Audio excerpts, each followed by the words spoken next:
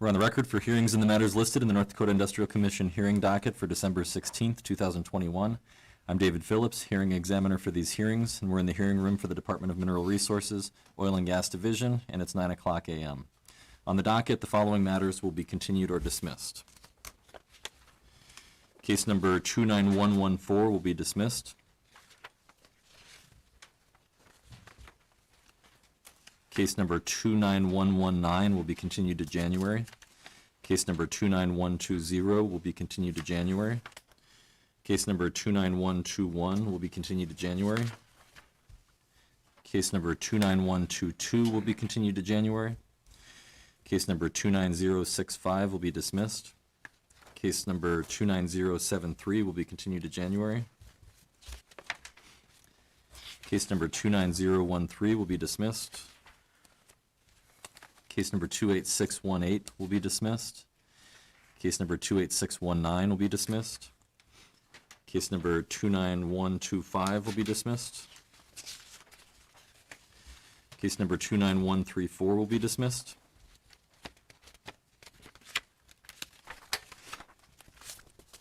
The administrative docket starts on page 8 with case number 29123 and goes through case number 29139.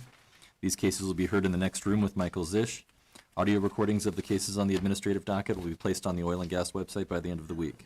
If you wish to appear in one of the matters on the administrative docket, please appear in the next room. If there is opposition to the matter, it will be brought back into this hearing room to be heard, and your statements and evidence will be taken. And we'll begin today with case number 29110, application of Savannah LLC for an order amending the field rules for the Stockyard Creek Bakken Pool, Williams County, North Dakota, so as to create and establish an overlapping 25 60-acre spacing unit comprised of sections 16, 17, 20, and 21, Township 154 North, Range 99 West, authorizing the drilling of a horizontal well on or near the section line between the existing spacing units of said proposed overlapping 25 60-acre spacing unit, and such other relief as is appropriate. Will all interested parties please come forward? Thank you, Mr. Examiner. Lawrence Bender, P.O. Box 1855, Bismarck, North Dakota. And I'm appearing in case number 29110 on behalf of Savannah LLC. We intend to call 3 witnesses in this case. First witness will be in the area of land, Ms. Jillian Wilkin, W-I-L-K-I-N. Our next witness will be a person who will speak to geologic matters, Mr. Mitch Meyer. And then our third witness will be an engineering witness, and that is Ms. Kelly Hale. I thought they'd be on the phone by now. Is anyone there? Yes, we're all here. Okay, great. I didn't hear you get on the line, so thank you for being on time. So they're all on the line now, Mr. Examiner. Thank you very much. Jillian Wilkin, I'm going to go ahead and place you under oath. Are you on the line as well and able to hear me okay? I am, yes. All right. Do you solemnly swear or affirm under the penalties of perjury that the testimony you're about to give in this matter will be true and correct to the best of your knowledge and belief? I do. Jillian, I'm going to spend a little time now introducing you. Just handed out the exhibits, so can you state your full name for the record, please? Yes, my full name is Jillian Wilkin. And spell your first name, Jillian. It's Gillian. And Jillian, by whom are you employed? Savannah LLC. In what capacity? I am a landman at Savannah. And in that capacity, have you testified before the commission previously? I have. We'd offer the further testimony of this witness out of an expert. It'll be received as expert testimony. And everyone has exhibits now, is that correct? Okay. Jillian, let's turn to the packet of exhibits that I've distributed to the commission staff. I assume you have a copy in front of you? I do. Okay. Let's turn to what's been previously marked as exhibit number 1. Can you identify, please, exhibit number 1 and then briefly discuss what's contained upon it? Sure. Exhibit 1 is a general locator map showing the proposed respaced 25, 60-acre spacing unit comprised of 16, 17, 20, and 21 in Township 154, Range 99, Williams County. And that's in the Stockyard Creek field, is that correct? That's correct. Okay. Let's go on then to Exhibit 2, please. As you did with Exhibit 1, identify Exhibit 2 and then briefly discuss what's contained upon it. Exhibit 2 is a land plat zoomed in to that same proposed respacing unit. It also includes the estimated working interest of Savannah and our partners at 48.32%, and of one of the other higher interest owners, Petra Hunt LLC, at 27.53%, and other working interest owners comprising 24.15%.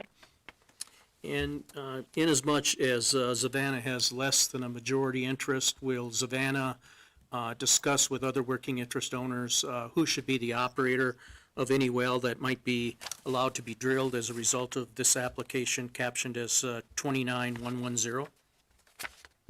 Yes, sir. That's all the questions I have for Jillian at this time. Does the commission staff have questions? Jillian, have you had any conversations with Petro Hunt about this application? We have, yes.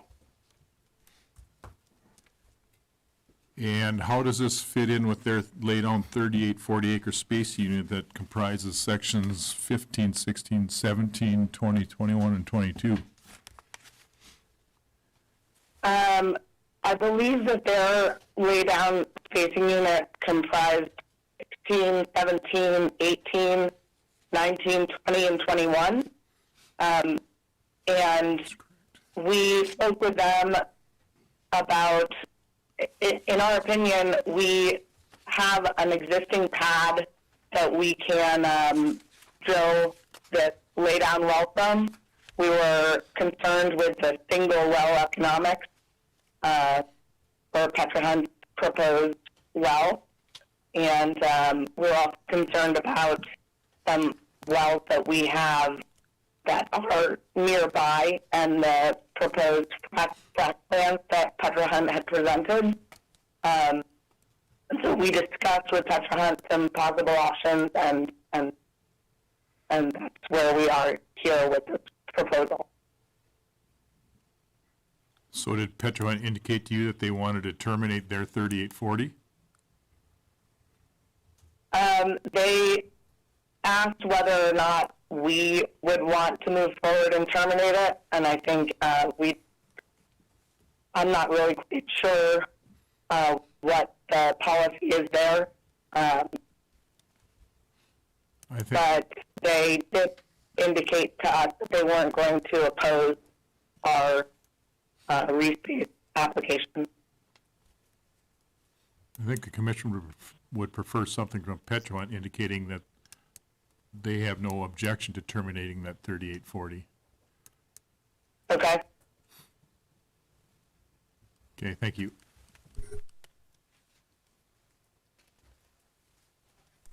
Would it be possible to get something from Petra Hunt to supplement the record? Do you want something submitted from them I'll as a talk, supplemental? I'll talk Well, I with the assume client, that when she said yes, that's what she was gonna do.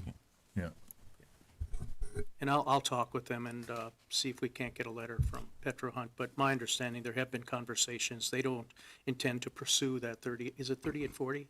They don't intend to pursue that 3840. They're well aware of this application. But we'll get you something in writing.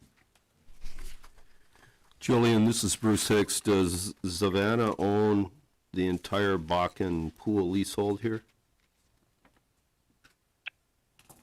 It's not separated by depth?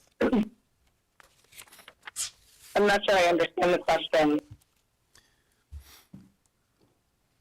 Well, there was some acreage that Savannah and, I don't know if it was Brigham at the time, where it was depth limited. I just want to make sure that Savannah owns all the minerals in the Bakken pool.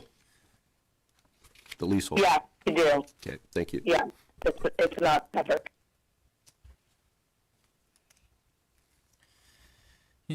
Mitch Meyer, are you on the line as well? Yes,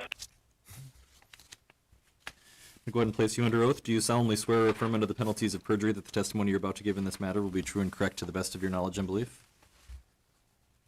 I do. Mitch, state your name for the record, please.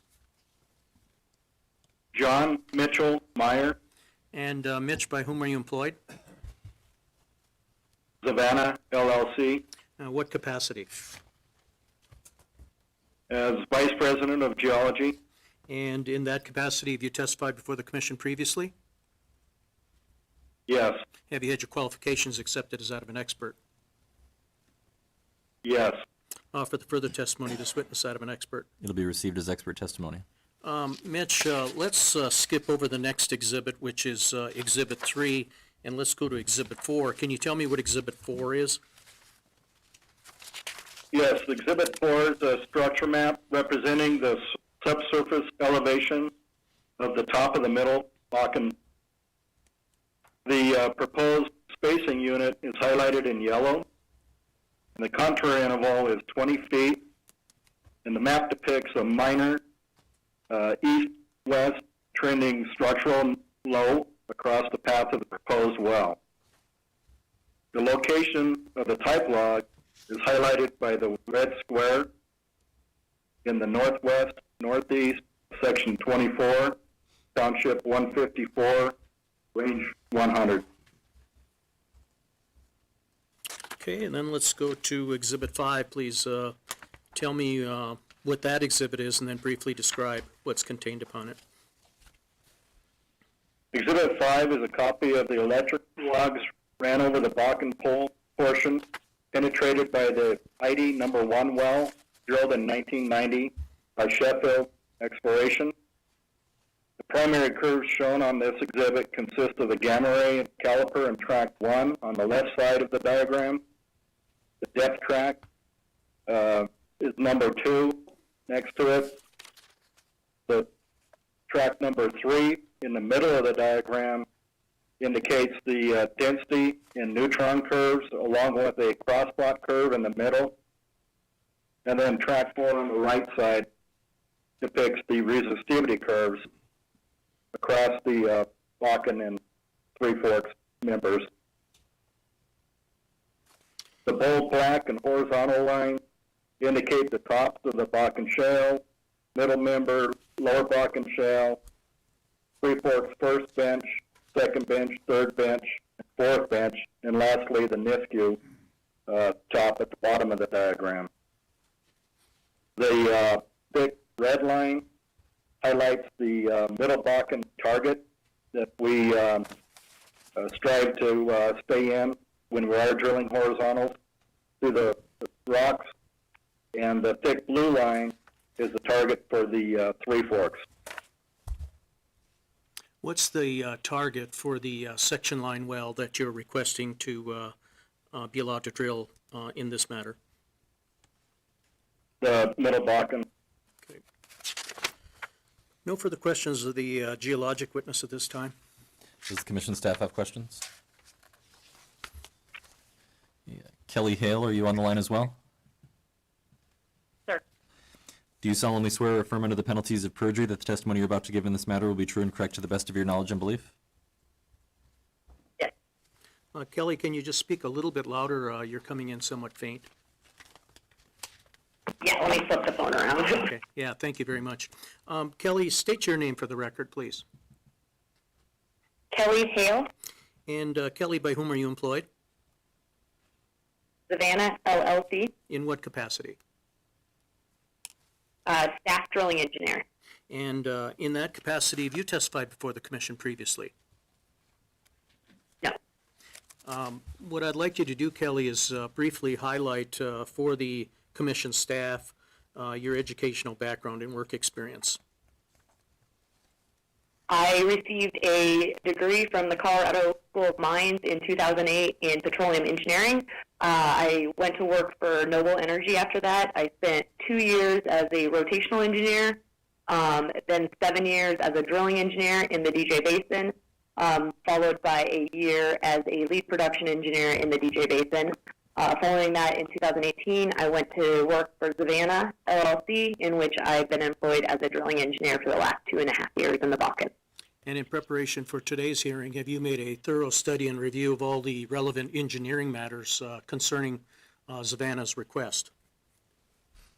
Yes. And have you prepared or had prepared under your control and supervision some exhibits you intend to sponsor? Yes. Would offer the further testimony of this witness out of an expert. It'll be received as expert testimony.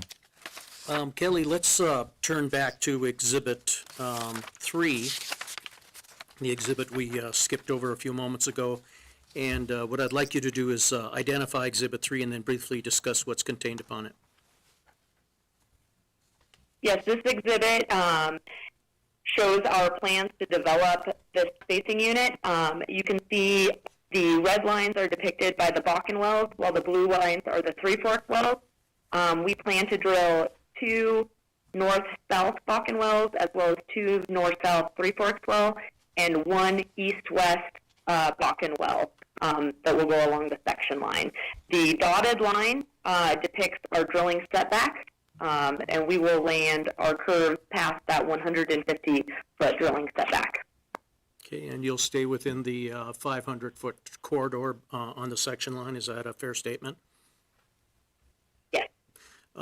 Kelly, just as a little bit more detail, can you tell us if, one, will your section line well be batch drilled with the north-south wells immediately to the west, and which wells will it be batch drilled with, if that is the case? We will drill all 5 wells at the same time. During the same period, and we will batch drill surfaces with a surface rig, and then we'll come in and drill each well by itself, but we will do the 5 wells consecutively. Okay, and as Ms. Wilkin testified, one of the reasons for that is to lower the cost, which was one of the concerns that Savannah had with Petro Hunt's proposal to drill in this area. Is that a fair statement? Yes, sir. All right, let's go on to the next exhibit then. Kelly, let's go to Exhibit 6. Can you just very briefly, well, identify Exhibit 6 and then very briefly discuss what's contained upon it? Yes, so this is a wellbore diagram for the section line well, the Galloway 1821 5HX10. We plan on setting 4 strings of casing, the surface casing and a Dakota string, a 7-inch intermediate string, and then hanging a 4.5-inch liner. We will run a wet shoe sub to utilize for our completions, which will be set 250 foot off the section line at the toe, and we will land our intermediate 2 years. Right, and then Exhibit 8, is that a gas capture affidavit that the commission typically requires in these sorts of hearings? Yes. And then finally, Kelly, in your opinion, will the requested relief prevent waste, protect relative rights, and prevent the drilling of unnecessary wells? Yes, sir. No further questions. We offer Exhibits 1 through 8 in case 29110. The exhibits are admitted. Does the commission staff have questions? Hearing none. Mr. Bender, there was some discussion of reaching out to Petro Hunt and providing something from them. Would you like to keep the record open for a period? Yeah, once again, I don't have a calendar in front of me, but perhaps sometime in the middle of January, or early January. I realize my calendar goes until the end of December 2021. Let me pull it up on my computer. Okay, thank you. Middle of January, you say? Yeah, or second week of January, maybe the 10th, round in there. The 10th would be the Monday on that second week Yeah, in January. let's try then. If we have a potential problem, we can always request an extension, so. The request is granted. The record will be left open until the end of the day on the 10th of January 2022. Anything further, Mr. Bender? Nothing further. Thank you. That will conclude the hearing in case number 29110.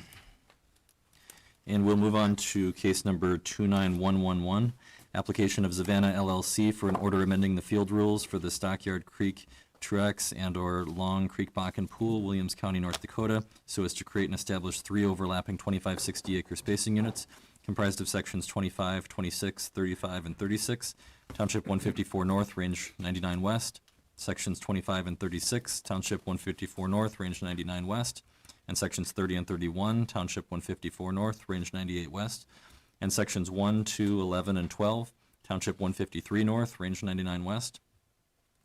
Authorizing the drilling of a horizontal well on or near the section line between the existing spacing units of each proposed overlapping 2560-acre spacing unit, and/or such other and further relief as is appropriate. Will all interested parties please come forward? Thank you, Mr. Examiner. Lawrence Bender, P.O. Box 1855, Bismarck, appearing in this matter, case 29111 on behalf of Savannah LLC. We'll have the same three witnesses in this case as we had in case 29110. Thank you. Ms. Wilkin, I'm going to go ahead and place you under oath again in this case. Do you solemnly swear or affirm under the penalties of perjury that the testimony you're about to give in this matter will be true and correct to the best of your knowledge and belief? Yes, I do. Jillian, let's go to Exhibit 1 in the packet. Can you tell me what Exhibit 1 is, and then briefly describe what's contained upon it? Sure. Exhibit 1 is a general locator map. It shows the three proposed 2560 acre spacing units in one filled in orange color, one that has like a border of red, and one that's a filled in yellow color. All right, and then let's go to Exhibit 2A. And Exhibit 2A is a land plot depicting one of the three 2560 spacing units. It shows the working interest of Savannah and its partners at 53.29%, and various other working interest owners with large working interest in that proposed spacing unit. And Exhibit 2B. 2B is another land plot of one of the other three spacing units proposed, with Savannah's working interest in that proposed spacing unit at 98.44%. And then finally, Exhibit 2C. And Exhibit 2C is another land plot of that third spacing unit proposed, with Savannah's and its partners' working interest coming in at 46.66%. And Jillian, in this particular proposed 2560, Savannah owns less than a majority interest. As a result, will Savannah have discussions with other working interest owners to determine who should be the operator of the section line well, should it be granted in this application? We sure will, yeah. Have you had any of those discussions at this point in time? We have not yet. Okay. No further questions. Does the commission staff have questions? Okay. Mitch Meyer, I'll place you under oath again in this case. Do you solemnly swear or affirm under the penalties of perjury that the testimony you're about to give in this matter will be true and correct to the best of your knowledge and belief? Yes. Mitch, let's go to Exhibit 4, skipping Exhibit 3 for the moment, and tell us what Exhibit 4 is, and then briefly discuss what's contained upon it. Exhibit 4 is a structure map representing the subsurface elevation of the top of the Middle Bakken.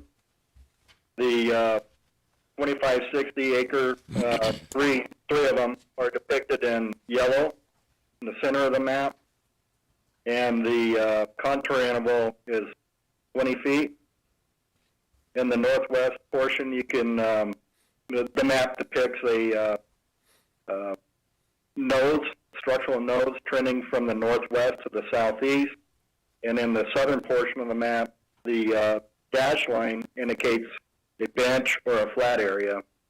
The grade out here is less than 1 degree, so not substantial. And the location of the type log is indicated in the red square in the southwest, southeast of Section 36, Township 154, Range 99. All right, let's go to that type log, Exhibit 5. Tell us about that. Exhibit 5 is a copy of electric logs ran over the Bakken Pole section, penetrated by the Long Creek #1 well, drilled by Texas International Oil Company in 1979. The primary curves consist of the gamma ray caliper, depth track, the density neutron with a cross plot, and the resistivity curves on the right side of the diagram. The tops of the members within the Bakken are indicated by bold horizontal black lines, starting with the upper Bakken Shale, Middle Bakken, Three Forks, or a combination of the two? combination of the two. Okay. And the engineering witness will further indicate where the Middle Bakken wells will be proposed and where the Three Forks wells will be proposed. Is that a fair statement? Yes. No further questions of the geologic witness. Does the commission staff have questions? Mitch, I just want to confirm real quick, the Three Forks target that you're indicating, you do indicate, or you do intend to target the second bench with your Three Forks wells, correct? No, that is misplaced. The first bench. Okay, so My that, apologies. that blue line is intended to be up into the first bench interval? Correct. Okay, thank you. Do you need a revised exhibit, Mitch, or excuse me, Rich? It's probably not necessary, it's in the Right, thank you. testimony.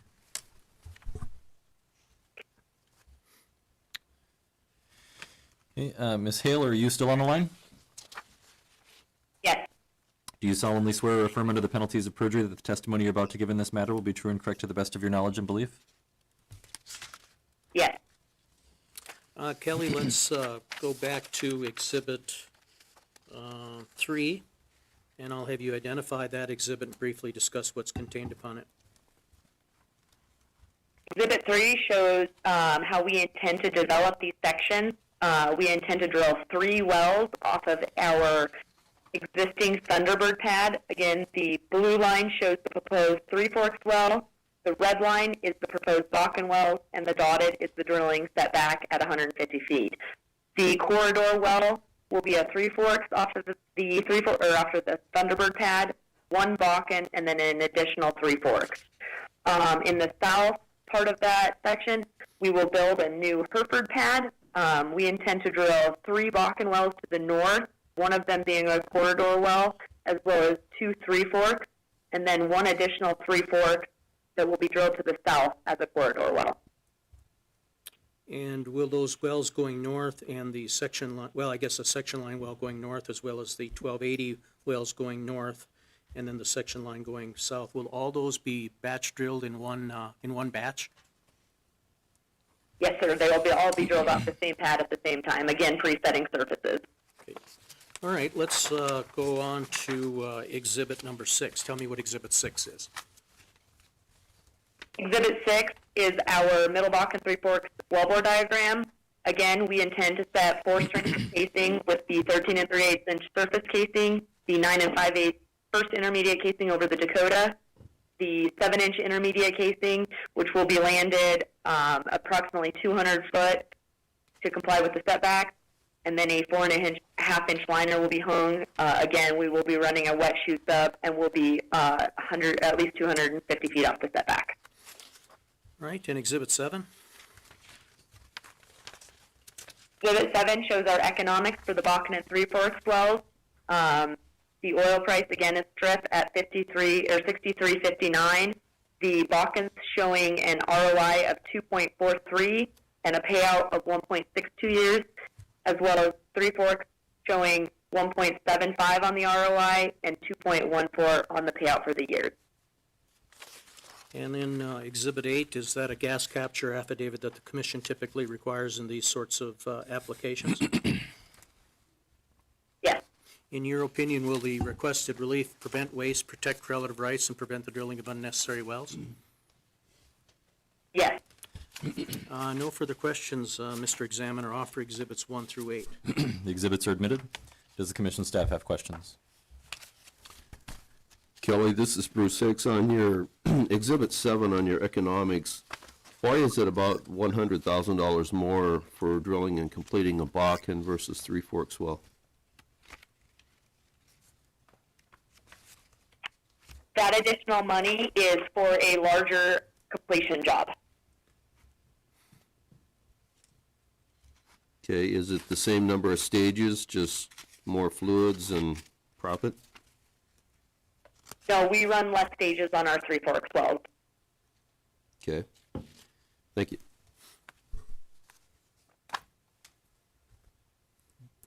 Any further questions? Hearing none, is there anything further in this case, Mr. Bender? Nothing further. Thank you. That concludes the hearing in case number 29111. And we'll move on to case number 29112, application of Continental Resources, Inc. for an order amending the field rules for the Jim Creek Bakken Pool, Dunn County, North Dakota, as follows. Authorize the drilling, completing, and producing of a well with the lateral to be located approximately 350 feet from the east line of an existing 1280-acre spacing unit comprised of Section 33, Township 146 North, Range 96 West, and Section 4, Township 145 North, Range 96 West. Authorizing the drilling, completing, and producing of a well with the lateral to be located approximately 350 feet from the west line of an existing 1280-acre spacing unit comprised of Section 34, Township 146 North, Range 96 West, and Section 3, Township 145 North, Range 96 West, and create and establish an overlapping 2560-acre spacing unit comprised of Sections 33 and 34, Township 146 North, Range 96 West, Sections 3 and 4, Township 145 North, Range 96 West, authorizing the drilling of a horizontal well on or near the section line between existing spacing units on said proposed overlapping 2560-acre spacing unit, and/or such other relief as is appropriate. Will all interested parties please come forward? Lawrence Bender, P.O. Box 1855, Bismarck, North Dakota. Appearing in this case, case number 29112, on behalf of Continental Resources, Inc. We intend to call three witnesses. Mr. Scott Davis will be offering some land testimony. Ms. Lila Harris will be offering some geologic testimony. And Mr. Alex, is it Cote? Is that how you pronounce your last name? No, Pardon me? it is Cody. Okay, Cody. And Mr. Alex Cody will be offering some engineering testimony. Just one moment, please.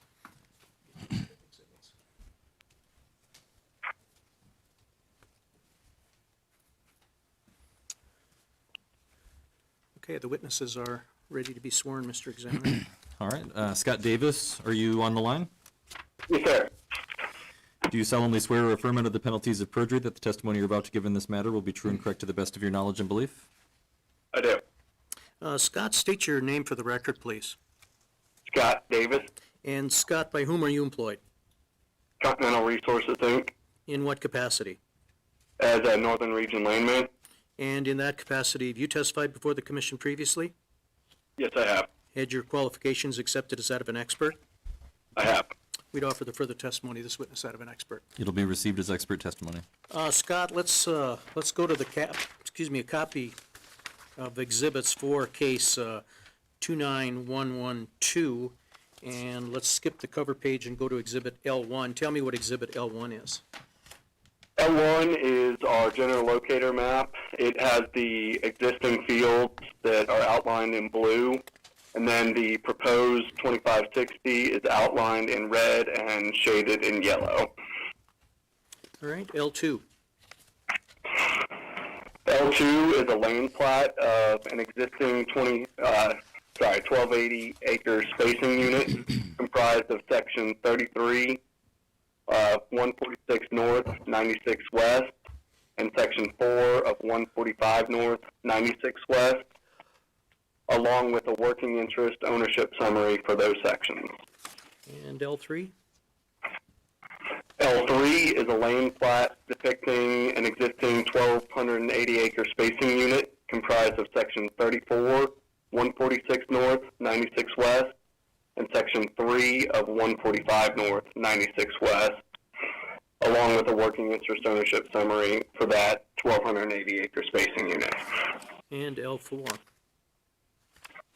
L4 is a land plat for the proposed 2560 acre spacing unit comprised of the four sections mentioned earlier, which are sections 33 and 34 of 146 north, 96 west, and sections 3 and 4 of 145 north, 96 west, along with a consolidated working interest ownership summary for the proposed 2560 acre spacing unit.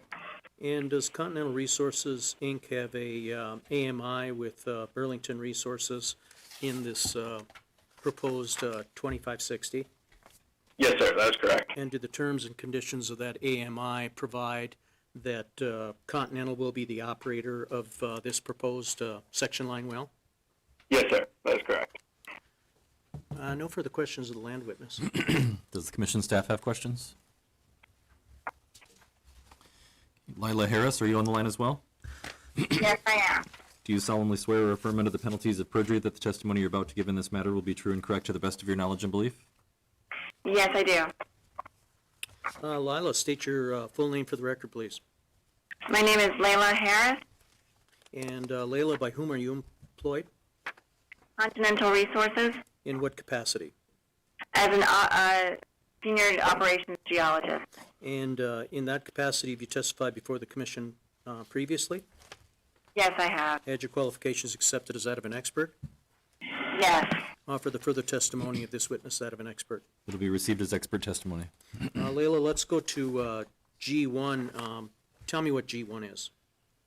G1 is the top Bakken structure map with contour intervals of 50 feet. Outlined in red and highlighted in yellow is the spacing and pooling for the one section line well. The type log well used for this is highlighted with the red star, and that's the Tabernac 41-29. Okay, and G2? G2, this is the type well, the Tabernac 41-29, going from 50 feet up into the lodgepole, down through the Middle Bakken and Three Forks into the Bird Bear 50 feet. And I've included some of the reservoir parameters that have been requested in the past for these section line wells down at the bottom. I've got the Middle Bakken. Zone top is 11,677 feet. Zone base is 11,752 and a half. The gross thickness is 75.5, porosity 5.6%. Water saturation is 20%. The Ka average is 0.00313 millidarcies, and the Ka is 0.1426 for the middle Bakken. For the Three Forks, we've got the zone top and zone base there with a gross thickness of 91.5. Porosity is 7.62. Water saturation is 42%. 0.0025 millidarcies for the Ka average. And the Ka with height is 0.3433 millidarcies times feet. No further questions of the geologic witness. Does the commission staff have questions? Alex Cody, I'm going to place you under oath as well. Do you solemnly swear or affirm under the penalties of perjury that the testimony you're about to give in this matter will be true and correct to the best of your knowledge and belief? Yes, sir. Alex, state your name for the record, please. Alexander Cody, And Alex, by whom are you employed? Continental Resources, What capacity? a resource development engineer. And in that capacity, you've testified before the commission previously? Yes, sir. Had your qualifications accepted as that of an expert? Yes, sir.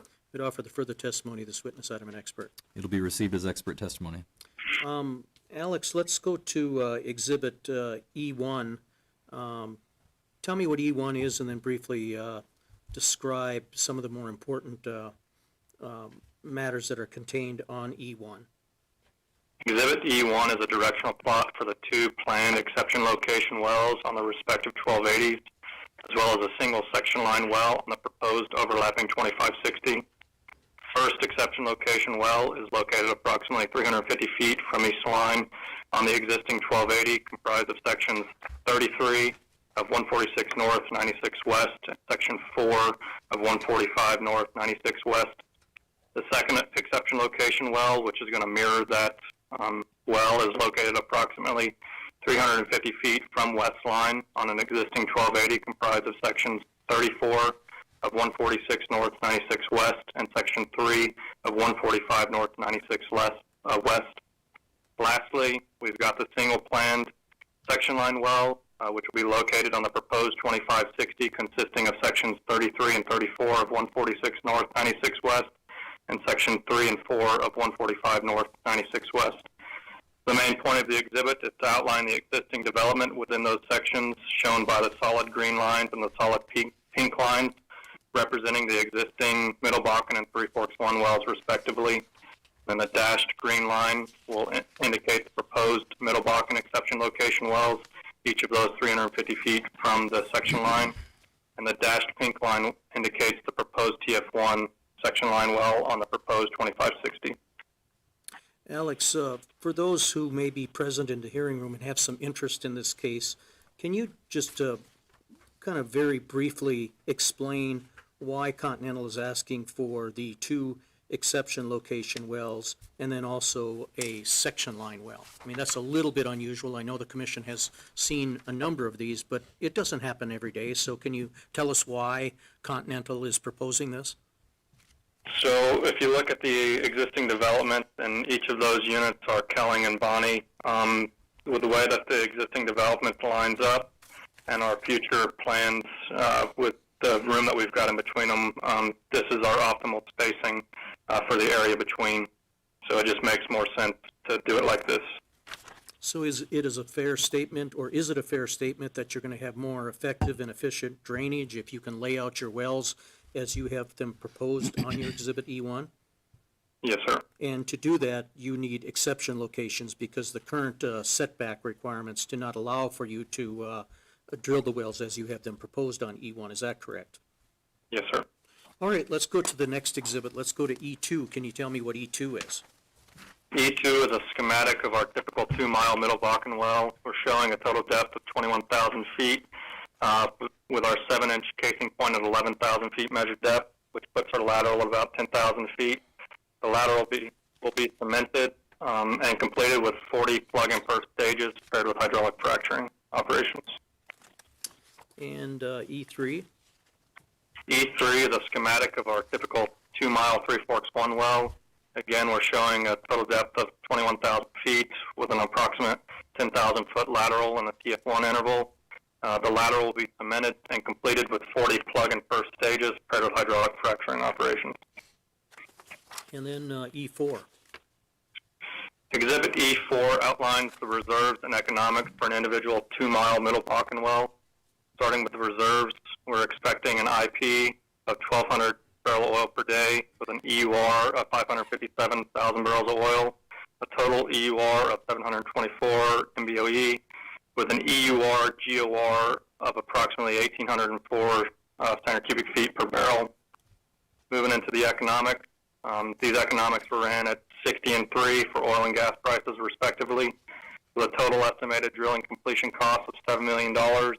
And with that 60 and 3 pricing and the reserves mentioned above, we're expecting a total PV10 of $8.325 million per well and a rate of return of 100%, with an undiscounted payout years of 1.4 years.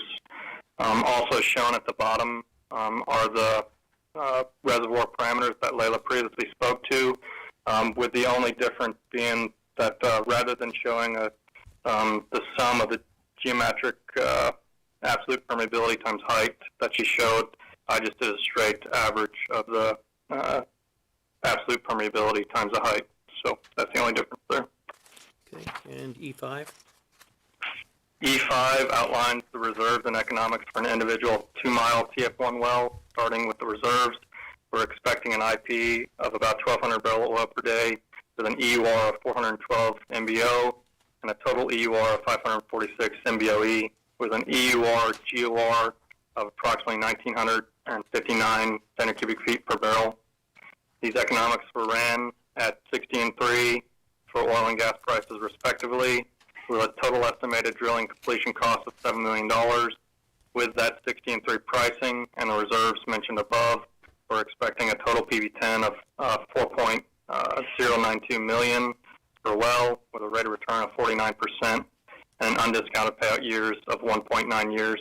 Again, looking at the reservoir parameters, the only difference from what Layla showed in G2 is that I've taken the average absolute permeability times the height to come up with my value shown there. Okay, and then GM1 is that a gas capture affidavit is typically required in these sorts of hearings? Yes, sir. Now, Alex, given the fact that you're drilling or proposing to drill mere exception locations, in your opinion, will correlative rights be fully protected even though the wells will be closer than that 500-foot to a spacing unit boundary? Yes, sir. And having the ability to space the wells or have the distances between the wells as you have proposed on your Exhibit E1, is that going to prevent waste because you'll more effectively and efficiently recover oil and gas from the reservoir? Yes, sir. And will it also prevent the drilling of unnecessary wells? Yes, sir. Mr. Examiner, that's all the questions I have with respect to case 29112. We'd offer the exhibits. The exhibits are admitted. Does the commission staff have questions? Alex, on Exhibit E1, are you going to drill the wells at 350 feet from the common line, or are you going to move them somewhere a little further away? Our plan will be to mirror development, which is currently set at 350 feet. So if we set the setback at 350 feet, are you going to be able to drill it at 350? Yes, sir.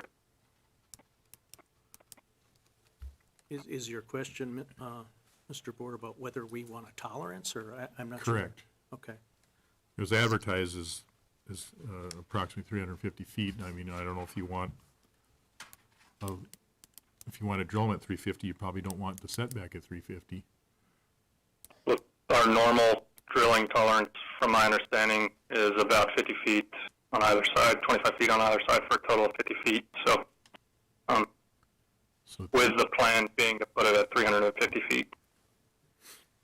so 325 feet would allow a little room for error. Yeah, I think that'll work.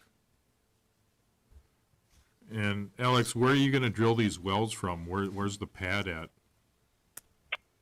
From my understanding, the pad will be from the south,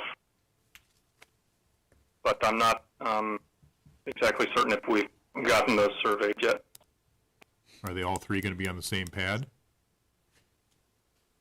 I would need to check with our land coordinator and get you that information.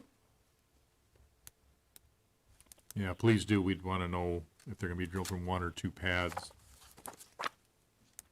And then it's been referenced several times during testimony that these are exceptional occasions, but you're not asking for an exceptional occasion. You're asking for a reduced setback. Is that correct?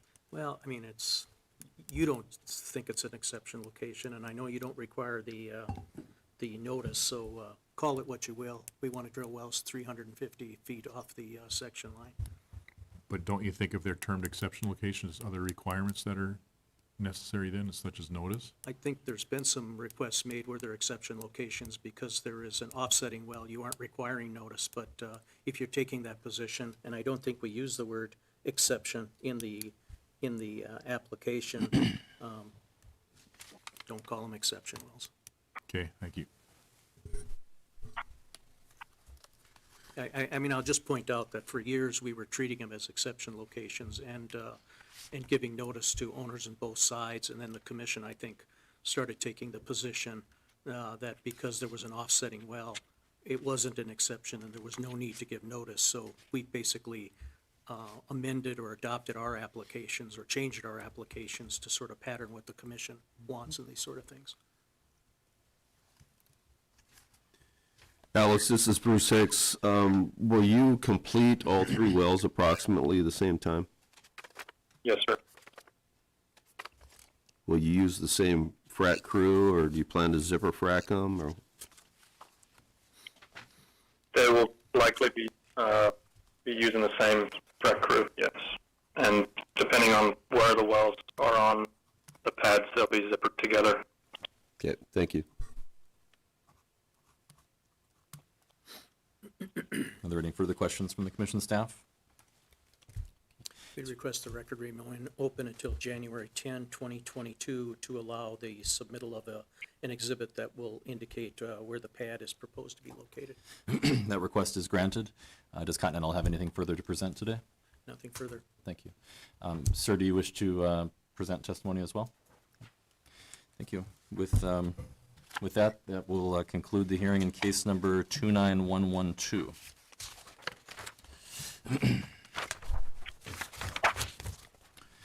And we will move on to case number 29113, application of Continental Resources, Inc. for an order amending the field rules for the Jim Creek Bakken Pool, Dunn County, North Dakota, to create and establish an overlapping 2560 acre spacing unit comprised of sections 21, 22, 27, and 28, Township 146 North, Range 96 West, authorizing the drilling of a total not to exceed 2 horizontal wells on or near the section line between the existing spacing units of said proposed overlapping 2560 acre spacing unit, and/or such other and further relief as is appropriate. Will all interested parties please come forward? Lawrence Bender, P.O. Box 1855, Bismarck, North Dakota, appearing in this matter, case 29113, on behalf of Continental Resources, Inc. We'll have the same 3 witnesses in this case as we had in the previous case. Thank you. Scott Davis, I'm going to place you under oath again in this case.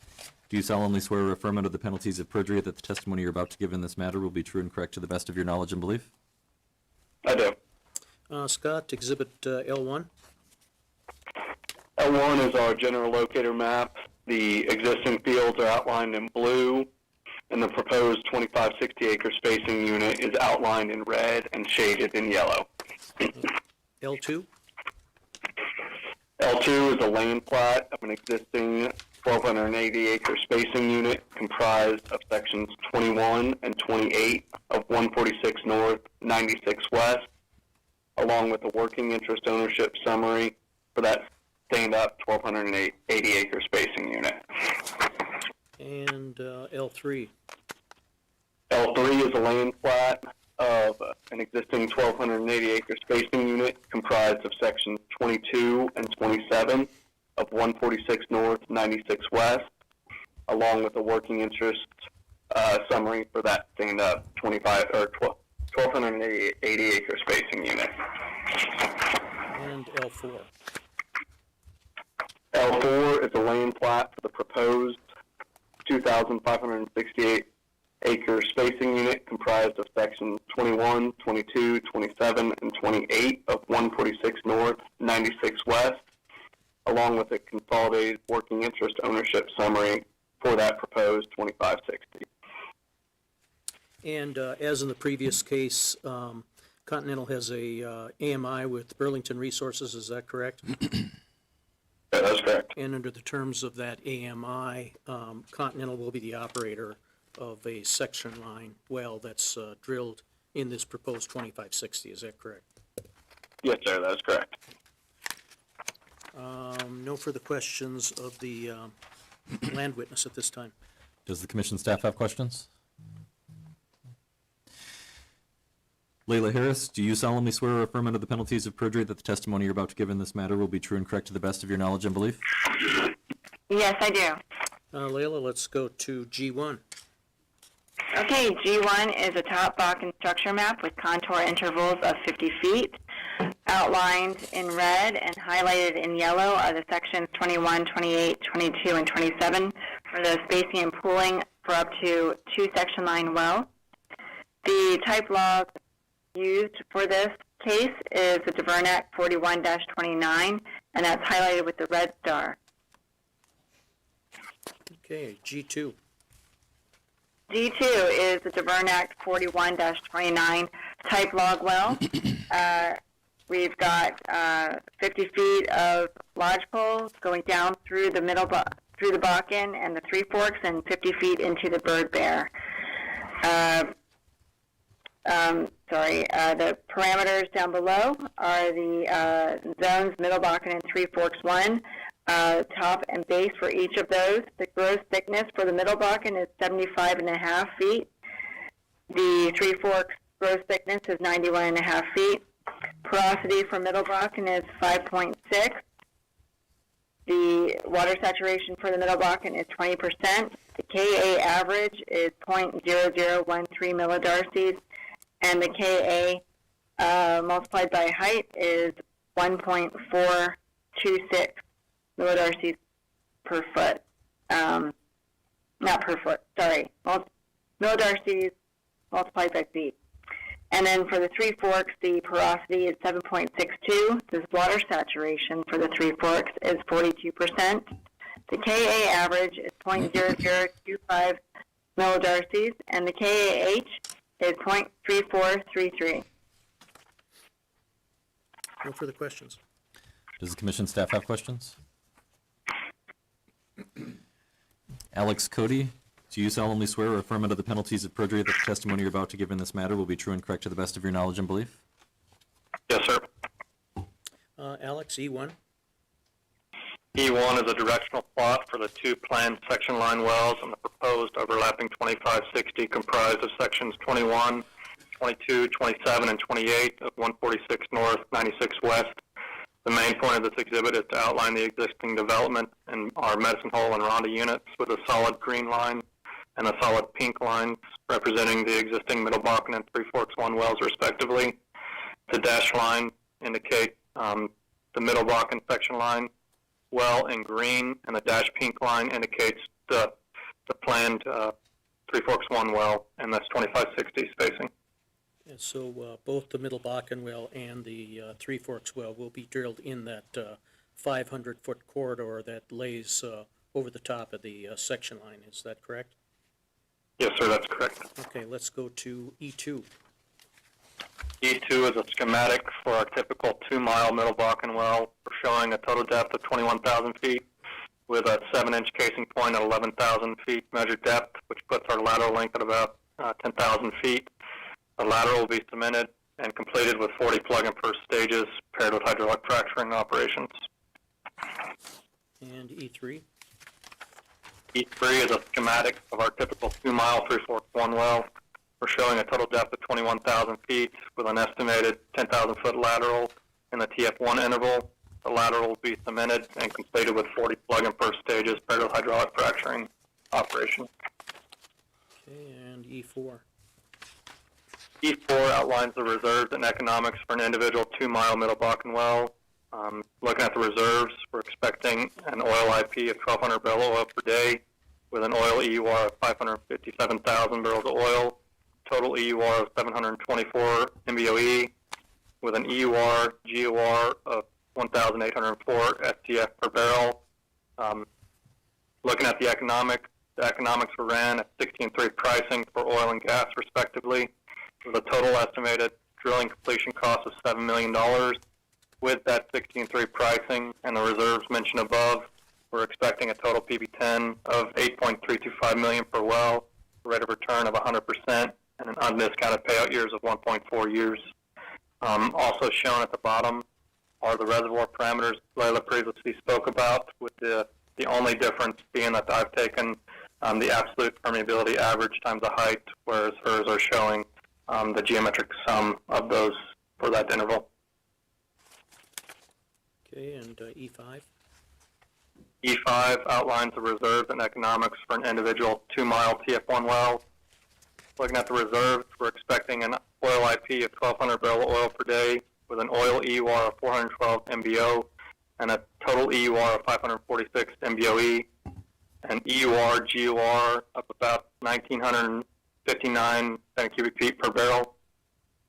Moving into the economics were ran at 16.3 for oil and gas prices respectively, with a total estimated gross drilling completion cost of $7 million. The 16.3 pricing and the reserves mentioned above, we're expecting a total PV10 of $4.092 million per well, a rate of return of 49%, and an undiscounted payout years of 1.9 years. Again, the reservoir parameters are shown at the bottom, with the only exception from G2, that mine is just a straight average times the height rather than a geometric sum that Layla previously spoke to. Okay, and Exhibit GM1, that's a gas capture affidavit that the commission typically requires in these sorts of matters. Is that correct? Yes, sir. Let's, for a moment, let's go back to Exhibit E1. Do you know at this point in time, where the pad will be located for these proposed two section line wells? I want to say it's from the south, but I'll check again and confirm. Is it possible for you to prepare and submit before January 10th of 2022 another exhibit that would show where the proposed pad is to be located? Yes, sir. And finally, in your opinion, is the requested relief going to prevent waste, protect relative rights, and prevent the drilling of unnecessary wells? Yes, sir. That's all the questions I have. Offer the exhibits. The exhibits are admitted. Does the commission staff have questions? Alex, do you know how far off the section line you'll locate these laterals? Right now, the plan is about 200 feet off the section line in either direction. Okay, thank you. Alice, can you tell us the timing on when you're going to drill the wells? The planned development will be mid-year currently, as it sits on our schedule, mid-year of 22. Is it your plan to batch drill the wells? Yes, sir. We will complete both of these units at roughly the same time as it currently fits on our schedule. Okay, thank you. Any further questions? Mr. Bender, I take it there's a request to leave the record open until January 10th? Yeah, thank you. Yes. That is granted. Anything further from Continental? Nothing further from Continental. Sir, would you like to testify in this case? Okay. Thank you. That concludes the hearing in case number 29113. Good seeing you again.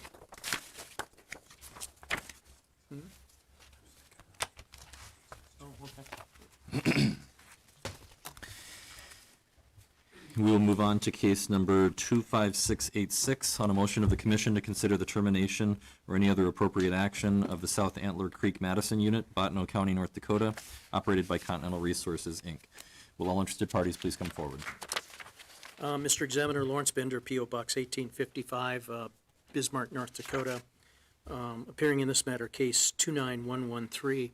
I don't know if the Continental people are still on, if there's somebody there who wants to offer any additional information on this case. If not, I was going to make just a short statement. And Mr. Bender, before you proceed, just I think you misspoke this.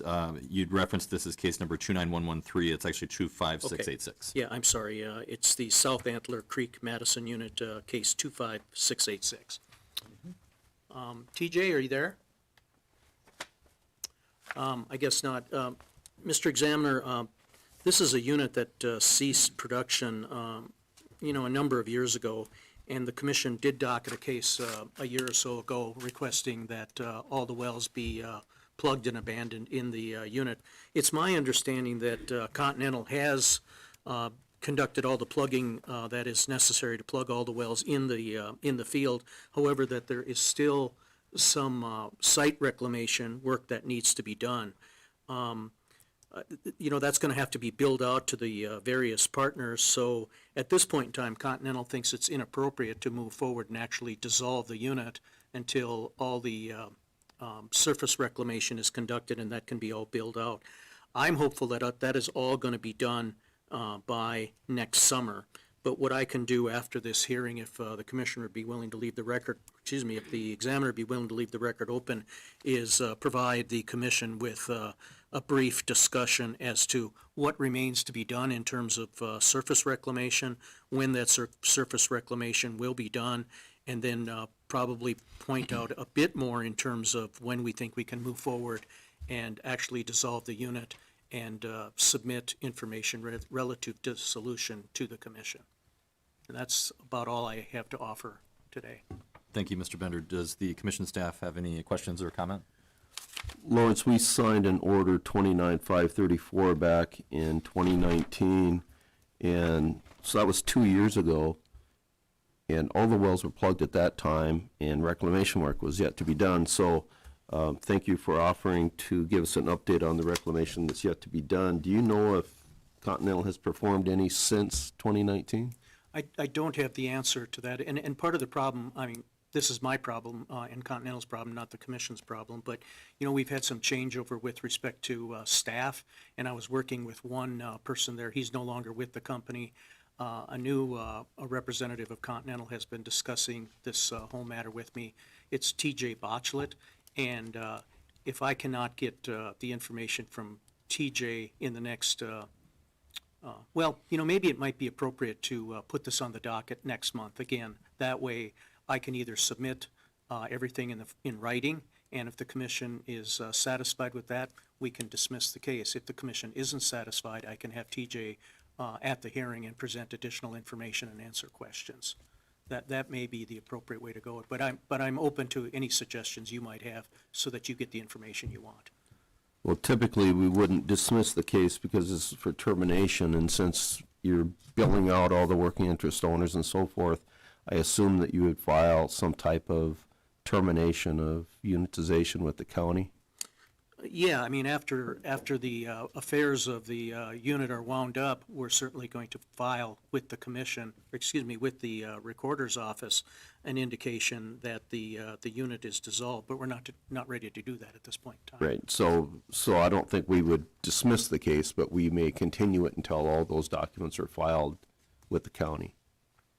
Okay, I know cases get, units get dissolved without the necessity of putting a case on the docket, but we don't have any problem if the case isn't dismissed, but perhaps we can keep it on the docket for the January hearing to get Continental here, or have me submit something, and then somebody can get back to me on whether you have questions, so I can have somebody here. Okay, and we would want to revoke our previous orders of unitization to allow further development on a spacing unit basis in the area. So, I fully understand the reason for wanting to dissolve the unit. okay, thank you.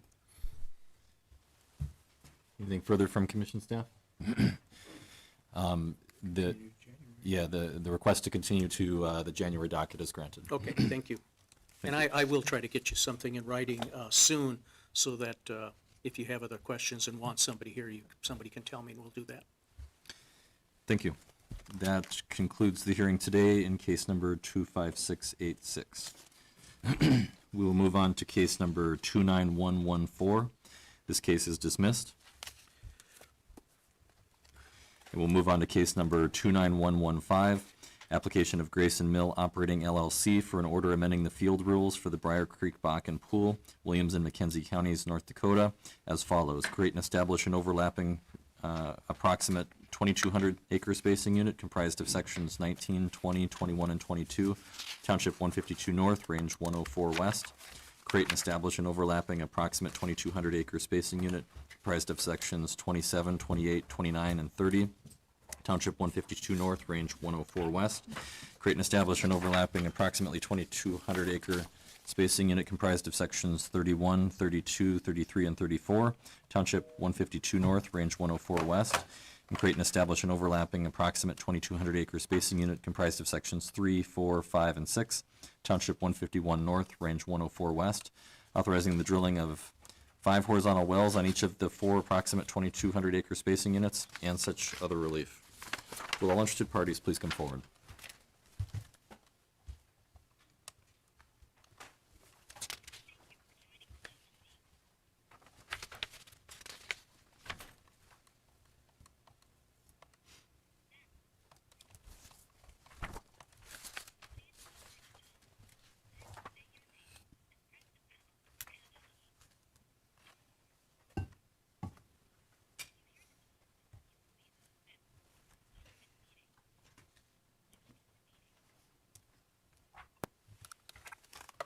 Mr. Examiner, Lawrence Bender, P.O. Box 1855, Bismarck, North Dakota.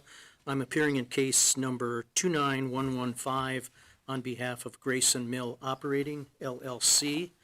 And we intend to call 3 witnesses in this matter, actually 4 witnesses. Our first witness will be in the area of land, Mr. Eric Lusz, Luszcz. Our second witness will be Mr. Mark, Wilowski. I'm sorry, you probably haven't pronounced the name here for you. Sure. But it is Washulleski. And then we will have a drilling engineering witness, Mr. Daniel Chang, Cheng. And then we'll also have a reservoir engineer, Mr. Dylan Powell. And all four witnesses should be on the phone. All right, Eric Luce, are you on the line and able to hear okay? I am. Do you solemnly swear or affirm under the penalties of perjury that the testimony you're about to give in this matter will be true and correct to the best of your knowledge and belief? Yes. Eric, before we begin, Mark, can you pronounce your last name for us, please? Yes, it's Washulleski. Okay, thank you. All right, Eric, would you state your full name for the record, please? Eric Joseph Luce. And Eric, by whom are you employed? Grayson Mill Energy. In what capacity? I'm a landman here. And Eric, have you testified before the commission previously? I have. And have you had your qualifications accepted as that of an expert? Yes. I'd offer the further testimony of this witness that of an expert. It'll be received as expert testimony. Eric, let's turn to the packet of exhibits that I've distributed to the commission staff, and let's skip the cover page, and let's go to Exhibit L1. Can you tell me what Exhibit L1 is? It's the field depiction. I'm sorry, I had trouble hearing. What is it? The field depiction exhibit. Okay, and The proposed. tell us a little bit about the color coding. What is the green, the area you're proposing to be spaced? Yes, it is. Okay, and there are 1, 2, 3, looks like 4 proposed 2,200 acre spacing units. Is that correct? Correct. Okay, let's go on then to Exhibit L2. Tell me what Exhibit L2 is. It is the spacing unit comprising of sections 19, 20, 21, and 22. Okay, can you spend a little time outlining for us the leasehold ownership in that proposed 2,200 acre spacing unit? Correct. Grayson Mill Williston has a working interest of 89.68%, followed by Murata Energy at 2.4%. There's federal acreage at 2.24%, Northern Oil and Gas at 1.68, and Murata has 1.66% working interest, and all other working interest owners less than 1% have a combined interest of 2.33%. And when you say USA has a working interest, they have unleased minerals. Is that a fair statement? Correct. Okay, let's go to L3, and if you'd like, you can summarize a bit more the leasehold ownership after you describe what's contained on this exhibit, or during your description of what's contained on the exhibit. Okay, Exhibit L3, the spacing unit comprising sections 30, 29, 28, 27. Grayson Mill has a working interest of 89.68. Murata has a working interest of 2.4%. BLM has a working interest of 2.24. Northern Oil and Gas has 1.68% working interest. Murata Energy has 1.66% working interest. And all other owners with less than 1% have a combined working interest of 2.33% for a grand total of 100%. Okay, and Exhibit L4. L4 is a spacing unit comprised of sections 31, 32, 33, and 34. Grayson Mill Williston has a working interest of 93.78% working interest. Savannah has a working interest of 1.85% working interest. And Salt Creek Oil and Gas has a 1.13% working interest, and all other owners with less than 1% working interest have 3.24% for a grand total of 100. And then L5. L5 is a spacing unit comprised of sections 6, 5, 4, and 3. Grayson Mill has a working interest of 93.78% working interest. Savannah has 1.85% working interest. Salt interest, and all other owners less than 1% have 3.24% of the grand total lot. No further questions for the land witness. Does the commission staff have questions? Eric, on Exhibit L3, is that USA interest unleased also? Yes, it is. And is this acreage going to interfere with your drilling? No, I don't believe it is. Okay, thank you. Eric, this is Bruce Hicks. Can you identify the federal interest?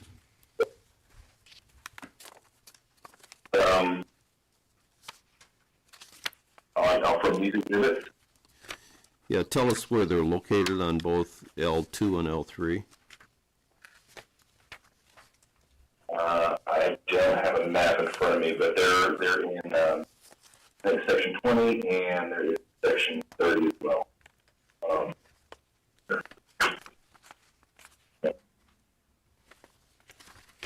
Do you want that, Bruce? Yeah, is this acreage that you plan to nominate and get leased before you drill the wells? Yes, it is. Okay, if you would supplement the record and just indicate the location and also the number of acres associated with each.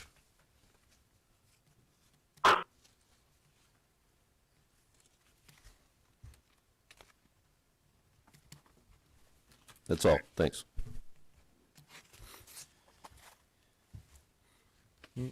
Actually, able to pull it back here while we were speaking. It would be in section 19, 30, and 29. 28 and Yeah, we'll just submit a supplemental exhibit that, Eric, that shows where it's all located. Mark Wasilewski, are you on the line as well? yes, I am.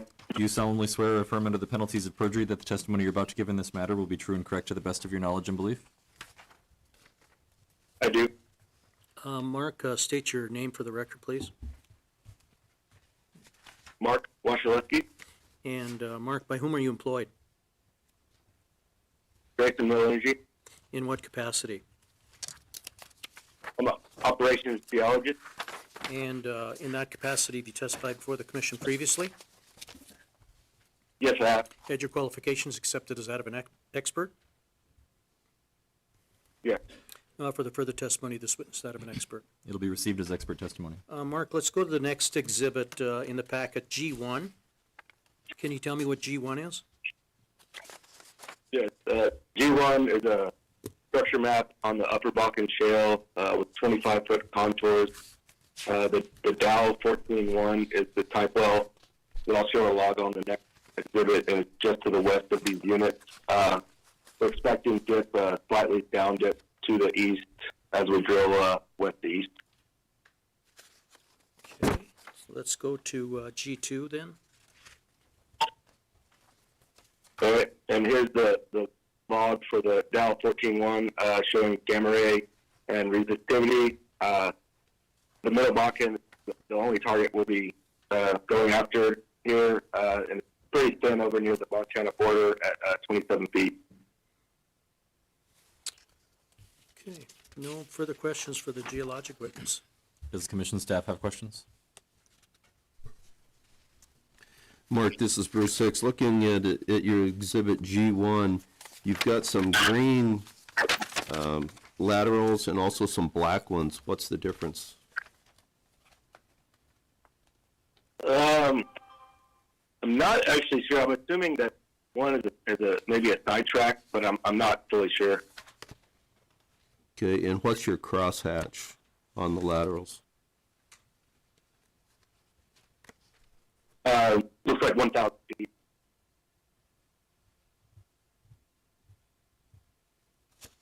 Every 1,000 feet.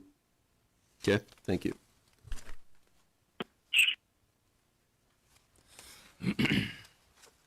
Daniel Chang, are you on the line as well? Do you solemnly swear or affirm under the penalties of perjury that the testimony you're about to give in this matter will be true and correct to the best of your knowledge and belief? Yes. Daniel, would you state your name for the record, please? Daniel Cheng, And Daniel, by whom are you employed? Grayson Mill Energy, And in what capacity? drilling engineer. And in that capacity, have you testified before the commission previously?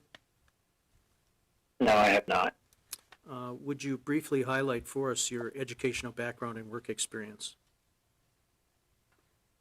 Okay, petroleum engineering degree from University of Texas, class of 2003, and been in drilling since graduated, and been working in North Dakota,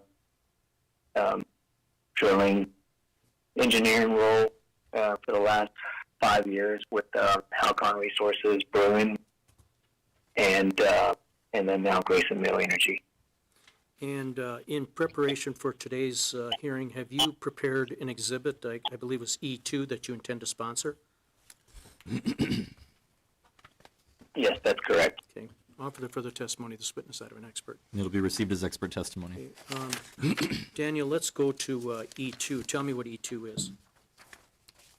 E2's our wellbore schematic on this, how we're planning on develop and drill these wells.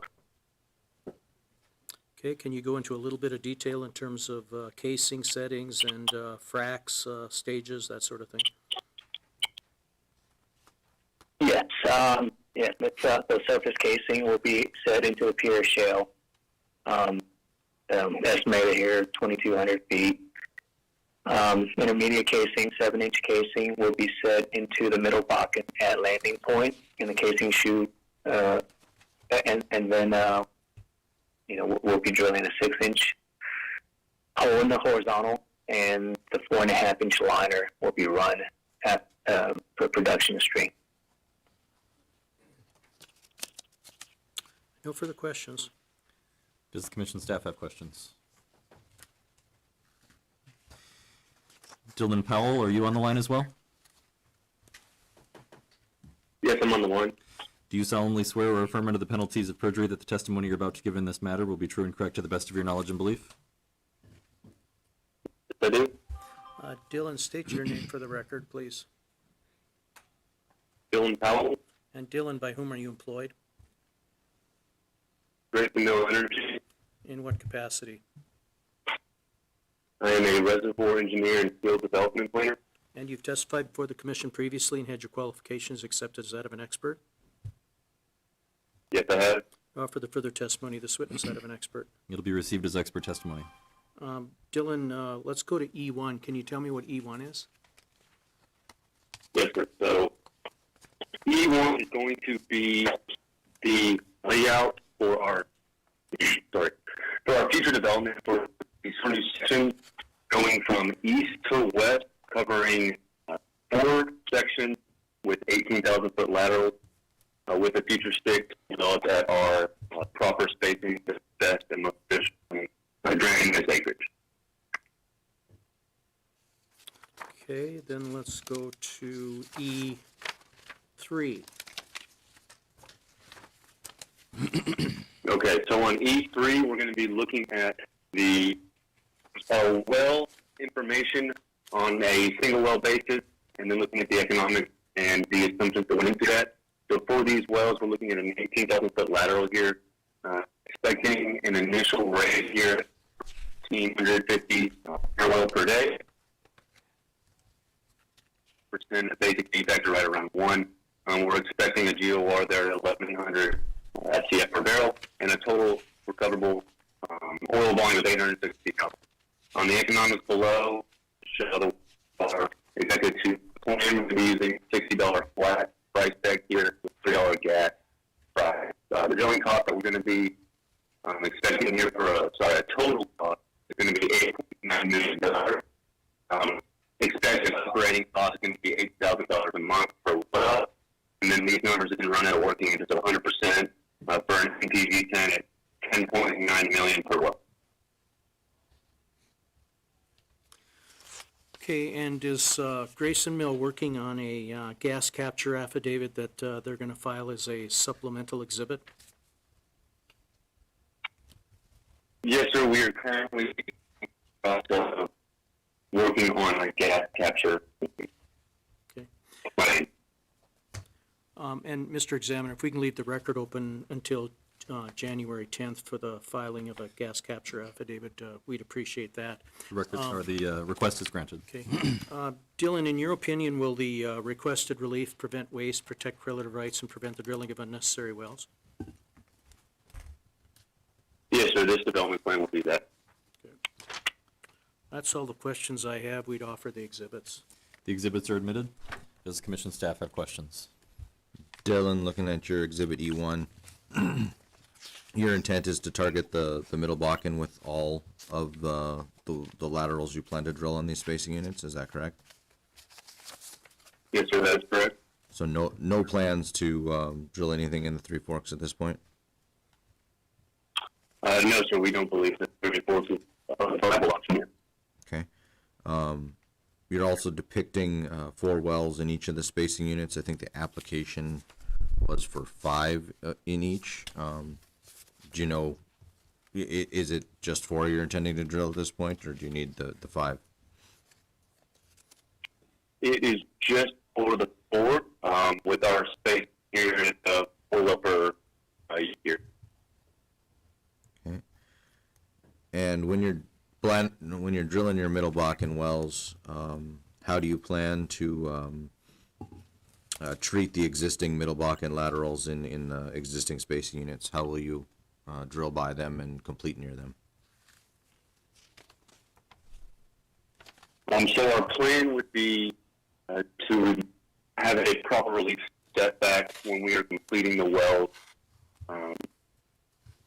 with the existing wellbores there, so making sure that we have proper spacing for our space, and we have that offset distance at a final number that I think we're still working through.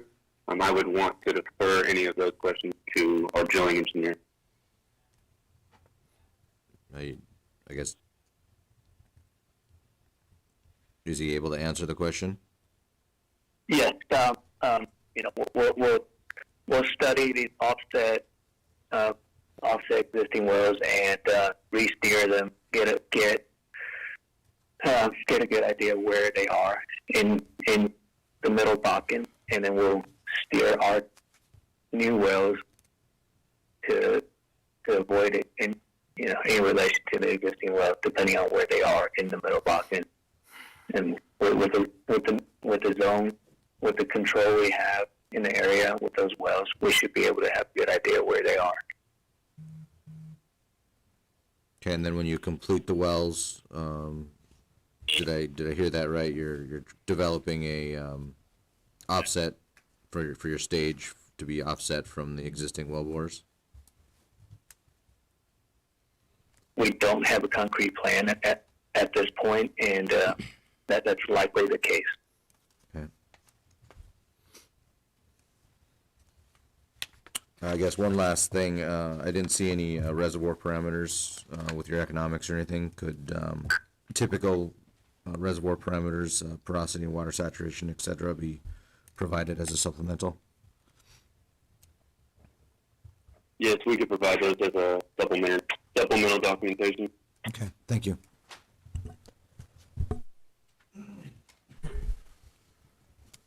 Dylan, on Exhibit E1, are you going to have one pad for each spacing unit? That is currently our plan. The offset spacing should be allowable from the pad locations that we currently have. So in the top laydown spacing unit, where's that pad going to be located? It is going to be located in section 19, roughly in the middle, kind of a little bit farther on the northern side there. I call it top quarter. And then the next one, is that going to be up in the northeast of 30? It's kind of in the middle, actually, of section 30, but again on that upper quarter side.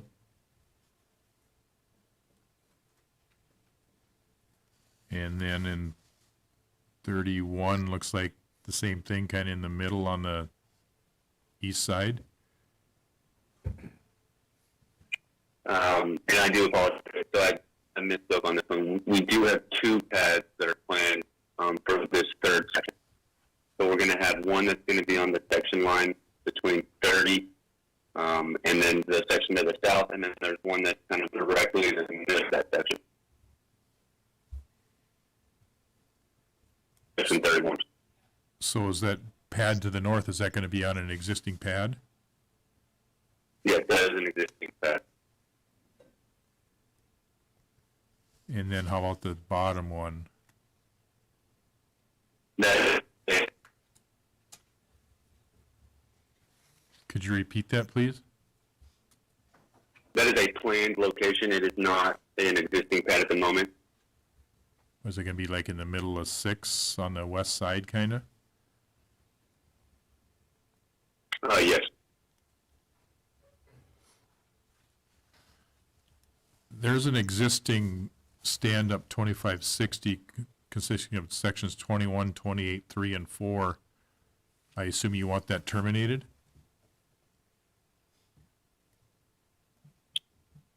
I am not sure about that. Is there anybody that can respond to that? I believe our landman, Eric Luke, will be able to respond to that. Okay. Could you repeat the question? I'm sorry. There is a stand-up 2560 acre space unit consisting of sections 21, 28, 3, and 4. And 33 and 4, yeah, I assume you want that spacing unit terminated?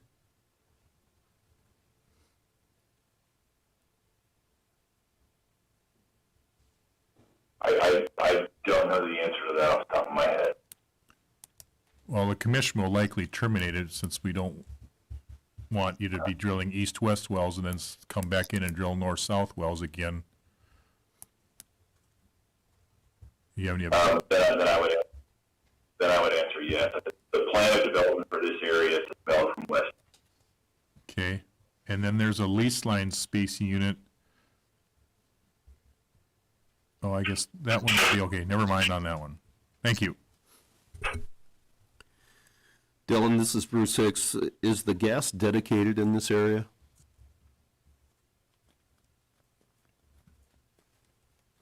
I do not believe the gas is dedicated, but I would need to check with our metering team on that. Okay, you're listing the gas oil ratio as 1100, and some of the existing wells in the area, they're very high. We want to make sure that when you talk to the midstream operator in the area that you give them a gas oil ratio or estimated volume of gas that would be your producing GOR. So just keep that in mind. Looking at Yes, sir, we have a... Go ahead. No, sorry. Exhibit E1 indicates that you're going to be doing some drill backs to the west line of the spacing unit. And of course, the west line of your proposed spacing unit is the Montana border. Is it your intent to drill back into the state of Montana before you come back and enter the pay? No, sir, our intent is not to cross the state line with a build back. Okay, so your exhibit E1 then shouldn't have been off across the border then, is that right? Yes, sir, I think it just got dragged a little far. Is there a reason you're Our final drilling? plans will not show that. Go ahead, I didn't hear that. No, sorry, our final plans will not be showing that. And is there a reason you're drilling from the west to the east versus the other direction? Yes, sir, so drilling from the west to the east eliminates our location from being in the floodplain and at subject to either having pad flooded or the road to the pad flooded. Okay, so the west side of all these spacing units is out of the floodplain, the east side is not? Is that what you're saying? Yes, so the west side pads do not flood the east side locations that we have to. Okay, thank you. Eric, I have one more space unit to discuss. It's looks like it's a lease line space unit consisting of 20, 21, 20, and 29. I assume you want that one terminated also. That is correct. Okay, thank you. Any further questions from the commission staff? Mr. Bender, I think I've already ordered the record to remain open until January 10th. Is there anything further in this case? Nothing further. Thank you. That'll conclude the hearing in case number 29115. Let's take a short break. We'll go off the record and come back in approximately 10 minutes.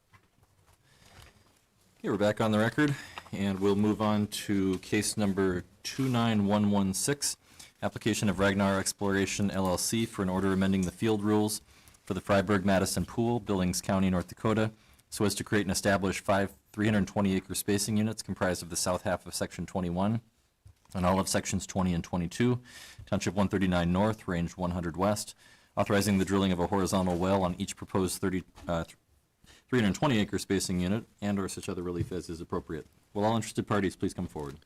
Thank you, Mr. Examiner. Lawrence Bender, P.O. Box 1855, Bismarck, appearing case 29116 on behalf of Ragnar Exploration LLC. At this time, Mr. Examiner, we'd request that cases 29116, 29117, and 29118 be combined and consolidated for purposes of hearing. We're going to have 3 witnesses for each of these cases. There's some similarity with respect to the exhibits, so we believe we can expedite the hearing process if these matters are combined.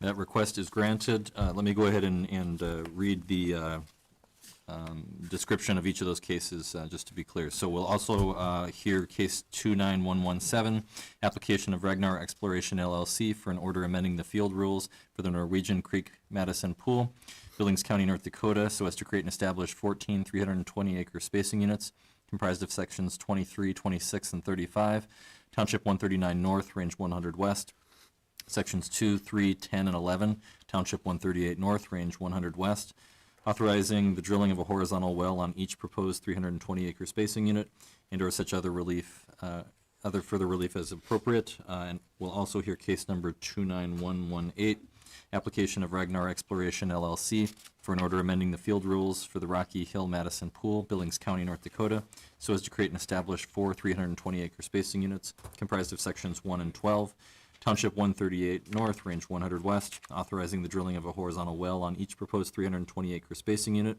and/or such further relief as appropriate. Mr. Bender, who are your witnesses? We're going to have, as I indicated, 3 witnesses. Our first witness in the area of land will be Mr. Toby Zastopul, Zastoupil. And then our second witness will be a geologic witness, Mr. Orion Skinner. And then our third witness will be an engineering witness, Kent Presler, Presszler.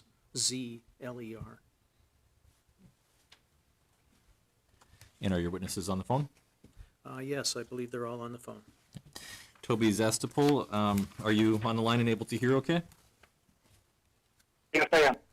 Do you solemnly swear or affirm under the penalties of perjury that the testimony you're about to give in these cases will be true and correct to the best of your knowledge and belief? I do. Toby, would you state your full name for the record, please? Toby Zastopul. And Toby, by whom are you employed? I'm an independent landman, And in this currently doing contract work. With Ragnar Exploration. Okay, thank you. And have you testified before the commission previously? Yes, I have. And you've had your qualifications accepted as that of an expert? Yes, I have. Would offer the further testimony of this witness that of an expert. It'll be received as expert testimony. Toby, let's go to the packet of exhibits and let's skip the cover page and go to Exhibit 1. Can you tell us what Exhibit 1 is, please? Exhibit 1 is a general locator map showing the area in southern Billings County where the Freiburg, Norwegian Creek, and Rocky Hill fields are located. Okay, and Exhibit 2? Exhibit 2 is a map showing the existing fields outlined in red of the Freiburg, Norwegian Creek, and Rocky Hill Madison Pool in Township 139 and 138, Range 100. The lands for which Ragnar Exploration is requesting the amendment to the field rules for the Freiburg field lands are highlighted with yellow color. The lands for the Norwegian Creek field are colored green, and the lands for the Rocky Hill amendment appear as the light orange color on the map. Also noted is the Freiburg Heath Madison unit in the hatch mark with the blue outline. And further testimony is going to indicate that Ragnar is looking to establish stand-up 320-acre spacing units for these lands that you just highlighted with the various colors. Is that correct? That is correct. Except for one 320-acre spacing unit, which looks like it's up in 139-100, which is section, is that 23? Section 21. Okay, thank you. And there, because half of that section is within the Freiburg Heath Madison unit, you're requesting a 320-acre laydown spacing unit there, is that correct? That's correct. Let's go on then to the next exhibit, Exhibit 3. Exhibit 3 is the map depicting Ragnar Exploration's current leasehold ownership, highlighted in yellow within the sections of the proposed field amendments. Okay. And what you've done is you've colored yellow any portion of the lands within this area that Ragnar has an interest. Is that correct? Whether it be 1% or 100%, is that correct? That is correct. But is it fair to say that Ragnar generally controls the acreage that's in yellow? Yes, that would be correct. That's all the questions I have for the land witness. Does the commission staff have questions? Toby, this is Bruce Hicks on Exhibit 3, down in Section 10, where you have some acreage. You only have the southeast quarter, but you're asking for the entire Section 10 to be spaced. Is it your intention to obtain additional acreage in the area?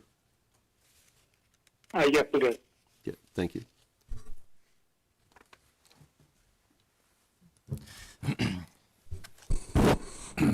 Toby, this is Lynn Helms. On your Exhibit 3, some areas are shaded in what appears to be a gray, and some have no shading. What's the distinction there? The shaded areas are actually within the field.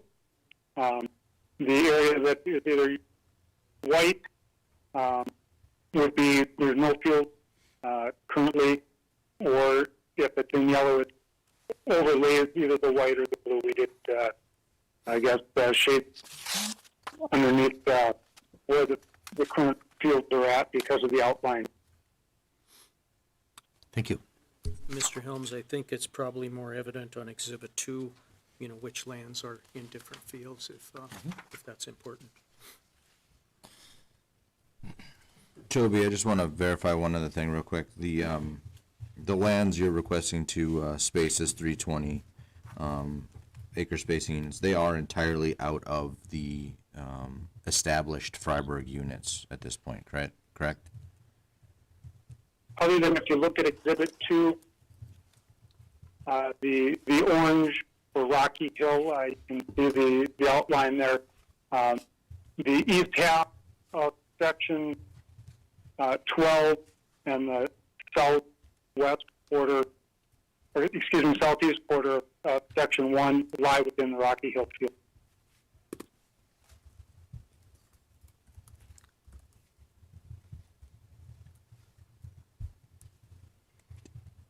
Sorry, I think I understand what you just answered, but I was specifically referring to up in Freiburg. There's the Freiburg Heath Madison unit. The lands you are spacing within Freiburg Field are not included in that unit. That is correct. I'm sorry. I misunderstood your question. Yeah, thank you.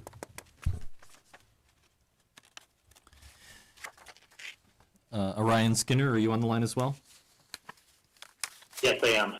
Do you solemnly swear or affirm under the penalties of perjury that the testimony you're about to give in this matter will be true and correct to the best of your knowledge and belief? I do. Orion, would you state your full name for the record, please? Orion Skinner. And Orion, by whom are you employed?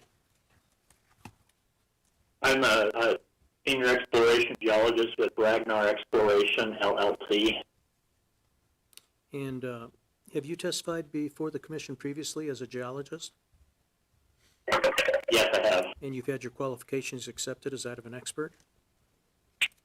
Yes. You offer the further testimony of this witness that of an expert. It'll be received as expert testimony. Well, Ryan, let's go to Exhibit 4 in the packet. Identify Exhibit 4 and then briefly discuss what's contained upon it.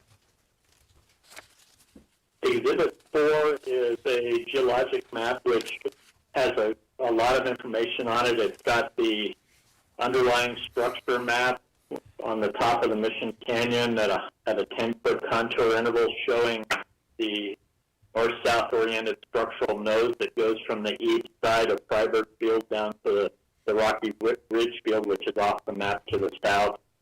This map also has some of the pertinent geologic information pertaining to the Mohall interval, which is the particular porosity zone within the Madison Pool that we are wanting to exploit via the horizontal drilling method through here.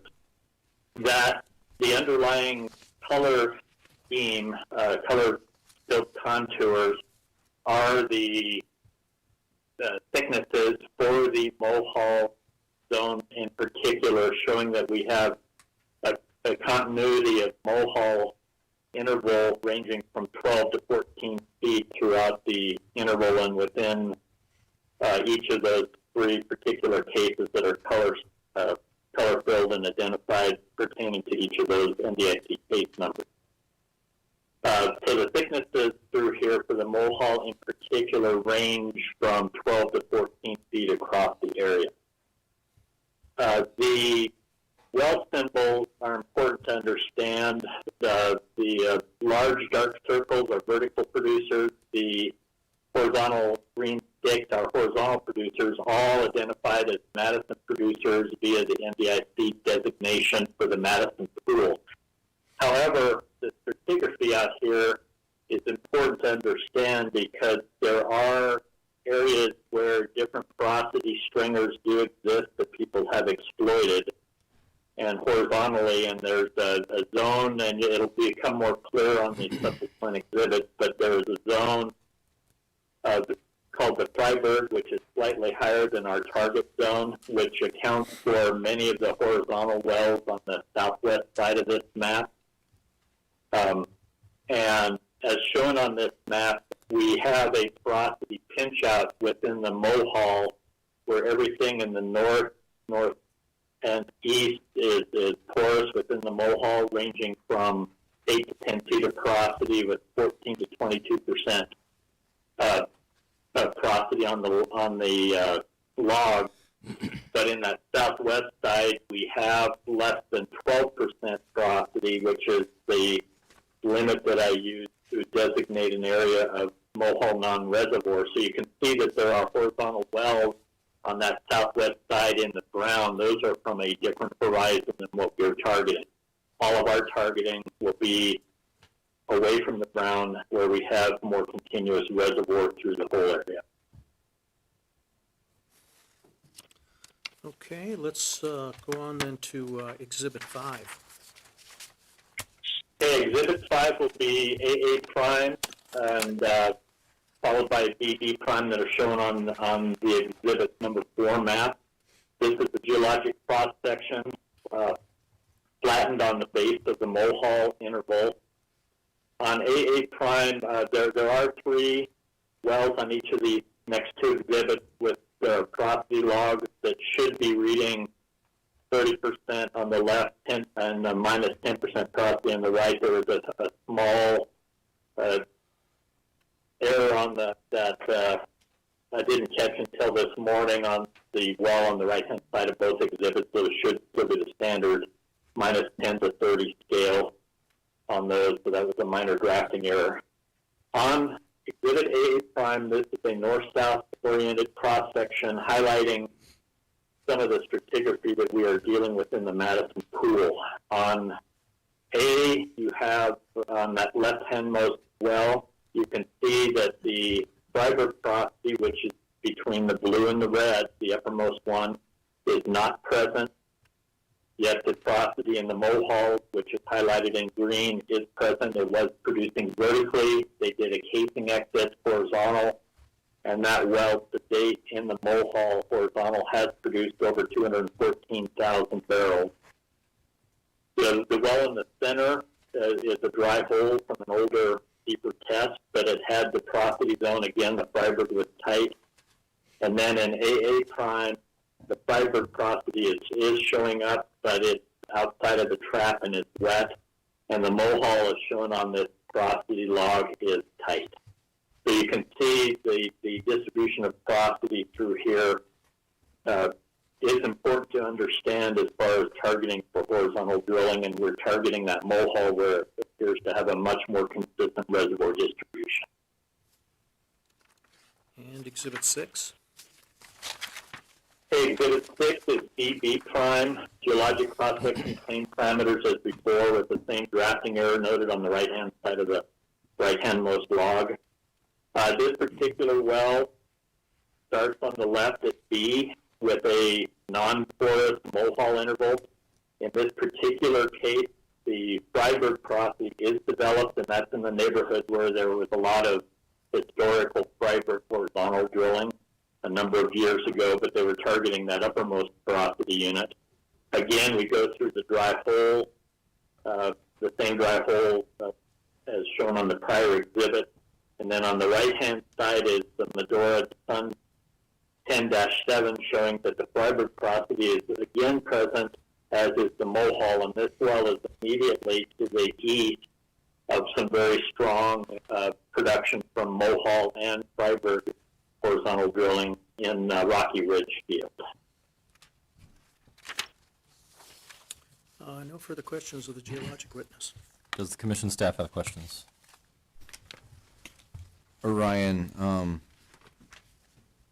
exhibits 4, 5, and 6, would you be able to submit those digitally to the commission? The contours and pretty much everything is difficult to read on the hard copy exhibits we have, so. Oh, of course, yeah.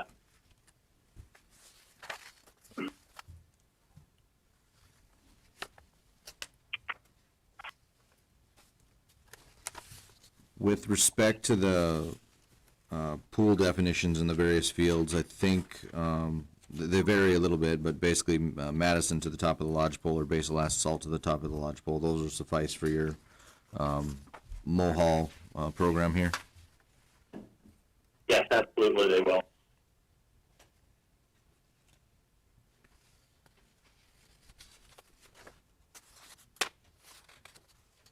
Okay, thank you. Ryan, this is Bruce Hicks. Just confirming on Exhibit 4, you've got several of those dry holes that in the area of interest that you have circles on them. Are you indicating that's just bypassed oil in the Mohall?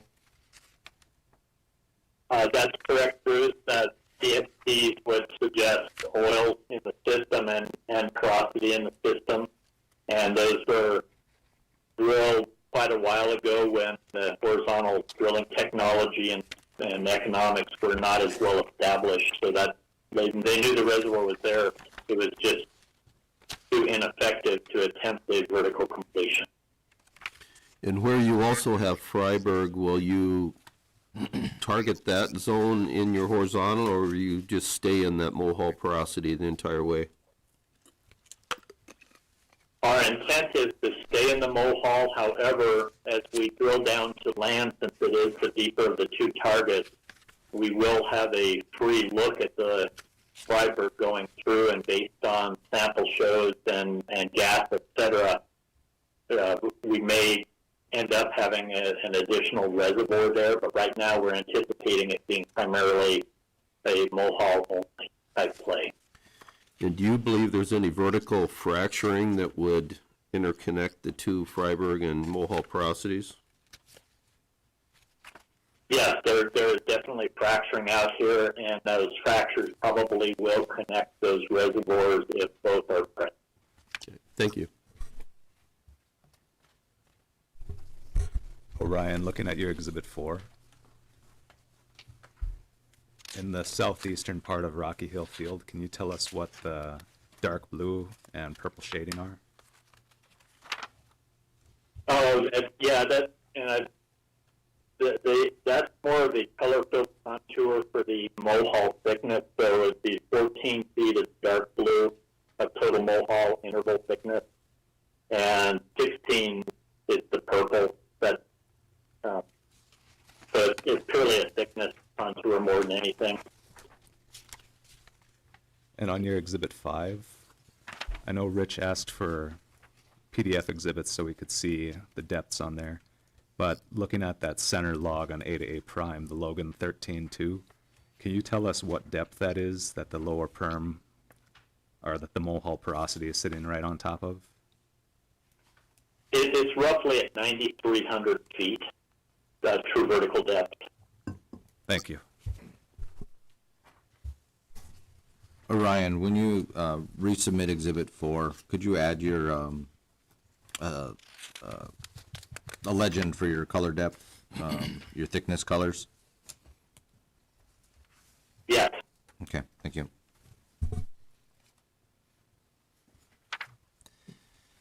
Kent Presler, are you on the line as well? Yes, sir. Do you solemnly swear or affirm under the penalties of perjury that the testimony you're about to give in this matter will be true and correct to the best of your knowledge and belief? Kent, state your name for the record, please. Kent Presler, And Kent, by whom are you employed? Ignar Exploration LLC, And in what capacity? operations engineer. And in that capacity, have you testified before the commission previously? I have not. What I'd like you to do, Kent, is briefly highlight for us your educational background and work experience. I graduated with a degree in industrial engineering from Montana State University in 2006. From there, I went to work for Schlumberger, and in 2011, I moved back to North Dakota, where I worked for Petra Hunt as a district engineer. And from 2012 to 2020, I worked various engineering roles at Whiting. I've been working the Williston Basin exclusively since 2011. And are you a consulting engineer now, or who do you work for now? I do have a consulting company, but I am employed with Ragnar Exploration. Okay. And in preparation for today's hearing, have you made a thorough study and review of all the relevant engineering matters concerning the request of Ragnar?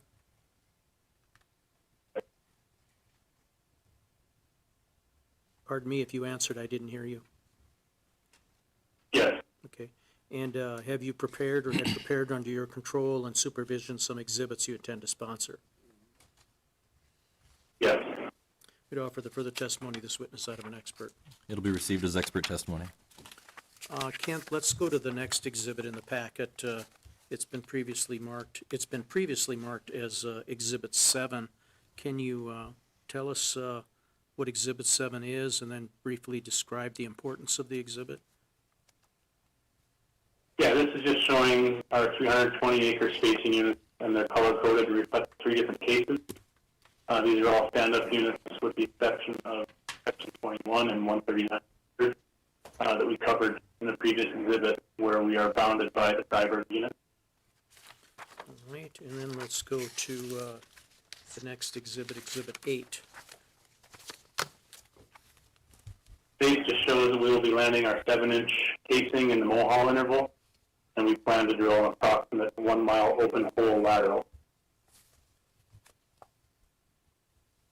Okay, and you won't be fracking the well, is that correct? We will not be fracking. And then let's go on then to the next exhibit, Exhibit 9. Can you tell us what that is? Just showing some of our reservoir and economics. Our Mohall target depth is approximately 9,300 foot CVD. We expect an API oil gravity of between 39 and 42 degrees. Our formation volume factor is 1.17, so we are expecting a low GOR. Our original oil in place calculation is just over 2.3 million barrels per 320, and using a recovery factor of 12.9%, that yields an EUR of 304 MBO. The estimated drill complete cost is $2.31 million per well, and we use the $50 flat oil price fixed LOE of $6,500 a month, plus a $2 per barrel water disposal cost. And this yields a rate of return of 18.5% and a payout of just under 5 years. Kent, in your opinion, will the requested relief prevent waste, protect relative rights, and prevent the drilling of unnecessary wells? Yes. Mr. Examiner, I don't have any further questions, no further witnesses. We would offer the exhibits. The exhibits are admitted. Does the commission staff have questions?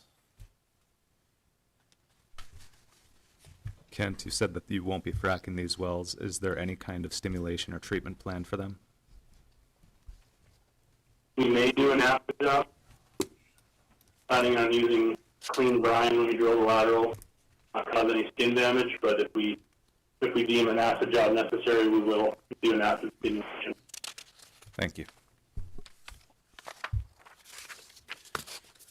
Kent, this is Bruce Hicks. Do you intend to try to connect the wells to a gas line, or is it not going to be feasible? We are looking into that. We are aware of some of the gathering lines in the area. So we're working through that. It kind of really depends on what we see for GOR. And how about the gas? Do you have an analysis in the area? Do you know if it's sweet gas or not? We are expecting sweet gas.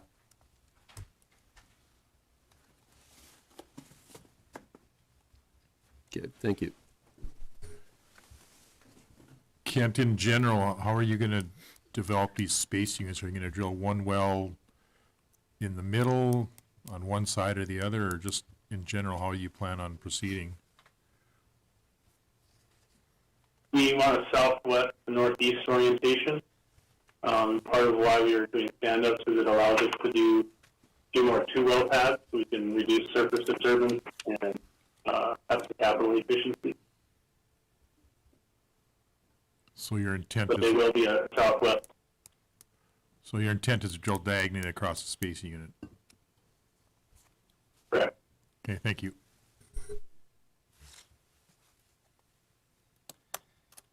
Any further questions from the commission staff? Mr. Bender, I believe there was discussion of providing some of the exhibits in a digital version. Is there a request to leave the record open for a period of time for that? Yeah, let's make it consistent with the other requests, so let's just do January 10th. The request is granted. The record will be left open until January 10th, 2022. Is there anything further in this case, Mr. Bender? Nothing further. Thank you. That'll conclude the hearing in case numbers 29116, 29117, and 29118.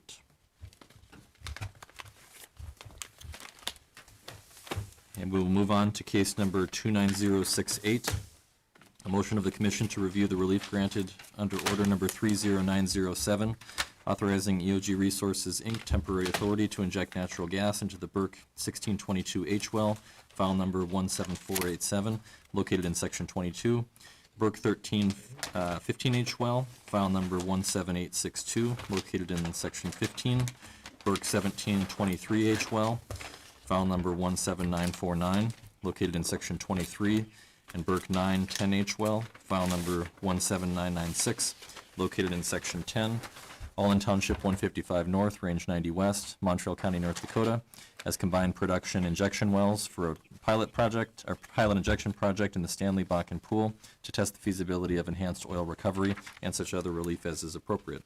Will all interested parties please come forward?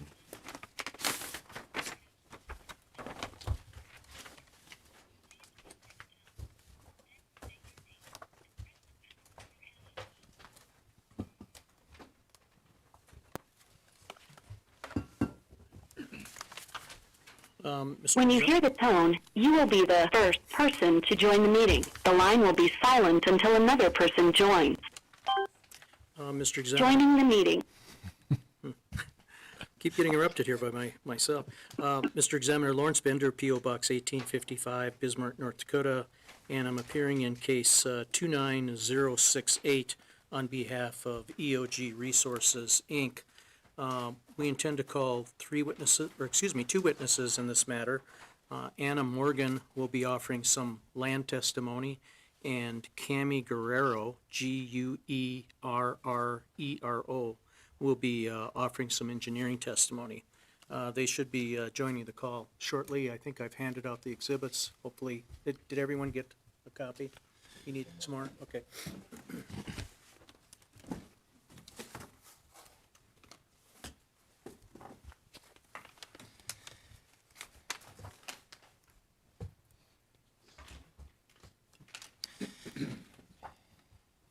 And did you say your witnesses are on the line already? I don't know, when I called in here, they just said I was the only person on. Anna, are you there? Let me call my office and see what's going on here.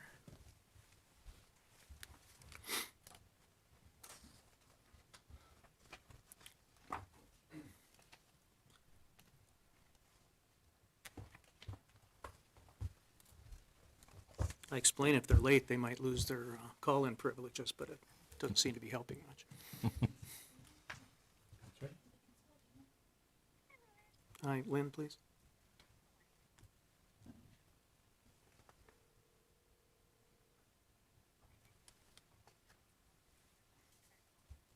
Okay, thanks.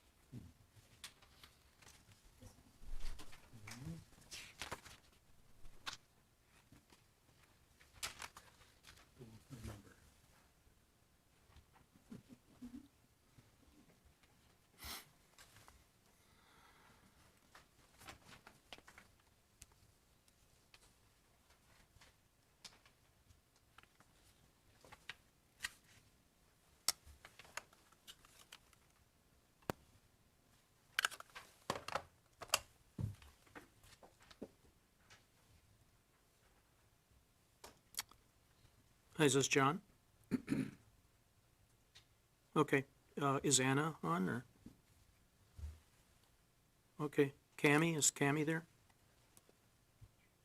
Okay, just a moment. Okay, they're on. Anna Morgan, are you on the line and able to hear me okay? Yes, I am. Do you solemnly swear or affirm under the penalties of perjury that the testimony you're about to give in this matter will be true and correct to the best of your knowledge and belief? Yes, I do. Anna, can you hear me okay? Yes, Good. Would you state your name for the record, please? Anna Morgan, And Anna, by whom are you employed? Excuse me. Resources Incorporated, In what capacity? land advisor. And in that capacity, have you testified before the commission previously? Yes, I have. And you've had your qualifications accepted as that of an expert? Yes. Offer the further testimony, this witness that of an expert. It'll be received as expert testimony. And I've distributed to the commission staff a packet of exhibits for case 29068. I'd like you to turn to Exhibit 1 in that packet and tell me what Exhibit 1 is. Exhibit 1 shows our area of interest outlined in red within the Stanley Bakken Pool. Okay, and Exhibit 2? Exhibit 2 reflects that EOG had submitted 3 separate applications for enhanced oil recovery. Case number 28447, outlined in pink, was denied by the commission. Cases 28446 and 28448, outlined in orange and blue, were approved as a single project. Section 15, shaded in green, was the only unit that was tested. Okay, and the hearing that's before the commission today is basically an opportunity for EOG to report as to the injection process and the results of that injection. Is that a fair statement? That's correct. Okay. I don't have any other questions for Ms. Morgan. Does the commission staff have questions? Anna, is someone gonna get into why only one of the space units was injected into? Yes, that will be coming up in your. Okay, thank you. Cammie is going to discuss that. Cammie Guerrero, are you on the line as well? Yes, I am. Do you solemnly swear or affirm under the penalties of perjury that the testimony you're about to give in this matter will be true and correct to the best of your knowledge and belief? I do. Cammie, state your name for the record. It's Cami Guerrero, And Cammie, by whom are you employed? EOG Resources, In what capacity? Production Engineering Specialist. And in that capacity, have you testified before the commission previously? Yes, I have. And have you had your qualifications accepted as that of an expert? Yes, I have. Would offer the further testimony of this witness that of an expert. It'll be received as expert testimony. Thank you.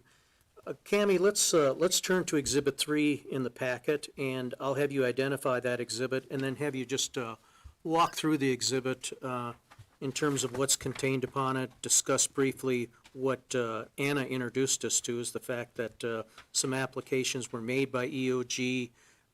Some of them were granted, some of them were denied, and then there was some attempts to inject, and there were some issues there. So just walk through that generally first with respect to Exhibit 3. So we'll begin with case 28446, the Burke 1827H. We did not choose to test this well, and there was no injection done on this. On case 28447, the Burke 7-03H, we also did not test this well. And case 28448, the Burke 9-10H, Burke 16-22H, Burke 17-23H, and the Burke 13-15H. We did not test the Burke 9, 16, or 17, and we chose to test the Burke 13-15H. We began the testing there November 5th, and we continued through December 1st of 2020. And we also have a list of the wells that we used to monitor to ensure that we didn't have any gas breakout. And those are the Burke 9-10, the Burke 40-1609H, the Burke 3-16H, Burke 16-22H, Burke 17-23H, and the Burke 15-21H.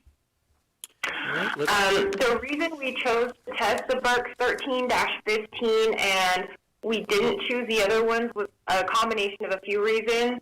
The cost to tie the wells into our high-pressure gas line was fairly expensive because we had to go under a lease road, and the permitting process and cost for doing that was high for us, so we chose to test the 13 as it was the closest to the high-pressure pipeline, and if it was successful, then we would test the remaining wells that were approved, and then I'll go into later why we chose not to continue testing in this area. Okay, given that brief introduction, let's go on then to Exhibit 4 and tell us what Exhibit 4 is. Exhibit 4 just gives a baseline gas-to-oil ratio for our EOR testing. These are the monitor wells that we were using, and it just gives you what the normal gas-to-oil ratios were prior to any testing. And this is the baseline we used to ensure that we didn't have any breakout during testing. All right, and then let's go to Exhibit 5. Exhibit 5 is just demonstrating the gas production, oil, water rate, casing, and tubing pressures 7 days prior to testing for the duration of our test, and then 30 days after testing. And these are all of the monitor wells, and in each case, we didn't see any evidence of breakout in any of the wells.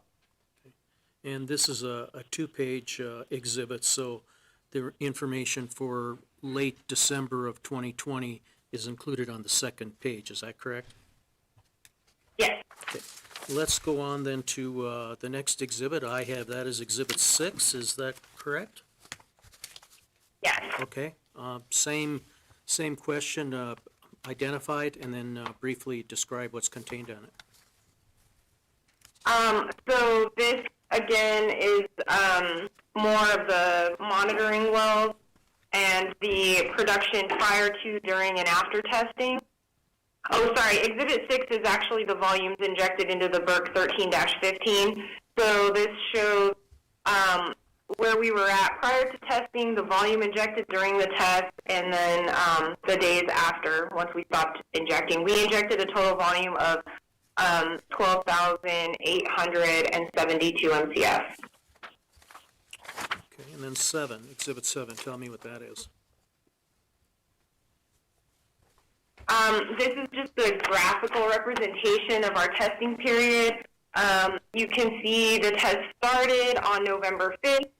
We reached equilibrium with the high-pressure gas line that we had intended to use to inject into the well, and discovered that we weren't able to inject as much volume as we would like. So we shut the project down, stopped, brought in a compressor to inject at a slightly higher pressure. And that second bump from November 11th to November 17th is when we did that. Again, we reached equilibrium with the discharge of the compressor, meaning we weren't able to inject gas any longer.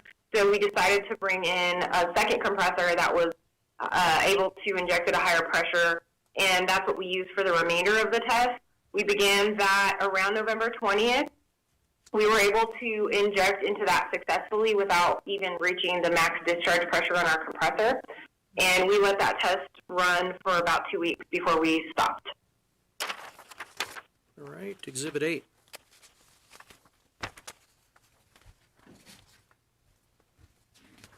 Exhibit 8 is a monitor well, and it's just showing the production prior to, during, and after our test, just to show that we didn't have any breakout. All right, and then Exhibit 9. It's a graphical representation in a semi-log plot of the production before, during, and after testing over the same period of time as the tables for the monitor wells. This is the Burke 3-16H. And then once again, demonstrate that you didn't have any breakthrough. Is that a fair statement? Breakthrough, yeah. Okay. Yes. All right, Exhibit 10. The table for the Burke 9, another monitor well, showing again that we did not have any breakout during testing. And Exhibit 11.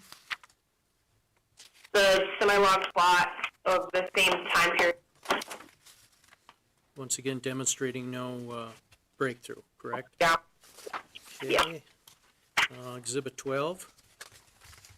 Another monitor well that was utilized, same thing, production prior to, during, and after testing. We saw no breakout on this well either, and it should also be followed up by a semi-log plot of the same time period, demonstrating the lack of breakout. And that semi-log plot is Exhibit 13, correct? Yeah. Okay, Exhibit 14. The 1522H, another monitor well, 7 days prior, during injection, and then after injection. And again, we saw no breakout on this well. And 15. And it is a semi-log plot of the same data. Okay, so to move things along just a little bit quicker, can you discuss Exhibits 16 and 17? 16 and 17 are another two monitor wells, the Burke 17 and the Burke 40. It shows the production prior to, during, and after injection, and again, we had no breakout on those wells. Okay, I think you may have jumped ahead a little bit. Exhibit 16 was the tabulation, and 17 was the plot for the Burke 17. Oh, sorry, I'm talking about. No, you're fine. But once again, demonstrates there was no breakthrough, is that correct? Yes, no breakthrough. Okay. Now let's go to 18 and 19. 18 and 19 is the Burke 40. It is the table with the data showing that we didn't have any breakout. It gives you the production prior to, during, and after our injection test. And then 19 is the semi-log plot of the same data. All right, let's change gears here a little bit and go to Exhibit 20. Tell me what Exhibit 20 is and why it's important to the report you're giving to the commission. We utilized downhole pressure gauges just for additional data while we were doing our EOR testing on the BERC 13-15H. This is just a graph of the bottom hole pressures that we saw while we were testing. It also shows that we never reached frac gradient, so we stayed within the limitations of our testing that we had set out to begin with. Okay, and Exhibit 21. Exhibit 21 is a graphical representation in the change of the cum oil plot for the BERC 13, the well that we tested the EOR on. So you can see in yellow the slope of the line for the cum oil pre-EOR testing was fairly flat. The red section is where we actually did our test. And then prior to that is the production afterwards, and you can see there's a substantial difference in the slope of the line between when we are prior to testing. So we've actually seen an increase in production due to our injection tests that we did on this well. So the EOR portion of it was successful. Okay. And then Exhibit 22. This is just kind of going over our test results. It gives a brief description of what happened during the different testing periods and then what our conclusions were for this. Can you just, I think you've already talked about the injection and how you started out with pipeline pressure, then went to a small compressor, and then went to a medium-sized compressor. Why don't you talk a little bit about the conclusions that you reached as a result of the test? So what this demonstrates is that we were not able to inject into our well utilizing only the high-pressure gas off of our high-pressure gas line. It would require the installation of a compressor. The cost of compression is fairly expensive, and it also is more equipment out on location. So in spite of the fact that it was successful, we were able to inject and we did see uplift due to the injection testing, we decided that we might need to change direction and focus on the wells that we choose for this type of EOR project so we can avoid installing compression in order to be able to inject, it goes into our next exhibit for the Clarks Creek area of why we chose to do those next round of wells for testing. Okay, let's go to, I'm sorry, I didn't mean to interrupt. Finish, please. But as far as being able to do this, it was quite successful. It was just cost prohibitive because of the compression and then the cost to tie into our pipeline. All right, and then finally, Exhibit 23. Why don't you briefly discuss that in terms of your report that you're giving to the commission here today? I've kind of covered, or 23, right? I covered this a little bit earlier, but this just shows the gas rate injecting, the casing pressure, and then the cum gas injected during our test. The first section is when we were using pipeline pressure. The well reached pipeline pressure fairly quickly. We weren't able to inject a whole lot of gas. I believe it was only 280 MCF that we were able to inject over that time period. So we brought in a small mobile compressor from our fleet. It has a discharge pressure of 1,300 PSI. We began that test on the 12th of November, and we were injecting 1,000 MCF a day. It was able to inject for 4 days before the discharge and well pressure equalized, and the well stopped taking gas. And that's what's demonstrated in like that second bump.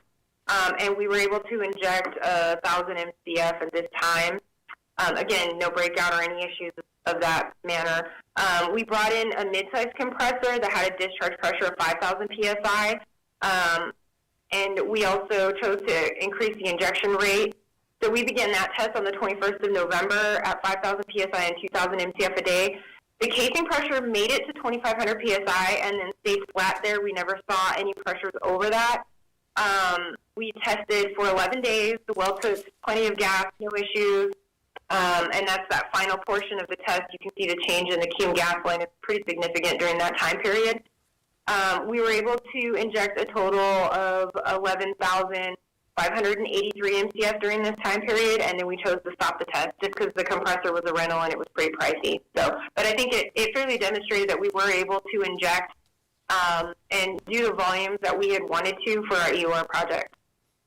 So in summary or in conclusion, is it fair to say that you determined, that EOG determined that it works, but given the cost involved, it's probably not practical to continue, and at least with respect to this area, you don't have any plans for additional testing of wells for EOR? That is correct.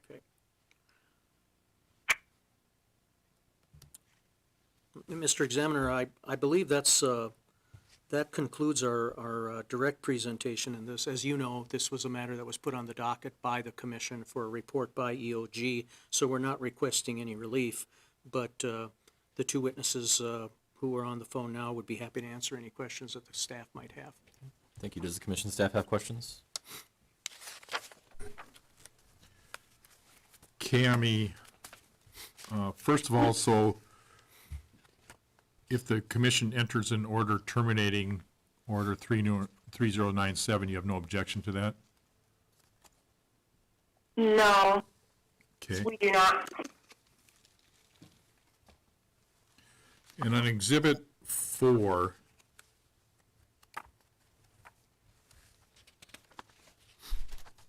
on your headings, what is GLR? Oh, the gas to liquid ratio. So I included a gas oil ratio and then a total liquid ratio. And then on Exhibits 9 and 11, why are their gas rates so flat?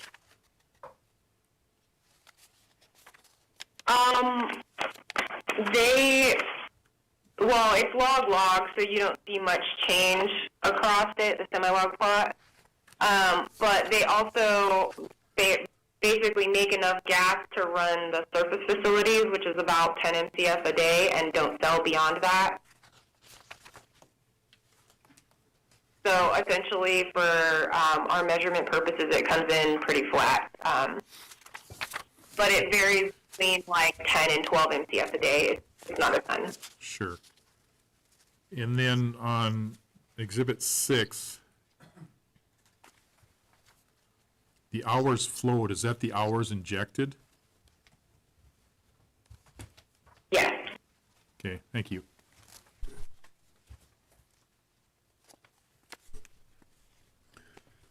Okay, this is Bruce Hicks. I'm looking at Exhibit 21, and after the EOR test period, of course, you had an increase in slope, so increased oil production. What is this data through? What's your last data point? What's the date? I believe it was through, I want to say like a week or two ago, when I put this graph together. I don't remember the date that I did the graph, but it was through probably the end of November, I believe.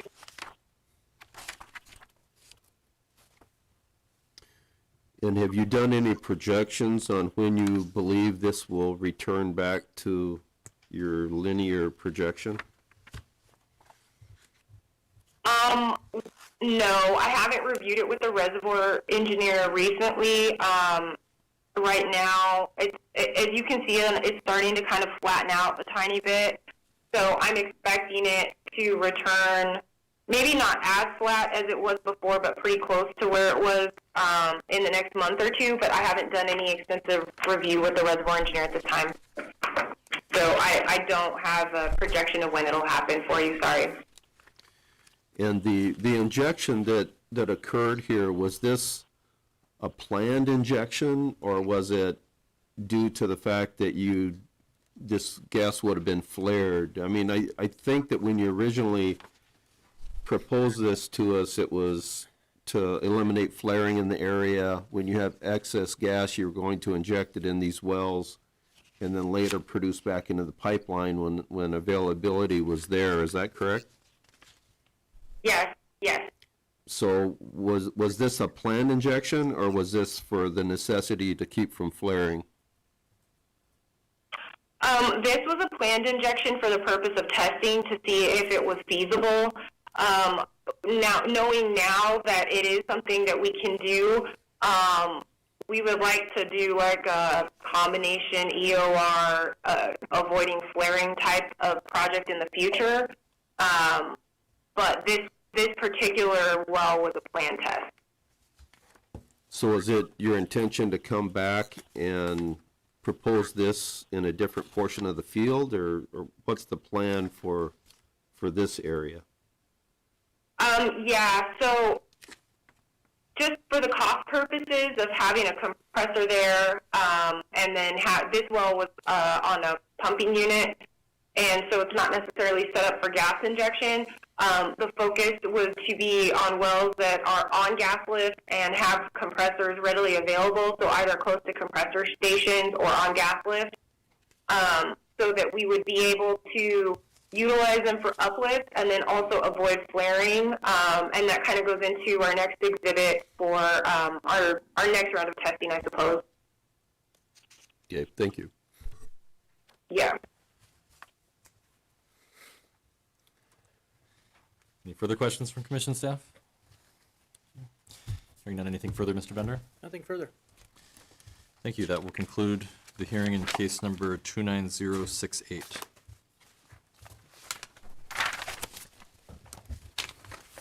We'll move on to case number 29069. Application of EOG Resources, Inc. for an order granting temporary authority to rework and use the Clarks Creek 720706 H well, file number 32797, Clarks Creek 1070706 H well, file number 32798, and Clarks Creek 1100719 H well, file number 32795, located in Section 7, Township 151 North, Range 94 West, McKenzie County, North Dakota, as combined production injection wells for the operation in the Clarks Creek Bakken Pool to test the feasibility of enhanced oil recovery in the reservoir and/or such further relief. Will all interested parties please come forward?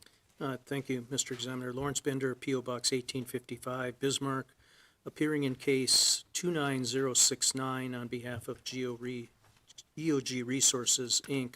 At this time, we'd respectfully request that cases 29069, 29070, 29071, and 29072 be combined and consolidated for purposes of hearing. Just a brief explanation, Mr. Examiner. This application really comes in two parts. One part being the request of EOG to allow the reworking of some wells to test the possibility of enhanced oil recovery and in an effort to reduce flaring. The remaining three cases are the UIC injection applications. They are on this docket. We have copies of the applications in each one of those that have been distributed to the commission staff. We have no intentions of going through each one of those applications because I think the information in them stands for themselves and doesn't need any further explanation. But in the event that there's further questions, the exhibits are here and we're happy to answer those questions. So with that in mind, if the request to combine and consolidate it is granted, we intend to call three witnesses: Anna Morgan, who testified in the last hearing, John Schmidt, who will be a new witness in this case, and then once again, Cami Guerrero will be testifying.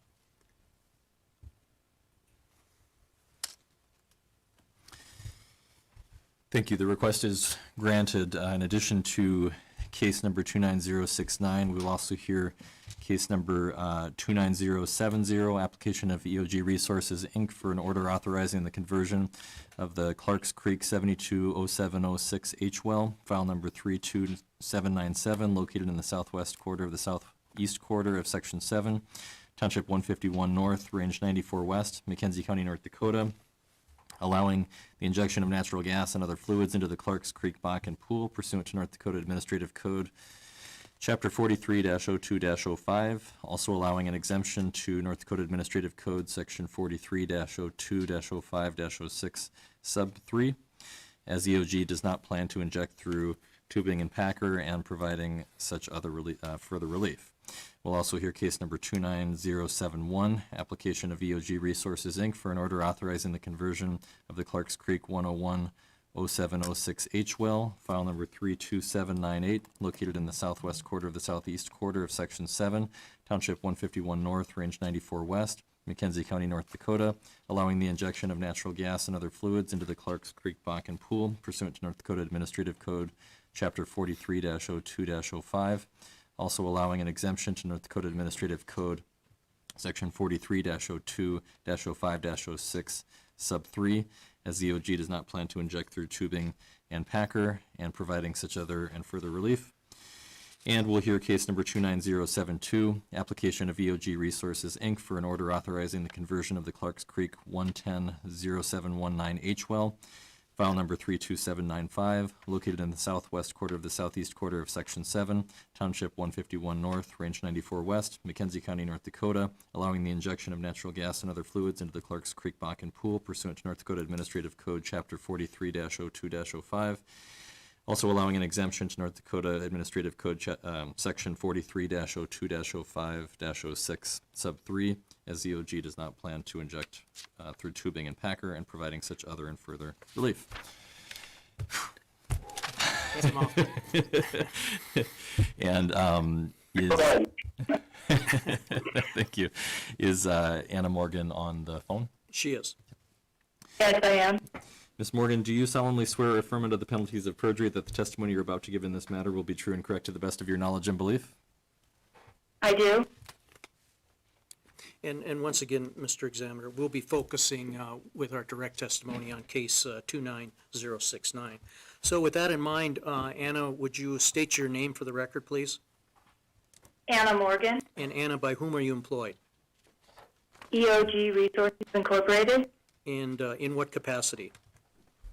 Land Advisor. And in that capacity, have you testified before the commission previously? Yes, And have you had your qualifications accepted as that of an expert? yes, I have. I'll offer the further testimony of this witness that of an expert. It'll be received as expert testimony. Anna, let's go to Exhibit 1 in the packet for case 29069, and I'm going to have you identify what Exhibit 1 is. Exhibit 1 is a field overview showing where our area of interest is in the Clarks Creek Township within the Clarks Creek Bakken Pool. All right, and Exhibit 2, tell us what that is. Exhibit 2 shows the EOG is proposing a 3-well EOR test. The 3 wells that we've identified are the Clarks Creek 72-0706, Clarks Creek 107-0706, and the Clarks Creek 110-0719. These wells are depicted in green on this map, and they fall within a 2,560 acre spacing unit, which is comprised of sections 6, 7, 18, and 19 of 151 North, 94 West. This map also shows EOG's development in the surrounding sections here. All right, and then let's go to Exhibit 3. Tell us what that exhibit is and what's contained upon it. Exhibit 3 again shows the 2,560 acre spacing unit, which these 3 wells fall in. It also shows some surrounding development by other operators. Specifically down in the south in section 30, WPX operates wells down there that fall within a quarter mile of our proposed project. We did send them a notification letter, and we have discussed this project with them. And this map also shows that EOG owns 100% working interest within the 2,560 acre unit. Okay, and it also shows EOG's working interest in the surrounding spacing units to the 2560 at issue. Is that correct? Correct. Okay, maybe you said that. If you did, I apologize for asking a repetitive question. That's all the questions I have for Ms. Morgan. Does the commission staff have questions? Okay, hearing none. John Schmidt, are you on the line as well? Yes, sir. Do Do you solemnly swear or affirm under the penalties of perjury that the testimony you're about to give in this matter will be true and correct to the best of your knowledge and belief? Yes, sir. John, state your name for the record. John Michael Schmidt, And John, by whom are you employed? EOG Resources, as a senior geological engineer. And in that capacity, have you testified before the commission previously?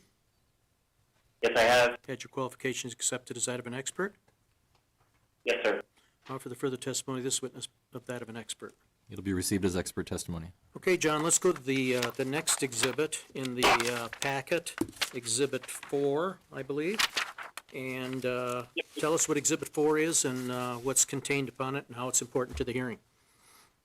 Okay. Exhibit 4 shows the Bakken structural map for this area with cross-section 8A prime shown in blue.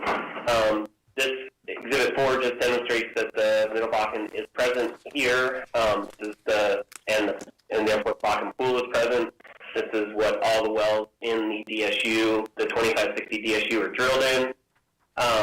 And then shows the thickness, the Middle Bakken thickness map is Exhibit 5, showing an approximate thickness of 40 to 45 feet of thickness in the Middle Bakken. And then Exhibit 6 then shows that cross-section 8A prime, showing that across the extent of the area, the Middle Bakken and Three Forks are present as the Bakken Pool in the area. I don't have any questions for Mr. Schmidt. Does the commission staff have questions? John, did you say that all of the wells, including the ones depicted on here, are drilled in the Middle Bakken on that stand-up 2560? So I misspoke. They're drilled in the Middle Bakken Pool, or in the Bakken Pool, somewhere in the Three Forks, somewhere in the Bakken, Middle Bakken proper. Can you tell us what the target is of the wells planned to inject into today? I believe 2 of them are Bakken and 1 of them is a Three Forks. Do you know which of the three I'm is the sorry. Three Forks? The 110, I believe, or the 107. I'm sorry. Just a second. Our numbering convention they're all Middle Bakken. All three are Middle Bakken? Yes, all 3 are Middle Bakken. The 110, the 107, and the 72. Thank you. John, in section 6 and 7, those 2 proposed injection wells traverse across one lateral. Is that lateral that they're traversing across in the Three Forks?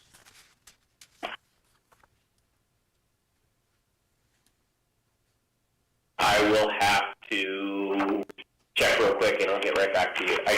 I'll pull it up on my map, and I'll have to check. I think what we're gonna need, ultimately is a breakdown showing which wells are Three Forks and which ones are Middle Bakken, in this area. Put a supplemental exhibit showing in this DSU, or do you want it surrounding DSU with the offset operators as well as their formations? Yes, I guess I'm getting- what we would like, John, is to take Exhibit 2 and then color code these so we know which ones are Three Forks laterals and which ones are Middle Bakken. And if some are in the Three Forks first bench, if all of them are in the first bench, just note that. Okay, and same for Exhibit 3 with the offset operators, or no? I hear a yes. Okay. Okay, thank you. So I want to make sure that we provide you with what you're looking for. If we look at Exhibit 2, if we were to provide a supplemental exhibit that demonstrates Three Forks or Middle Bakken wells for all of the wells that are listed on Exhibit 2 or depicted on Exhibit 2, is that going to cover it?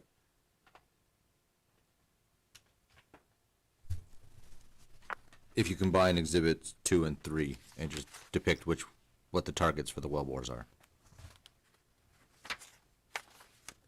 So are you saying on Exhibit 3, you want to have information on target formation for way off to the east in Section 4 and 9 and 33? Mostly for section 12, Pardon me?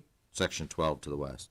Okay, but not 33, 4, and 9? No, the ones that are far off to the east, Okay. probably not All right. necessary. Well, we'll try to give you what you want. I assume if we don't get it to you, you'll tell us. Yeah, Lawrence, I think it would just make sense for, obviously, the spacing unit in question, and then just the offsetting ones, including to the north and to the south. Yeah, it made sense if you were directing my attention to Exhibit 2, but when you pulled in Exhibit 3, it just brought in so many more wells. That's what got me confused, but I think I follow what you want. Okay. We will prepare that. Are there any further questions for Mr. Schmidt? Okay, Cami Guerrero, are you still on the line? Yes, I do. Do you solemnly swear or affirm under the penalties of perjury that the testimony you're about to give in this matter will be true and correct to the best of your knowledge and belief? I do. Cami, I guess just very briefly, let's go through your credentials again. You've testified before the commission previously, is that correct? Yes, And what's your current position with EOG? section engineering specialist. Okay, and your testimony's been considered that of an expert, is that correct? Yes. Okay, all right. Offer the further testimony of this witness that of an expert. It'll be received as expert testimony. Cami, let's go to, I guess, Exhibit 7. And I don't want you to read Exhibit 7, but could you just briefly highlight for us the purpose of this application and then discuss for us some of the operations that you're going to have to implement to go forward with this project? Yeah. So after our test in the Burke area, we realized that we probably needed to focus on wells that were either on gas lift already or very close to compressor stations. And the Clarks Creek wells that we have proposed today fit both of those. All of these wells are currently on gas lift, and they are located on our main compressor station for the Clarks Creek area that we use to inject into the Targa pipeline. So it kind of kills two birds with one stone. The plan for these wells is to inject into the three wells that we had talked about, the 72, 155, and 110. We're planning to use the raw gas from the central compressor facility and inject into these wells. Since they're already set up for gas lift, which means that they currently have gas injected to them, it'll require minimal rig intervention. Essentially, we'll just do mechanical integrity testing for the casing, but we'll utilize the current wellbore setup to inject into the wells. The other benefit of using these wells is that they are already set up for monitoring of all gas injected, all gas coming out, everything's measured. We have a nice big central facility where we can measure everything, and we have monitor wells set up on the section lines for the sections as well, which will make it easy for us to be able to monitor everything that's going on as we do the testing. Okay, and I know you're going to get into this in further detail when you discuss some of the other exhibits, but one of the reasons for conducting these operations that you're requesting approval for today is to test the feasibility of enhanced oil recovery. Is that correct? Yes, sir. And another reason that you're proposing this is in those situations where you don't have a market for the gas because of the plant goes down or a compressor goes down, it gives you an opportunity to utilize that gas rather than flaring. And I'll have you identify that exhibit and briefly discuss what's contained upon it. So this is just an overview of our step rate test that we're planning to do in testing of these three wells. We would like to do three separate tests. One is going to be a high rate ramp up, and then two tests. And then the second test would be a 24-hour moderate rate test. So this will give us two benefits. We'll be able to see which has better EOR improvement in the wells, because we plan to flow the wells back and see the changes in production after the test. And then also, it'll better mimic what we actually see when we see pipeline upsets from Targa, and as far as like volume flared and over the same time period. So our first test, we would like to do a separate test where we'll go to a high rate of 6,000 MCF a day. This test will essentially step up from 1,000 MCF to 6,000, changing rates every hour. So it'll go 1, 2, 3, 4, 5, 6. At the end of an hour of 6 million a day, pending no breakout seen in our monitor wells, we'll stop the test and begin to flow back. Also, we plan to flow back in a controlled manner to not cause flaring in the wells around it. And then also this will give us an opportunity to measure everything and make sure that we're seeing the EOR improvement. Once those wells are back to like a steady state production, we'd like to go back and do a 24-hour test where we'll inject at a moderate rate of 5,000 MCF a day and just hold that rate over 24 hours while monitoring our offset wells to make sure that we're not seeing any breakout in those areas. And then again, at the end of 24 hours, we will begin flowing back in a controlled manner as to prevent flaring and hopefully see some EOR improvement. But this will give us a chance to kind of do a comparison of the two processes and see which is more beneficial. And then also it'll give us an idea of what to expect if we do have longer-term upsets for that would normally cause flaring versus shorter disruptions that would cause flaring. All right, let's go to Exhibit 9 then.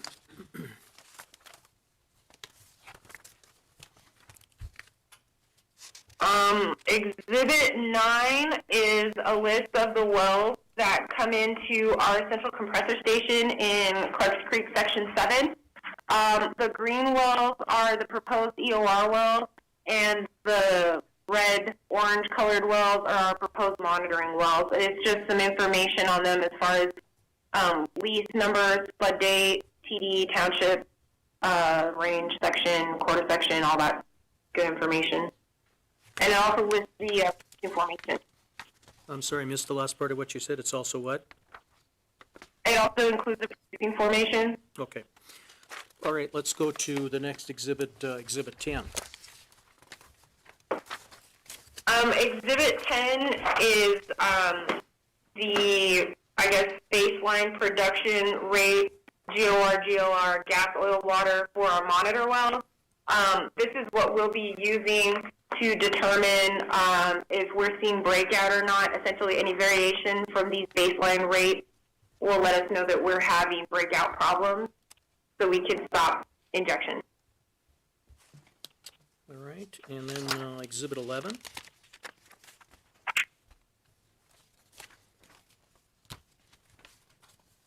Exhibit 11 is just a map of our wells that we'll be injecting to in green, and then the red wells are our monitor wells that run along the section line. Everything in between, so I guess the wells that are not highlighted will be shut in during testing just to make sure that we get good data and we don't see interference. It'll also allow us to utilize more pore space. And then the red wells will be the wells that we'll be using for monitoring. So if we see any breakout in those red highlighted wells, testing will stop immediately. All right, and let's go to Exhibit 12. In fact, what you can do, Cammie, is why don't you discuss Exhibit 12, 13, and 14. These three exhibits are just kind of some wellbore diagrams of what the wells are set up as. Since they're currently on gas lift, we have open-ended tubing in the well, and under normal operations, the gas is injected into the casing valve, and it goes down around in U-tubes and comes up the tubing and into the production facilities, and gas lift is utilized as our artificial lift means. In order for us to test injection, the tubing valve will be closed during the injection period, which is open under normal operations. So it'll be closed so the gas will go into the wellbore and out into the reservoir for injection testing purposes. And then once we finish testing, the tubing valve will be opened again and it'll go back to normal operations. All right, and then Exhibit 15.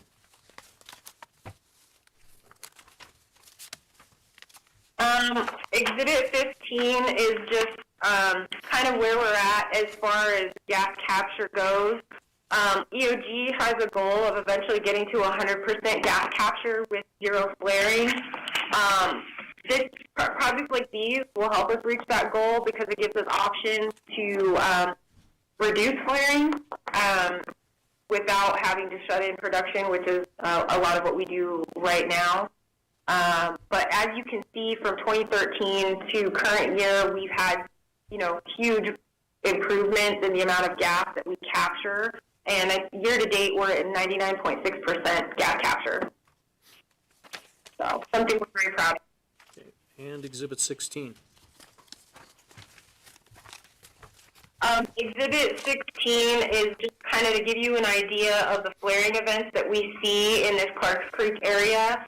As you can see from the beginning of April, I guess probably the beginning of 2020 through where we are now in 2021, the frequency and volumes have come down significantly, but that's also because we shut in wells and don't produce when we can. But the goal here is when we see events like this, as opposed to having to flare, to have places for this gas to go to. Injecting into the wells will not only help us prevent flaring, but it also, we've seen as in the Burke, that it helps us increase our oil production. So it's basically a win-win for us all the way around. And Exhibit 17. Exhibit 17 just gives us kind of our injection limit based on the amount of volume that's been withdrawn from each well. It just shows you the total oil produced, the reservoir oil volume, the total water produced, the total barrels, and converts that into equivalent MMCF.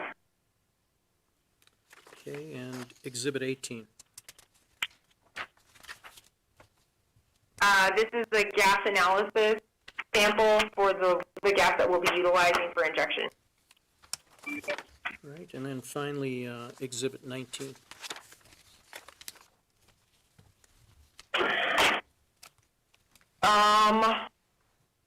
This is just the request relief for our operations.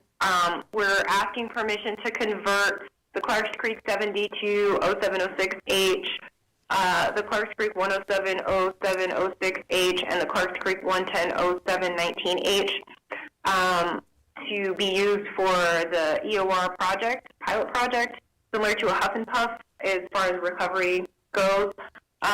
The targeted gas rate will be 2,000 MCF with a max of 8,500 MCF split between 3 proposed injection wells. The rate will be managed at a maximum surface pressure of 1,150 PSI. We operate these wells, the outermost wells, the section wells surrounding the DSU, they're all outfitted with SCADA.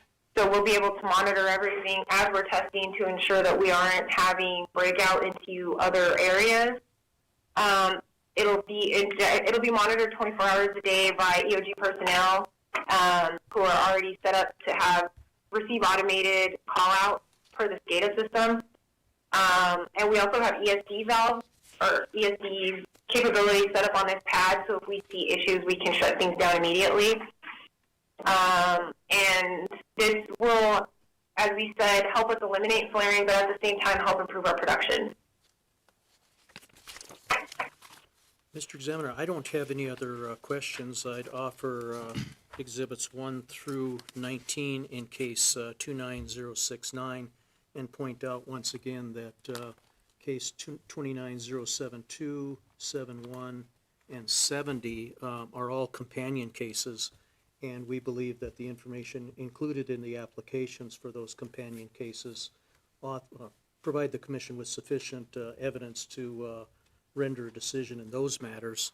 In the event that case 29069 is approved, then we think those cases should be approved as well. Thank you. The exhibits are admitted. Does the commission staff have any questions? Cami,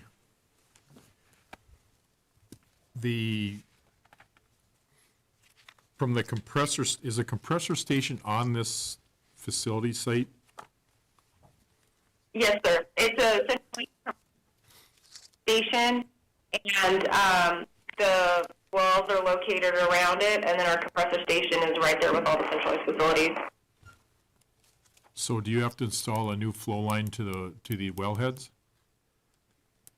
No, there will be no flow lines installed, and outside of the mechanical integrity testing for the casing, there will be no other changes to how the well bores are currently set up. So how does the gas get from the compressor to the wellhead? They're set up for gas lift right now, so they currently receive injection, which basically you tubes and comes up the tube, and it helps lift the fluids out of the well. And so since they're already on gas lift, they get gas injected to them on a daily basis. Is this injection going to be at a much higher pressure than that gas lift?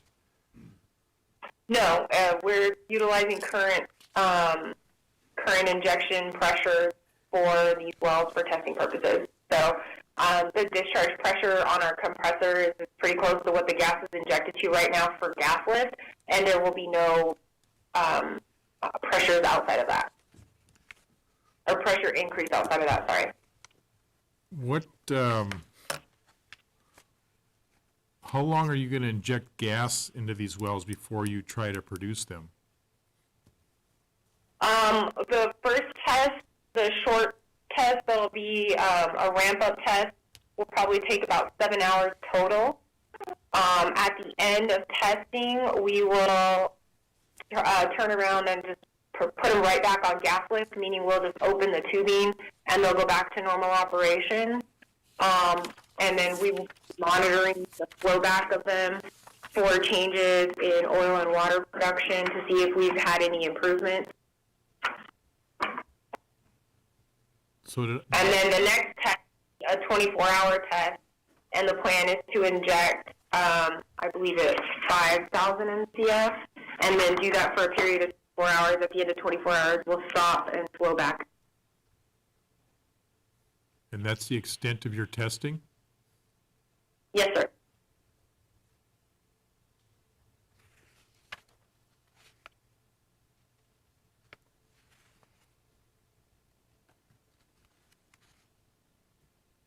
So you're going to shut in all the other wells essentially in the space unit while you do this test? Yes, sir.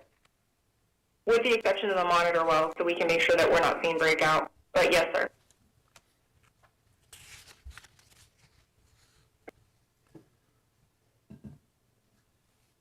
So on Exhibit 17, you're stating that injection is limited to withdrawal. Yes. So I'm a little confused here. The previous answers you gave, was that just for the step rate test? Or is that the entire pilot? I'm sorry. I don't believe I don't understand what you're asking me. So you want to perform this pilot injection project, I assume, Yes. is it involve more than just the step rate test?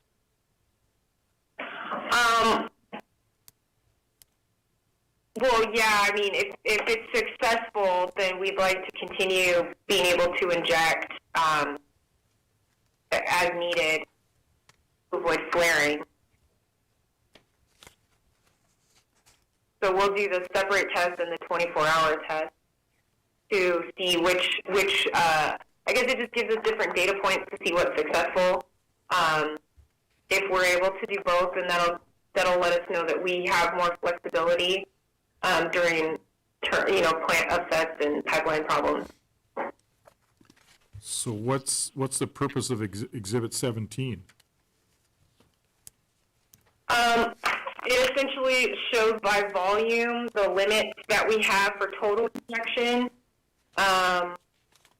into the wellbores based on the volume that's already been removed, oil, water, and gas.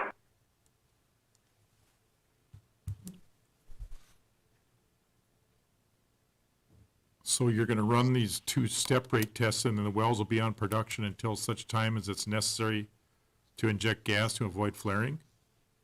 Yes, sir.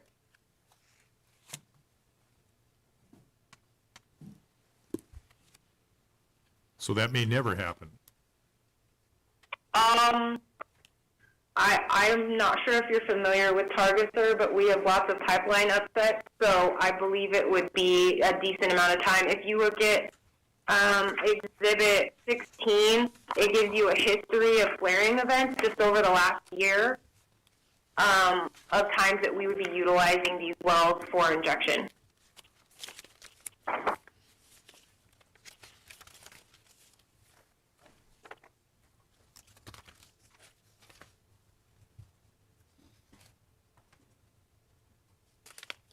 So do you think you'll be able to determine if there's incremental recovery with the brief tests that you're going to do, those two step rate tests? The volumes are higher than what we had injected on the Burke well, so I believe that we will be able to see results in that period of time, yes.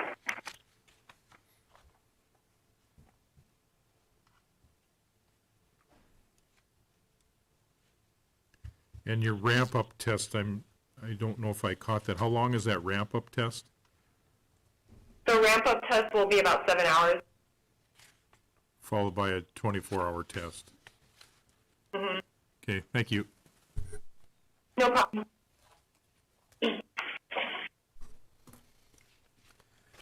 Cami, in the past, the commission has required most of the wells that are in the spacing unit to be monitoring wells. Why wouldn't you monitor, well, let me put it this way, after you do your two tests, during that two test period, you plan to have 4 monitoring wells, right? Yes. But after that, subsequent to that, when you start injecting into this reservoir, is it your plan to continue to monitor all production wells in the area, in the spacing unit? We are all set up on SCADA, so we do have the capability of monitoring them. But it's my understanding that since they're all in the same producing unit, the only issue with correlative rights or is gas going outside of the unit. So that's why we're mainly focusing on the wells that run along the section line. And of But course, obviously we'll be formalities. okay, and of course, the more data that you submit to the commission, the more we learn from the reservoir, and we find out how much gas is being pushed to offsetting wells in the area. And this is pretty tight spacing, so, I mean, we might actually find some interesting information from monitoring all the wells in the spacing unit. So wells that are north and south, where the toes and heels would be, you're not proposing to monitor any of those wells, is that right? We can. We did speak to WPX about having them monitor their production. Those are the wells directly south of ours in Section 30, and they were open to it. And then the wells to the north in Section 3 are our wells as well. They are also set up with the same data capabilities, so we will be able to monitor those as well.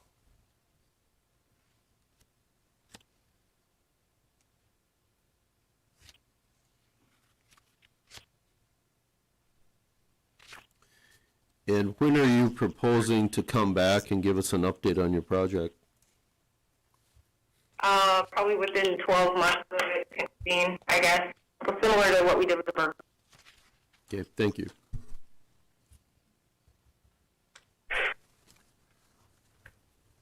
Cammie, at least for the record, I'd like you to address how you will, how is the sale or ownership of the gas, how is that gonna be accounted for?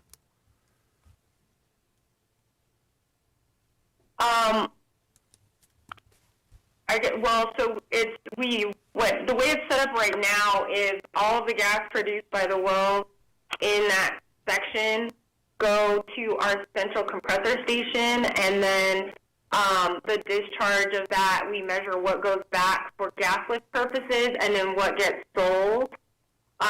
So for accounting purposes, we will measure the discharge of the gas that goes in for injection, and then I think we're using the ETU value to figure out, or the GOR for what's going to be sold and what was reused, similar to what we do during gas lift. And then we measure everything going in, we measure everything going out, and then we measure everything leaving the compressor station to Targa. So it'd be, the accounting procedure would be similar to what you did in that Stanley pilot, although the difference here is that these wells are already on gas lift? Yes, sir. It's much simpler because it's already set up for it, essentially. We have all the measurement required. So you'll use your GOR to determine what is reservoir gas and what is injected gas on the wells when they're produced again? Yes, sir. Okay, thank you.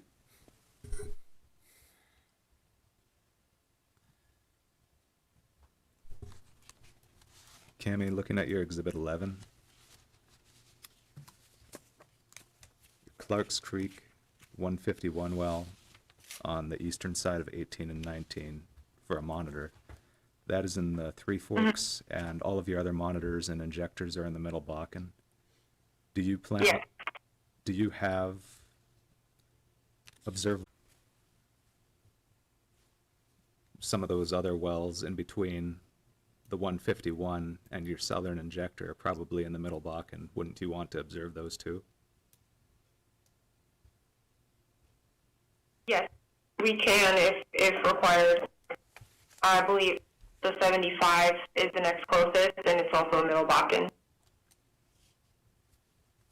And then if you do have a flaring event and you end up injecting down one or all of these wells, what are your plans if you have immediate breakthrough on one of the adjacent wells?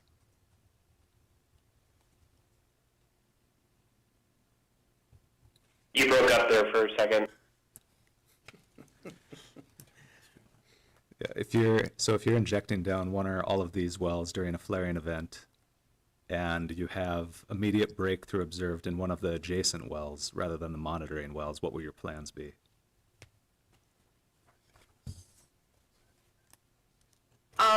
To continue, to my understanding, as long as it's within the same section and it's not leaving the bounds of this section, we're okay to see breakout in wells nearby.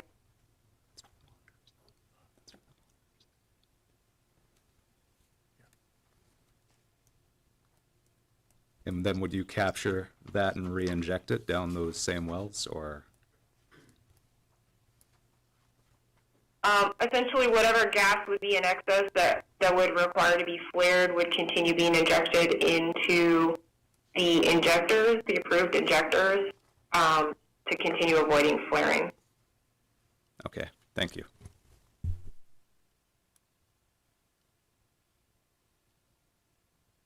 Are there any further questions from the commission staff? Hearing none, Mr. Bender, do you have anything further?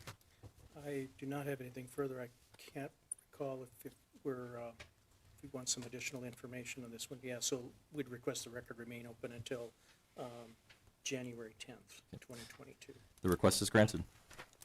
And that concludes the hearing in case numbers 29069, 29070, 29071, and 29072. Let's go ahead and break for lunch. We'll come back at 1:30.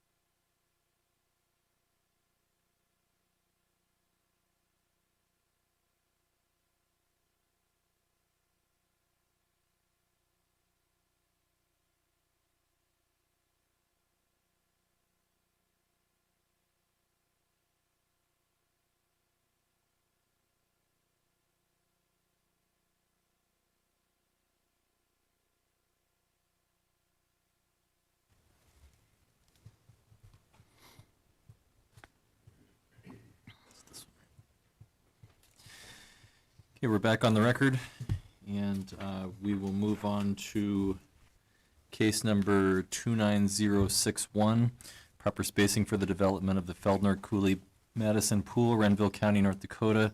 Redefine the field limits and enact such special field rules as may be necessary, with Eagle Operating, Inc. as the applicant. Will all interested parties please come forward? Thank you, Mr. Examiner. Lawrence Bender, P.O. Box 1855, Bismarck, North Dakota, appearing in case number 29061 on behalf of Eagle Operating, Inc. We intend to call 3 witnesses in this matter. Mr. Mike Fitzmaurice will be offering some land testimony. Mr. Ken Altsholt will be offering some geologic testimony. And Mr. Jim Legursky will be offering some engineering testimony. All 3 witnesses will be appearing by telephone. Do you need spellings, Mr. Examiner, on those names, or do you? That might be helpful, Okay, yes. sure. Fitzmaurice, Fitzmaurice. Altsholt, Altsschuld, and Legursky, Legerski.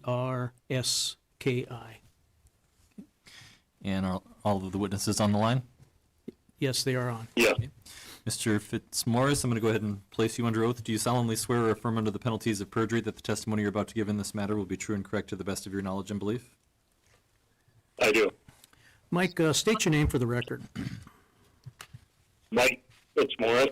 And Mike, by whom are you employed? I'm self-employed, independent landman. Okay, and in this particular matter, you've been retained or you're working with Eagle Operating, Inc., is that correct? That's correct. Okay, and you're a landman, is that correct? That is correct. And you've testified before the commission previously and had your qualifications accepted, is that correct?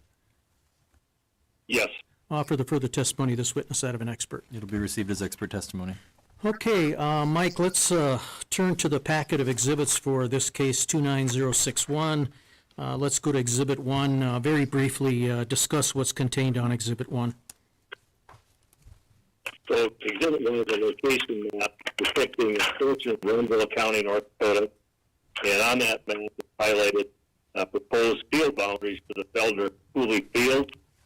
Also inside that boundary, 2 wells, the Miller 2-29 and the Poppinga 32-16, along with the designation of the access route into the field. All right, and then let's go to Exhibit 2. So Exhibit 2 represents the leasehold held by Eagle Operating and partners in townships 159 and 158 of range 86 west, south half of 29, all of section 32, those being in 159-86, and in 158-86, section 5, also depicting the acreage that is held by production by the 2 aforementioned wells, and then also 2 additional wells, the M. Miller 29-9 and the VM 5-2. Okay, and the temporary spacing for these 2 wells is 80-acre spacing, is that correct? That's correct. Do you know offhand, we can refer to the order if we need to, but do you know the 80-acre spacing and what the descriptions are for the two wells that are drilled that you mentioned? What those 80-acre spacing units comprised? The 2 that are depicted on the first exhibit, the Miller 2-29 and the Poppinga. Yes. Yes, so the Miller 2-29 would be the south half of the southeast quarter of section 29, and the Poppinga would be the east half of the southeast quarter of section 32. Okay. And as you indicated, the current spacing in this area is temporary spacing at 1 well to 80 acres. And I know we're going to have further testimony on this issue, but to your understanding, Eagle is not requesting any change in the spacing just to make it proper. Is that correct? That's correct. Okay. I have no further questions for the land witness. Does the commission staff have questions? Hearing none, Mr. Altsholt, are you on the line as well? Yeah. Do you solemnly swear or affirm under the penalties of perjury that the testimony you're about to give in this matter will be true and correct to the best of your knowledge and belief? I do. Ken, state your name for the record, please. Ken Altshold. And Ken, by whom are you employed? I'm manager for Smoky Oil LLC. And you've been retained by Eagle Operating with respect to this case, is that correct? Yes, And you're a geologist by education and training, is that correct? yes, And you've testified before the commission previously and had your qualifications accepted as that of an expert, is that correct? yes. I'll offer the further testimony of this witness that of an expert. It'll be received as expert testimony. Ken, let's go to the next exhibit in the packet that I've distributed to the commission staff, Exhibit 3. Can you tell us what Exhibit 3 is? Exhibit 3 is a structure map made on top of the Sherwood marker. And there, in addition, there's quite a bit of facies information and oil pool information on that map. The structure shows a pronounced south-southwest trending or plunging nose, and also shows the 4 wells that we have, the 2 older wells and the 2 very recently drilled wells, and shows a strong load to the east and a less strongly pronounced load to the north. That together, the structure and the stratigraphy form the trap here.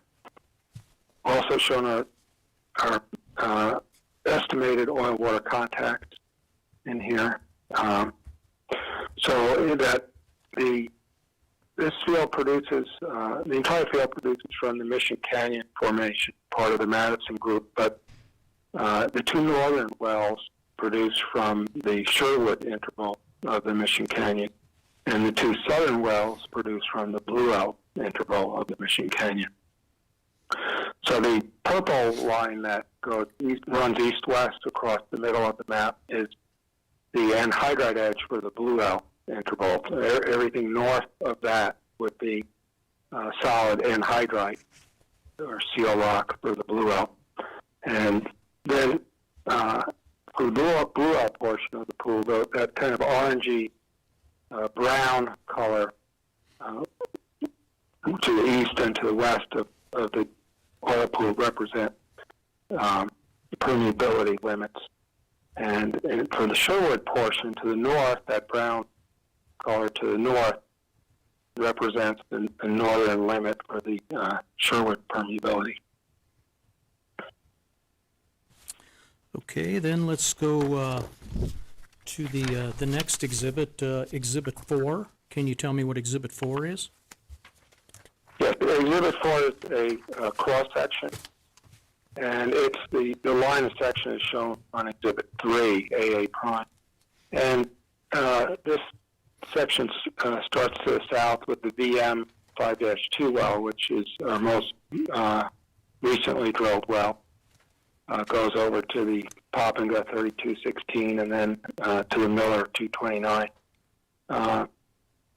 So you can see that the VM, we have perforated a 2 to 3 foot zone at the base, near the base of the Blue Elk interval that has about 12% porosity. It has very good permeability, and all 3 of these have been cored, so we have good permeability information.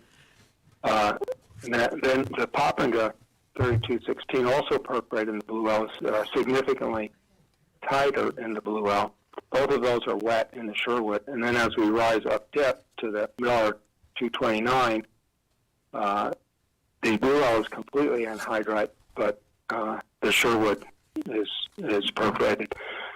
The 4th well, the Miller 29-9, is not shown on this cross section because we were unable to run open hole logs from that well. Right. let's then go to, the next exhibit, Mr. Legursky's going to discuss that, correct? Or did you want to handle Exhibit 5 and 6? I think those are Jim's exhibits, correct? That's Jim Legursky will handle those. Okay. yes. All right, I don't have any other questions for Mr. Altschulte. Does commission staff have questions? Ken, looking in your Exhibit 3, the blue L permeability barrier that you have on the east and west, how'd you interpret that? Or how'd you, what information went into interpreting that placement? Yeah, that's primarily from 3D seismic that we have over the prospect. So it's a modeled porosity, and then how that looks on the 3D porosity. It's a signature. Okay, and would that be the same for the Sherwood permeability barrier that you've depicted at the north? Yes, that together with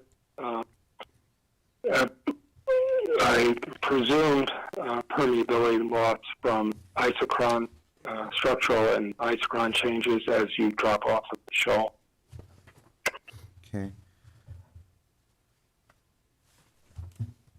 Where you have Blue Well reservoir is the Sherwood, I guess, is there reservoir in the Sherwood also?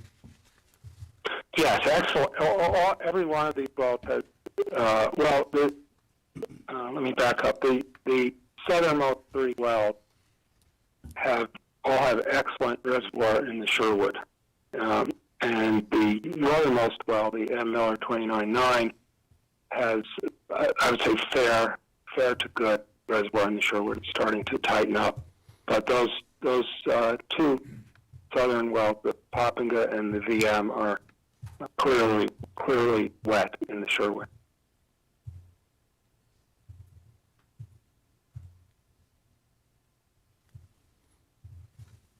Okay, thank you. Okay. Ken, this is Bruce Hicks. Are you expecting more development in the area, or are you monitoring the 2 recent wells you've drilled to see how you should proceed? Well, we are. The two recent wells have very limited production data. I think we have about, on the Miller 29-9, we have maybe a week or 2 of production, and on the VM, I think we have 3 days of production. So we do anticipate further drilling, but we will, obviously, we'll watch these wells for a little while, see how they do. Okay, thank you. You're welcome. Mr. Legursky, are you on the line as well? Yes, I am. Do you solemnly swear or affirm under the penalties of perjury that the testimony you're about to give in this matter will be true and correct to the best of your knowledge and belief? Yes, I do. Jim, state your name for the record, please. My name is Jim Legursky. And Jim, by whom are you employed? I'm self-employed. Okay. And in this particular matter, you've been retained by Eagle Operating, is that correct? That is correct. And you're an engineer by education and training? Yeah, the petroleum engineer. And you've testified before the commission previously and had your qualifications accepted as that of an expert? Yes, I have. Offer the further testimony of this witness that of an expert. It'll be received as expert testimony.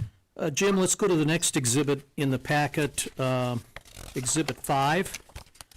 Can you tell me what Exhibit 5 is and the importance of that exhibit with respect to this proper spacing matter?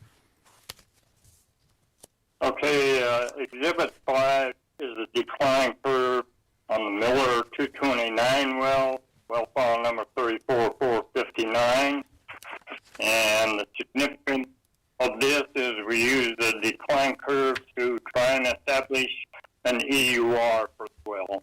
This was the first well that was drilled in the Sherwood. Okay, and what did The you... next exhibit Go ahead, I'm sorry, I interrupted you, Jim, go ahead. I was going to go on to the next exhibit. Well, before you go on to the next exhibit, what did you calculate as the EUR for this well? Okay, the EUR for this particular well from the decline curve is 126,200 barrels of oil. All right, now let's go on to Exhibit 6. Yeah. Exhibit 6 is the decline curve from the Poppinga well, which was the second well drilled, or the first one. I can't remember quite which one was drilled first, but anyhow, the Poppinga, this is the decline curve for that particular well. This well produces out of the Blue Well zone, and whereas the Miller produced out of the Sherwood zone. Okay, and what do you calculate it as the EUR of this particular well? Okay, this particular well, the reservoir is not of the best quality. The EUR for the Blue Well was calculated at 126,000. No, the EUR was calculated at 54,815 barrels of oil. All right. And then let's go to Exhibit 7. Can you tell me what Exhibit 7 is? Okay, Exhibit 7 is the reservoir parameters for the Miller 229 well. And I have to point out on the reservoir data, my mistake, it's listed as Blue Well, but this is actually Sherwood. And I'll list all of the pertinent reservoir parameters, which I can go through each one if you want me to. Why don't you just hit the higher points of those items that are under the reservoir data? Okay, in this particular case, the important point that's listed is the permeability of the Sherwood, which is not as we anticipated. I believe Ken might have referenced that. The permeability in this particular field is the average was 9.7 millidarcies in this zone, compared to the Greenbush field, which I used as an analogy, which is directly to the northwest of this Feldner Cooley field. The permeability was average 49 millidarcies, which makes big discrepancy in basically what we were able to, what the EUR is.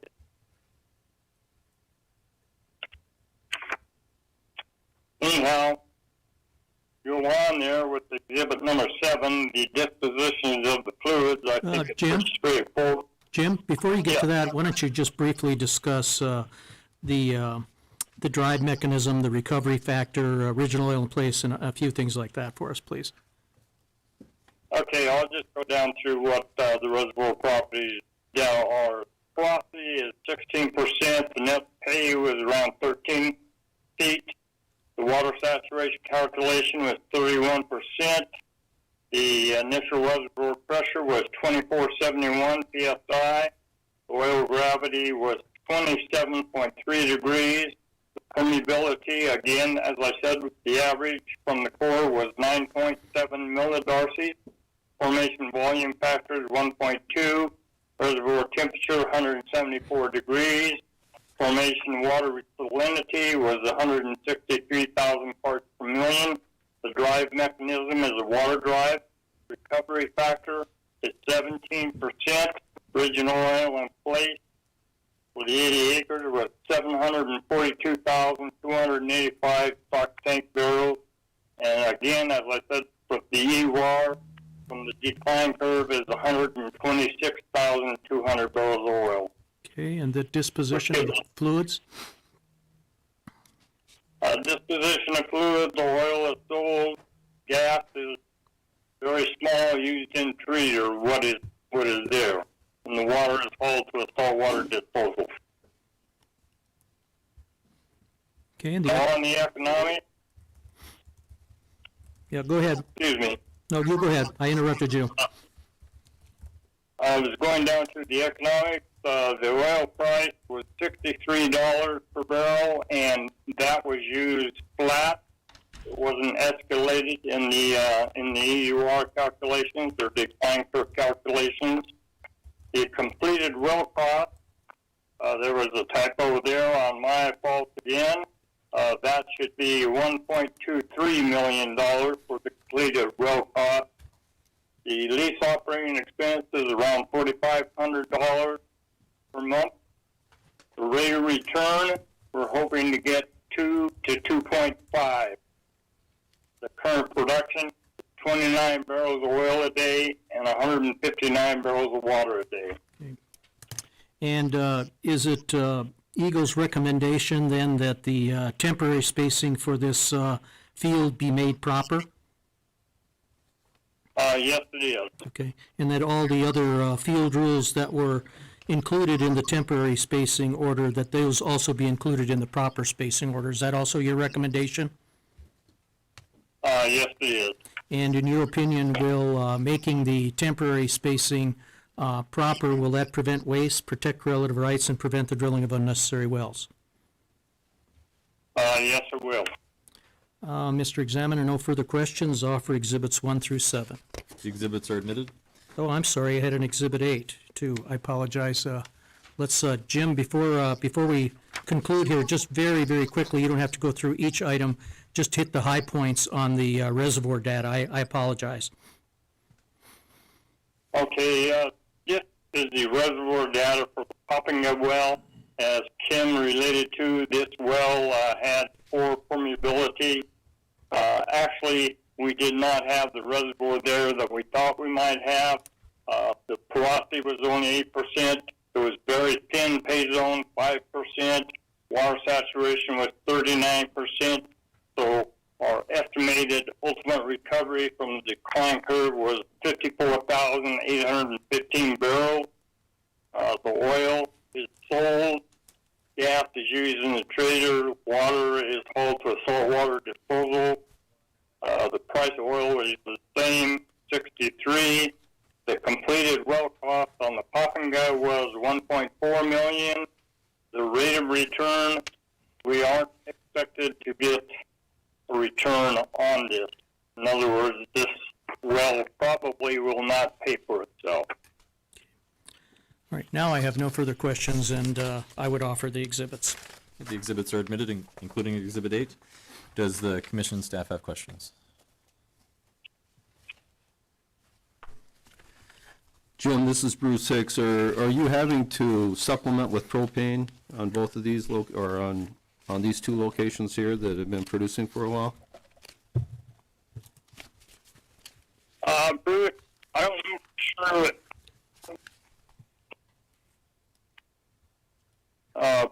Bruce, I am not sure if they have had to or not. I think they've been having problems with the Miller well on pump problems. We're in a bit of a, unfortunately, Eagle Patrolling or Eagle Operating Field Supervisor recently had cancer and is no longer there. So there's a lot of these questions that I don't have the answers to. Okay. Another thing I noticed is on the Poppinga 3216 well, the recent production on that well has really went up. And I was wondering, in the month of October, production almost doubled over what it was in September. Do you know what that increase was from? No, we don't. And now whether or not it goes up, yes, we've definitely noticed that too. And we don't know if that's just a fluke in production, possibly a mistake in what was reported. I don't know. We're going to have to, it'll be amazing if it does stay up at that high. But I'm beginning to think it's just going to drop right back down to where it was. If you look at the decline curve on that particular well of Poppinga, direct straight line exponential decline. And I don't expect it to vary very much from that. Like you say, it did. The production jumped in October. Why it did, I have no idea. And there again, I do not have a supervisor that I am in communication with any longer. Okay, I do notice that on the Miller 229 well, it significantly dropped there, so maybe there's a allocation problem there. No, Bruce, I respectfully disagree with you. It didn't significantly drop. It dropped by 2 barrels a day.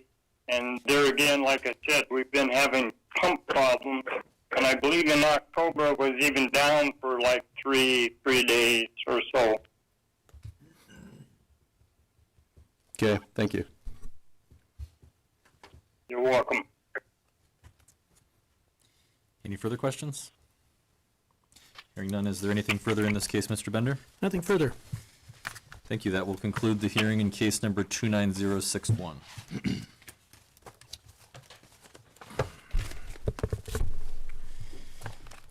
And we will move on to case number 28950, application of Blue Steel Oil and Gas LLC for an order providing that Slauson Exploration Company and White Butte Oil Operations LLC are not entitled to a risk penalty on Blue Steel's unleased mineral interests in the following wells.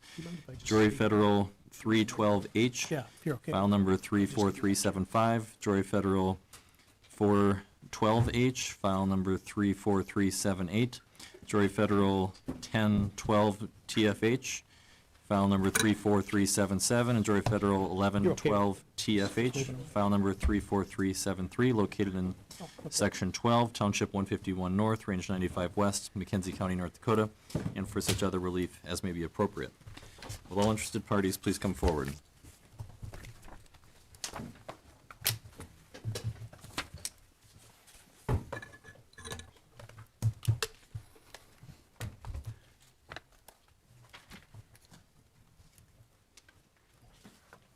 Oh, we get your tabs. I'm assuming he doesn't want me to have those.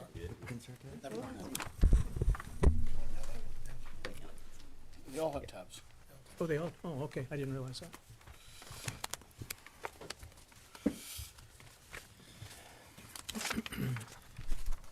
We'll go ahead and have everyone make an appearance. We'll start with the applicant, Blue Steel. This is Larry Boshi, P.O. Box 400, Bismarck, North Dakota, for Blue Steel Oil and Gas. Thank you, Mr. Examiner. Excuse me, Lawrence Bender, P.O. Box 1855, Bismarck, on behalf of Slauson Exploration Company and White Butte Oil Operations, LLC.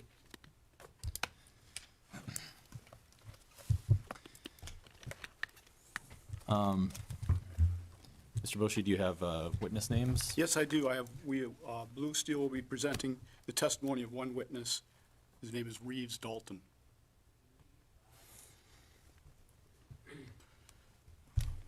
Reeves Dalton, all right. Mr. Dalton, Yes. can I just have you raise your right hand? Do you solemnly swear or affirm under the penalties of perjury that the testimony you're about to give in this matter will be true and correct to the best of your knowledge and belief? I do. You may proceed. Mr. Dalton, would you please state your full name for the record? My name is Robert Reeves Dalton. And what is your address? My address is 4701 Marbella Circle, Fort Worth, Texas, 76126. What is your occupation? I'm the co-founder and president of both Blue Steel Oil and Gas and Vintage Oil and Gas. And what is the nature, this application is on behalf of Blue Steel. What is the nature of Blue Steel's business? Blue Steel is a mineral owner and non-op working interest owner throughout the Williston Basin.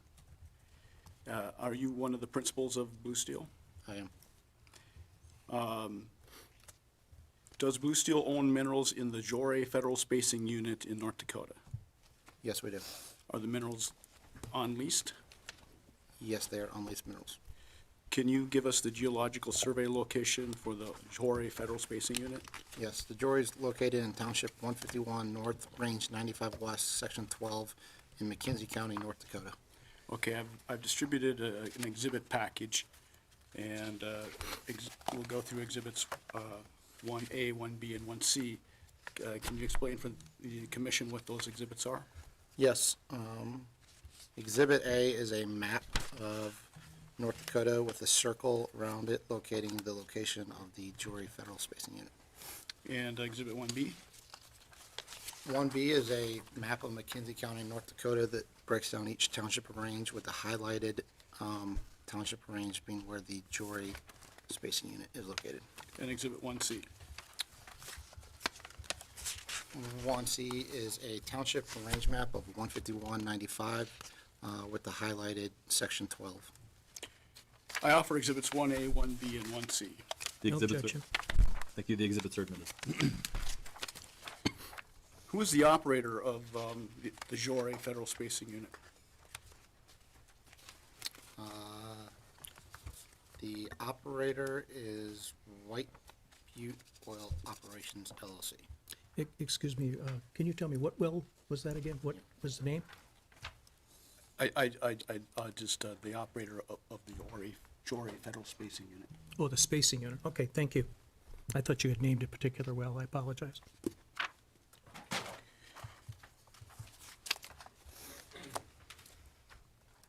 As an unleased mineral owner, did you receive well proposals or invitations to participate for wells in the Jory Federal Spacing Unit? Yes, we did. Going to the exhibit package, going through the exhibits with the prefix 2, could you explain for the commission what exhibit 2A is? Yes, it's a Slauson well proposal for the Jory Federal 3-12H that was made on August 2nd, 2019. We mentioned that the operator was White Butte, and the invitations are from Slauson. Do you know the relationship between Slauson and White Butte? I know they're, it's an administrator for, on behalf of White Butte Oil Operations, but I don't know the difference between the two. That's what the invitations state, right? Correct. So then exhibit 2B, can you explain for the commission what that is?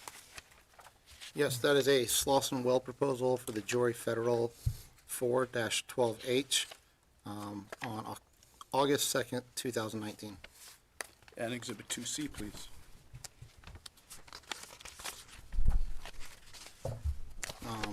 This is a Slauson well proposal for the Jory Federal 10-12 TFH that was made on August 2nd, 2019. And exhibit 2D, please. Yes, 2D is a Slauson well proposal for the Jory Federal 11-12 TFH on August 2nd, 2019.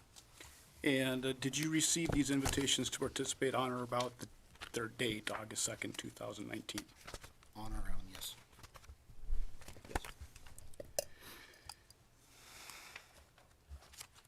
I offer exhibits 2A through 2D. No objection. The exhibits are admitted. Do these invitations to participate, 2A, 2B, 2C, and 2D, say anything about leasing minerals? The only thing they say regards to leasing minerals is Slauson will consider negotiating a lease of your mineral interest or an assignment of your leasehold interest. Please indicate your interest in this alternative on the election ballot and provide your contact information in order that we may contact you before the end of the 30-day election period with an agreement for lease offer details. Is that language that's in the letters? The invitations to participate? Yes. And is it in each of the letters? Yes. Is it identical in each of the letters, 2A, 2B, 2C, 2D? Yes. Did Blue Steel respond in any fashion to these invitations to participate? 2A, 2B, 2C, 2D?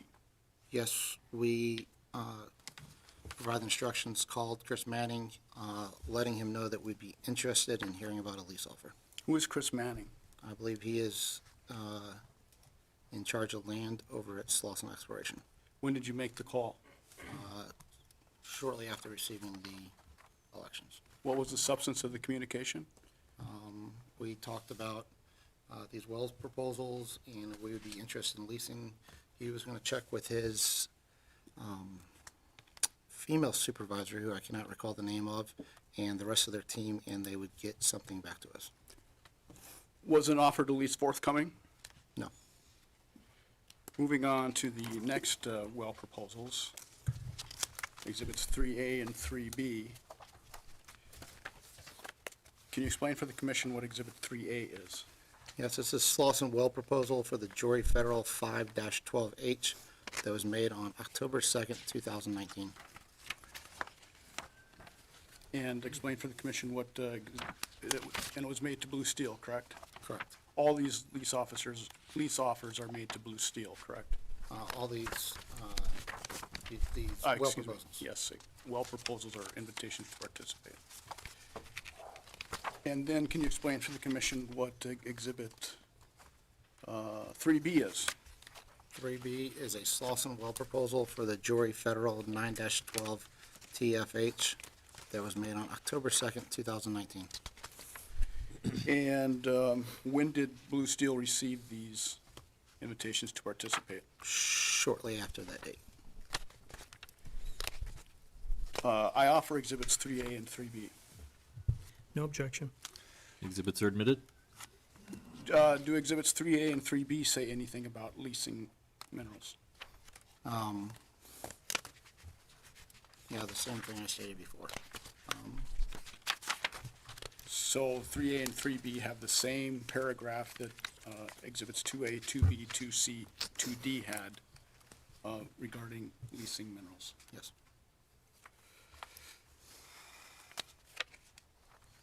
Did Blue Steel respond in any fashion to the October 2nd well proposals? We did not.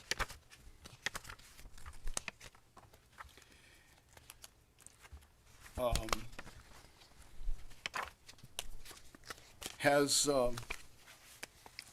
White Butte or Slauson attempted to impose a risk penalty on Blue Steel?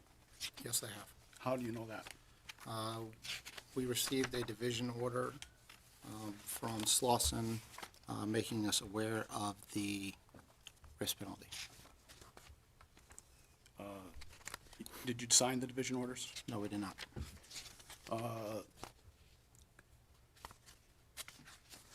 Does Blue Steel believe that White Butte may impose a risk penalty? No, we don't. And why is that? We believe that we are still due a chance to either participate, lease, or go non-consent.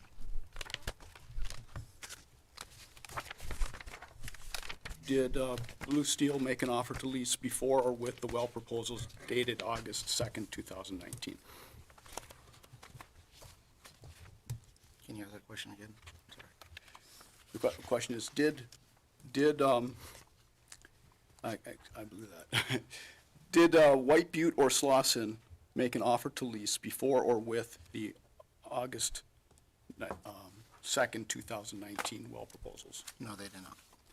Did White Butte or Slauson make a offer to lease with or before the well proposals dated October 2nd, 2019? No, they did not.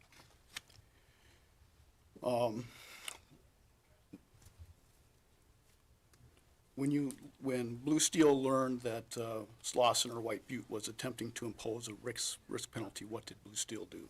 Blue Steel called Chris Manning and asked that he re-propose the wells. Actually, Logan Terry, my partner, called him. Chris called me back confirming who Logan Terry was. And that's when we told him we would like to have the three options to either participate or see a lease or go non-consent. And he informed us that he did not believe that he had to do that. So, to sum up so far, Blue Steel is an on-leased mineral owner in the Jory Federal Spacing Unit. Is that correct? That is correct. No lease offers were made to Blue Steel before or with these invitations to participate. Those in 2A, 2B, 2C, 2D, and 3A and 3B. That is correct. The only thing mentioned in the leases about leases was the paragraph that you read from the invitation letters, correct? Correct. And that paragraph is identical in all 6 of the well proposals that have been introduced into evidence. Correct.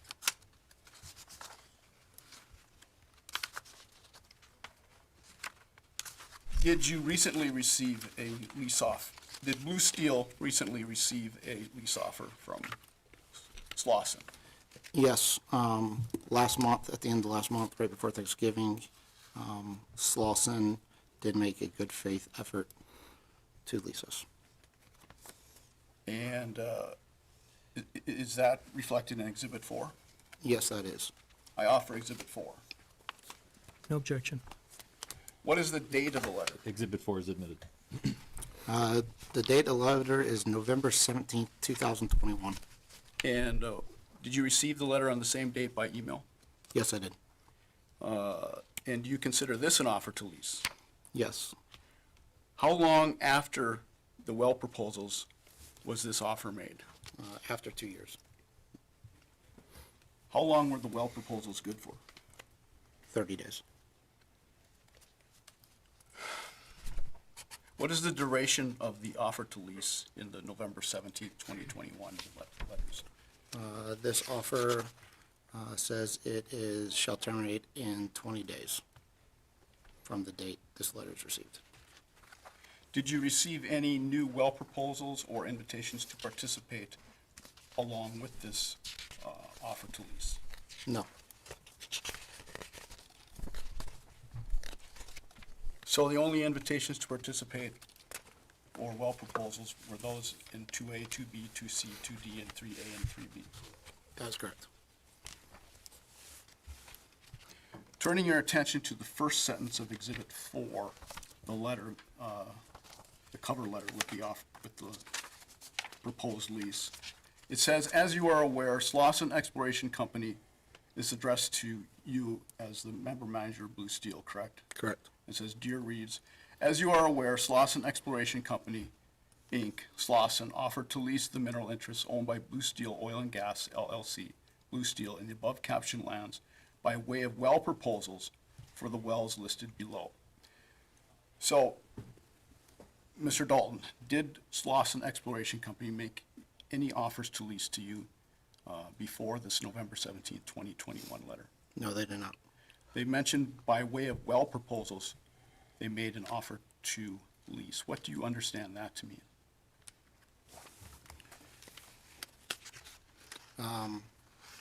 Well, in the well proposal, all they said was they would only consider it an oil and gas lease. Do you understand them to be referring to that paragraph that you read in the well proposals about considering negotiating a lease? Correct.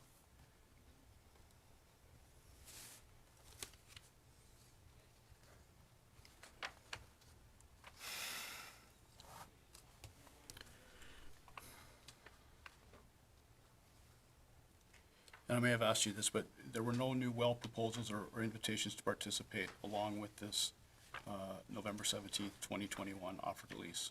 Is that correct? That is correct. Did Blue Steel respond to this lease offer? No, we did not. Why not? Well, we believe that along with lease offers, we shall have the right to have the election to participate.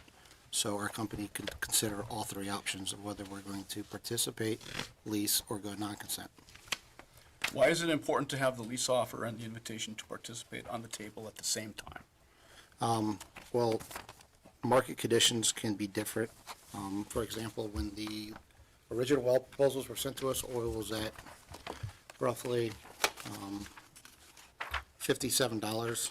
On November 17th, 2021, we were looking at around an $80 oil price.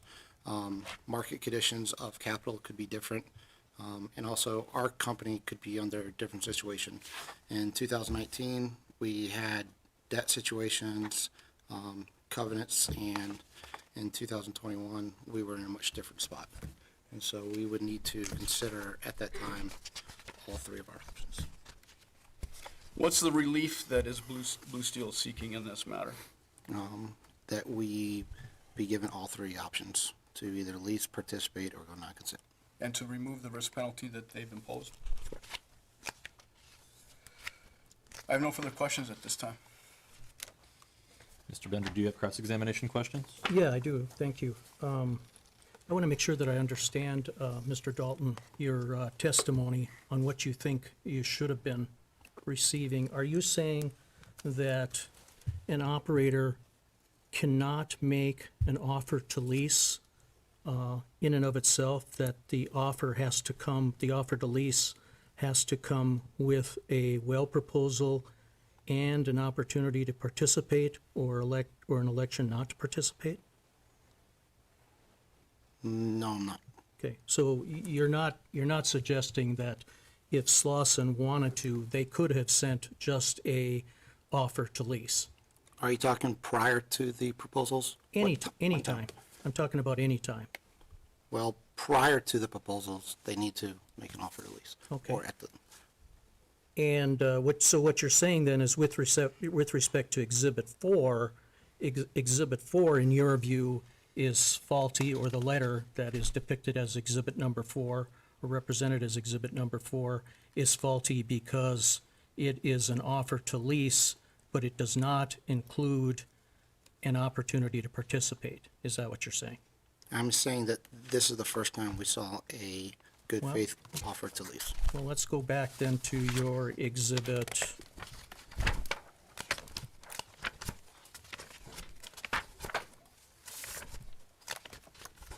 2A. Are you there?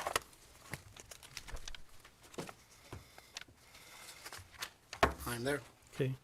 At the bottom of page 1 of 2A, it says, "As an alternative to the foregoing, Slauson will continue negotiating a lease of your mineral interest or an assignment of your leasehold interest." Did I read that correctly? No, I did not read it correctly? no, it says consider. What did I say? You said, continue. Okay, I'm sorry. So let me read it again then. As an alternative to the foregoing, Slauson will consider negotiating a lease of your mineral interest or an assignment of your leasehold interest. Did I read it correctly now? Yes, you did. Okay. And you're saying that's not an offer to lease? No, I'm not. I believe an offer to lease has a primary term, a per acre bonus, a royalty rate, and other clauses. Is it an introduction to an attempt to lease? Is it an introduction, an attempt to lease? I don't know. Okay. Tell me a little bit about Blue Steel. Well, no, strike that. Tell me a little bit about Vintage. Does Vintage take oil and gas leases in the state of North Dakota? It does. Okay. And when Vintage takes oil and gas leases, does Vintage take the leases, or does Vintage hire a broker? Vintage takes the leases. Okay. And does Vintage, I'm going to use the term, Well, let me take that back. We've done things differently from time to time. say that again? We do things differently from time to time. Okay, so tell me how you do it from time to time. Well, for the most part, Vintage goes out and to a landowner and leases. You're going to have to speak a little louder. Sorry. From time to time, Vintage will go take a lease from a mineral owner. Okay, and when Vintage takes an oil and gas lease from a mineral owner, do you just send out a letter and attach a lease, or do you pick up the phone and call people? Typically, we send out a lease offer. Typically, do you sometimes pick up the phone and call an owner before you send out a lease? Yes, we do make an introduction. Okay, so you do it both ways. We make an introduction on who we are. Is there an approach that you take with what I'm going to call a pro, and you know what I mean by a pro mineral owner, don't you? If you don't, I'll describe it. I think I understand it. Okay, I mean, a pro is a person who's in the business of buying and selling minerals, not a farmer rancher. Can we understand that that's what I'm talking about when I talk about a pro? Okay. Okay, so when you take an oil and gas lease from a pro, do you take a different approach than if you take an oil and gas lease from a farmer rancher mineral owner? Not really. Okay, you don't typically pick up the phone and call the pro rather than just sending a letter with a lease offer so that you have an opportunity to discuss the terms before you send out an oil and gas lease? I won't say we approach pros versus normal, one-off mineral owners any different. Yeah, I know it's having trouble hearing you again. If you can Sorry, I'm soft-spoken. It's not the first time I've been asked to speak up. No, we're pretty consistent on the way we go about it, time to time, because a lot of times we don't know who is a pro and who is not. But you did indicate to me that in some cases, you will pick up the phone and call someone before you send out an oil and gas lease. Is that correct? Yeah, to confirm the address, make sure. What is the deciding factor then on when you're going to pick up the phone and call somebody versus when you just send out cold an oil and gas lease with a letter? A lot of times it depends on if we have current title with current addresses and we want to verify their address. If we have more recent title, we a lot of times just send the oil and gas lease. And when you pick up the phone and talk with somebody on the phone about an oil and gas lease, would you say that's part of the process of taking that oil and gas lease from that individual? To verify their address and introduce ourselves, yes. No, but I'm talking about if you don't just send a letter, if you pick up the phone and call and say, hi, Jim, I understand you own some minerals. Are you interested in leasing? Do you think that's part of the leasing process? Well, I introduce myself and I ask them if they would like us to send them an oil and gas lease. Yeah, and I'm sorry, can you guys hear him all right? Or It would be helpful to speak up. maybe you right? could pull the Sorry. mic just a little bit closer. And I apologize that. Nope, it's not the first time I've been under Okay, oath. I'm kind of quiet. okay.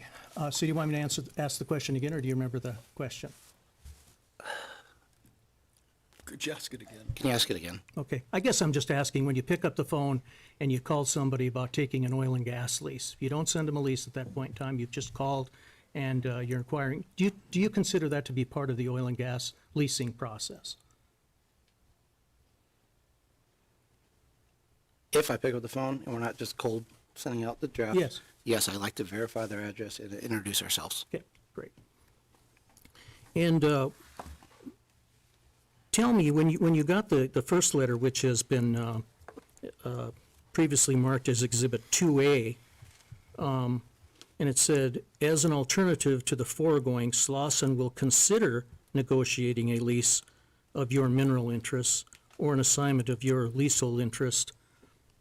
Well, let me rephrase the question. Having read that, were you interested at all in leasing at that point in time? And August 2nd, 2019? Absolutely. Yes, you were. So if you were interested in leasing, why didn't you pick up the phone when you got this letter and call Slauson about leasing? I did. You did? Yeah. And who did you speak with then? Chris Manning.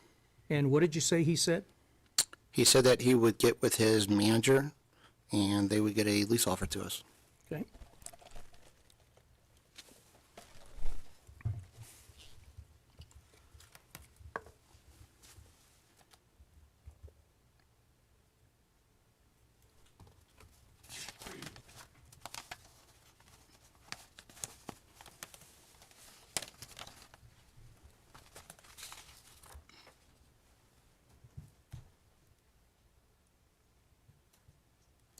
Let's talk a little bit more about the relationship between Blue Steel and Vintage. I think you testified that you're the founding member of both companies, is that correct? Co-founder. Okay. And were those companies formed at the same time? No. Okay. And as a co-founder of Vintage, do you have ownership interests in Vintage? Yes. What percentage of Vintage do you own? Roughly 51%. Okay. And Blue Steel, you were a co-founder of Blue Steel, correct? Correct. And and do you have a percentage of ownership in Blue Steel? I believe Vintage owns Blue Steel Oil and Gas. Okay. So if you own 51% of Vintage, you own 51% of Blue Steel? Yes. Yes? Yes. Why was Blue Steel formed? Blue Steel was formed because sometimes in the same space unit, we might own working interest and we might own royalty interest. And because of the penalty laws, among other things, we like to keep the royalty interest and the working interest separate. Because of what laws? Why do you like to keep them separate? Once again, I was having a little trouble hearing you. Because, well, for royalty interests, sometimes they come on different checks, and working interests come on different checks. Not all operators send you just one check. We like to keep them separate. Okay, so you, in essence, what you're telling me is you basically have your mineral interests in Blue Steel and your working interests in Vintage? Not always. Okay, We like to keep them separate, though, if it's within the same spacing unit. okay. Did Vintage ever have a working interest in the, what you refer to as the Jory spacing unit? Objection irrelevant. I think it is relevant, Mr. Examiner. I'm going to demonstrate either through this witness or some of the witnesses that I call that these minerals were originally owned by a private individual. They were ultimately leased to Vintage. Vintage then purchased the minerals. Vintage, the minerals then were sold to Blue Steel, and the lease was released. We're going to present a case that demonstrate that this was all sort of a connived, well, not a connived. Let me rephrase this. This was sort of all put together so that Blue Steel could avoid a 200% risk penalty and go to a 50% risk penalty. So I think it is relevant. The objection is overruled. Want me to rephrase, ask the question again? Yes. Did Vintage ever have a leasehold interest in the Jory spacing unit? Did it or does it today? Did it? Did it? It does today. I'm sorry? It still does today. Okay. But did at one time Vintage have a leasehold estate in the minerals that are now owned by Blue Steel?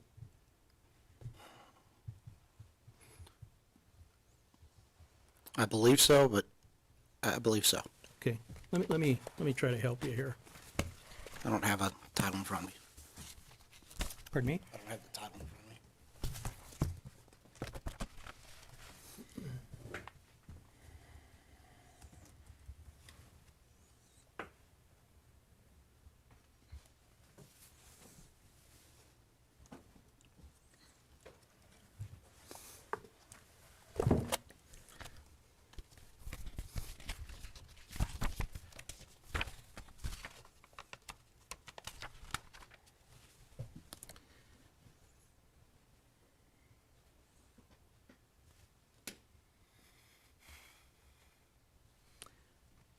Are you familiar with an oil and gas lead dated February 20, 2014 from Mary Ellen Wolf to Vintage Oil and Gas LLC?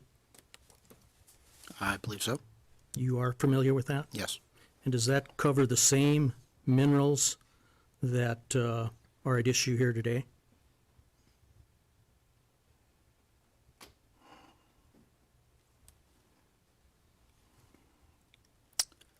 I don't have that legal description in front of me, but Yeah, I'm sorry, I I'm having believe trouble so. hearing you. You believe so? yeah, I'm sorry, I don't have the lease in front of No, me. that's so fine. I can't see it.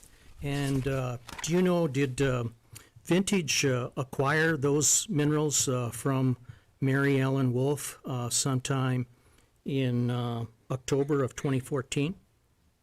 We eventually bought the fee minerals. Okay. And did Vintage ultimately convey those same minerals that it had leased from Mary Ellen Wolf and then acquired from Mary Ellen Wolf? Did Vintage convey those minerals to Blue Steel?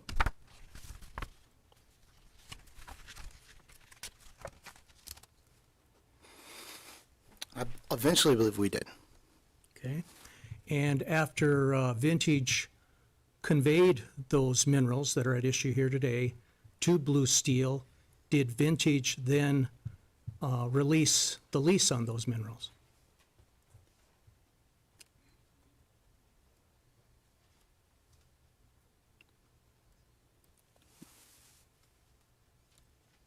I don't believe Vintage released the lease. Okay? I So, believe so Sierra tell me then, Resources if, owned it. if Vintage didn't release the lease, how is it that those minerals are unleased today if at one time Vintage had taken an oil and gas lease from Mary Ellen Wolf? I think you're missing an assignment. I'm missing an assignment? Yes, sir. From who? To Sierra Resources. Okay. Did, you're saying that Vintage assigned all of their interest in the Mary Ellen Wolf minerals to Sierra? I believe it's 85%, but I don't have the assignment in front of me. Okay. Why would Sierra, or I guess Vintage, why would they have released their lease on the Mary Ellen Wolf minerals? Well, we got the lease first, and then the When owner, you say we got it, you're saying Vintage, and excuse me for interrupting, but I want the record to be straight here. Vintage took an oil and gas lease from Mary Ellen Wolf, correct? correct. Okay. And then what happened? It got assigned, I believe it's 85%, 15% to Sierra, and 15% back to Vintage. Okay. And did Vintage then assign the minerals to Blue Steel?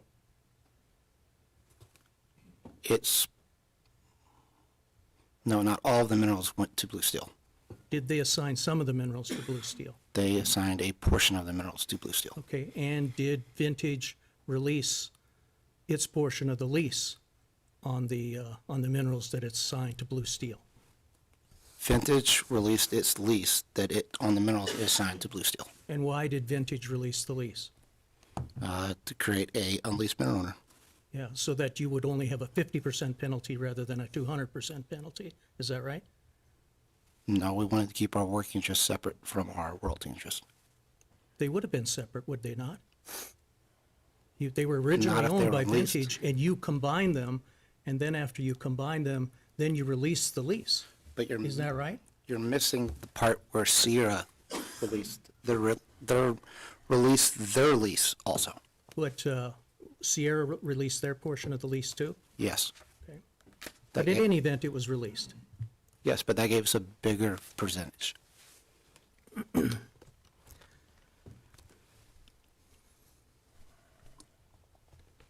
Now, your Exhibit 2A is a well proposal dated August 2nd, 2019, is that correct? That is correct. Okay. And do you know, did Slauson drill a well on the Jory spacing unit prior to August 2nd of 2019? I believe so. Okay. When did they drill a well prior to that, do you know? I do not. And when Slauson drilled its first well in the Jory spacing unit, was, well, let me ask it this way. Who was the leasehold owner of the Wolf Minerals at that point in time? On the first Slauson well, Yes.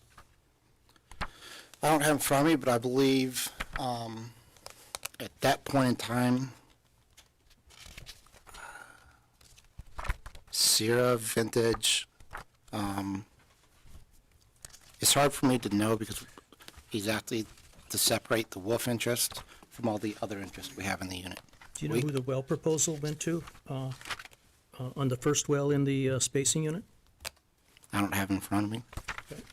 So you don't know. I don't know. Let me represent to you that it went to Vintage, and you're the managing member of Vintage, is that correct? That is correct. So if a well proposal went to Vintage, would you know about it? Yes. So do you know if the well proposal that went to Vintage, did Vintage agree to participate, or did they go non-consent? Object, it's irrelevant. I can't remember. Want me to respond?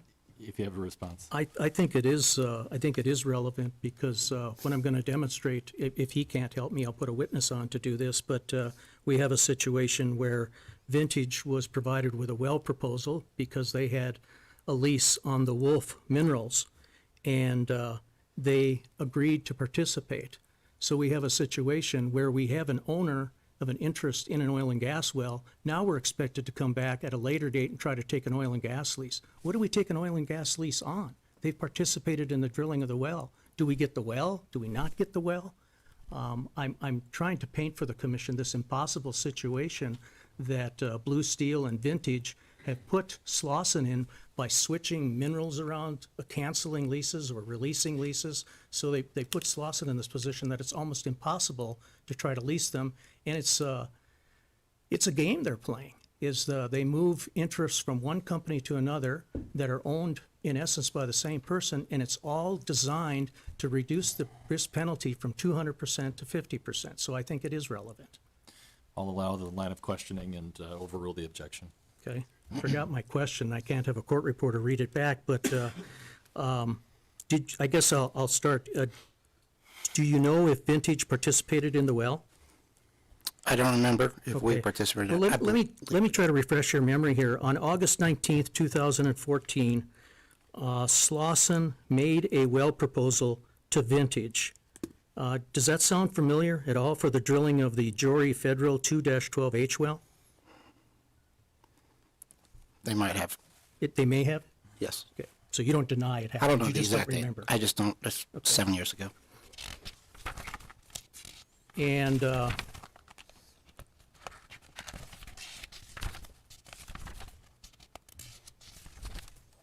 if that well proposal was made, do you recall if Vintage agreed to participate or not participate? I don't recall, but I believe we did. Okay.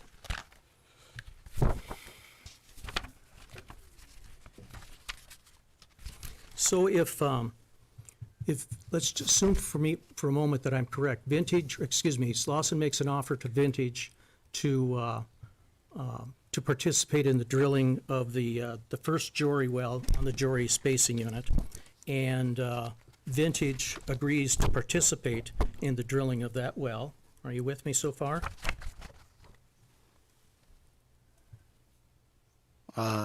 Start over. Okay. Slauson makes an offer, strike that. Slauson contacts Vintage with a well proposal to participate in the drilling of the Jory Federal 2-12H well, and that's the first well in the Jory spacing unit. Assume for a moment that that's correct. Okay. Okay. And then subsequently, Vintage Vintage purchases the minerals from the Wolves. Assume that that's correct for me for a moment, okay? All right? Okay.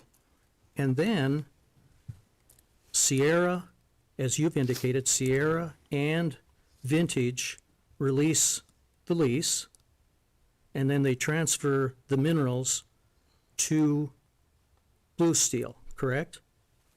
One clarification, the release was a well bore release. So it wasn't on everything. Okay, you're saying that the, There's well bore exceptions in that assignment. you're saying that the release that Vintage gave was not a release of the lease, it was just a release of the well bore? I'm talking about Sierra. Okay. There was well bore reservations, I believe, in it.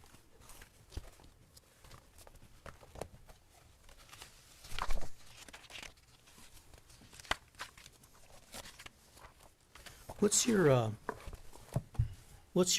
well, let me back up. Can you tell me, the first well was drilled, a well proposal was sent to Vintage, you agree with that, is that correct? Yes, also sent multiple well proposals because they had to keep on reproposing them. You're telling me that Slauson sent multiple well proposals to Vintage, or just one well proposal to Vintage? They had to send multiple well proposals on the first well. Okay. If I told you that Vintage got one well proposal and the subsequent well proposals that came from Slauson went to Blue Steel, would you have any reason to dispute that? Yeah, Vintage also got well proposals on the other wells. Yeah, but you're talking about a different set of minerals. We're not talking about the minerals that came from the wolves, are we? I'm not understanding. Well, I know this is complicated because what we're talking about here is we have a situation where the wolves own some minerals and then those minerals were leased to Vintage. But in addition to that, there were some other leases that Vintage took from other owners, other mineral owners, other than the wolves. Is that correct? That is correct. Okay. So the one well proposal, the first well proposal that covered the minerals that are at issue here, that went to Vintage, correct? For our portion of everything. Okay. So you're not drawing any kind of distinction between the minerals that were owned by the wolves and those minerals that may have been owned by somebody else that Vintage had leased? Vintage owned multiple leases within that unit. Yeah, I understand that.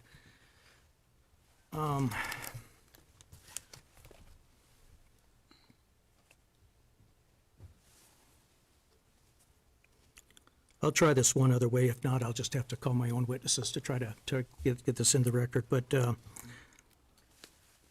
Mr. Dalton, do you admit that Blue Steel was provided an opportunity to participate in some wells prior to the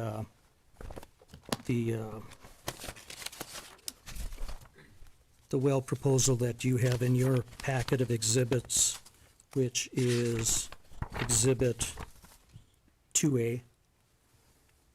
Are you talking about Vintage or Blue Steel? I'm talking about Blue Steel. Or is this the first well proposal that Blue Steel got? I cannot recall. Slauson on this unit, particular unit, sent multiple well proposals and kept on having to resubmit them due to whatever change of location, change from Slauson to White Butte. It's hard for me to remember all of it. Okay. I'm just going to do this with you guys. I don't have any other questions at this point in time. Thank you. Does the commission staff have questions? Not hearing any. Is there any redirect? Oh, Just a I'm second. sorry. There is questions.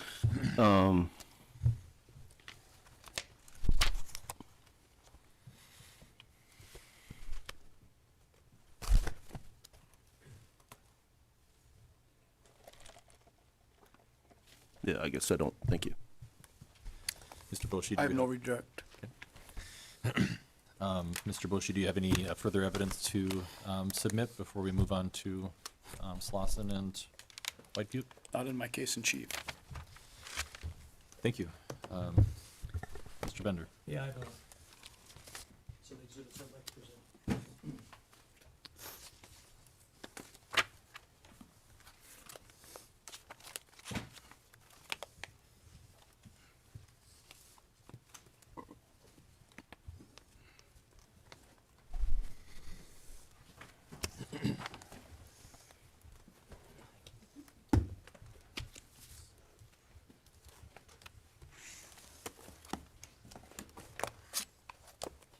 Need some more, Bethany?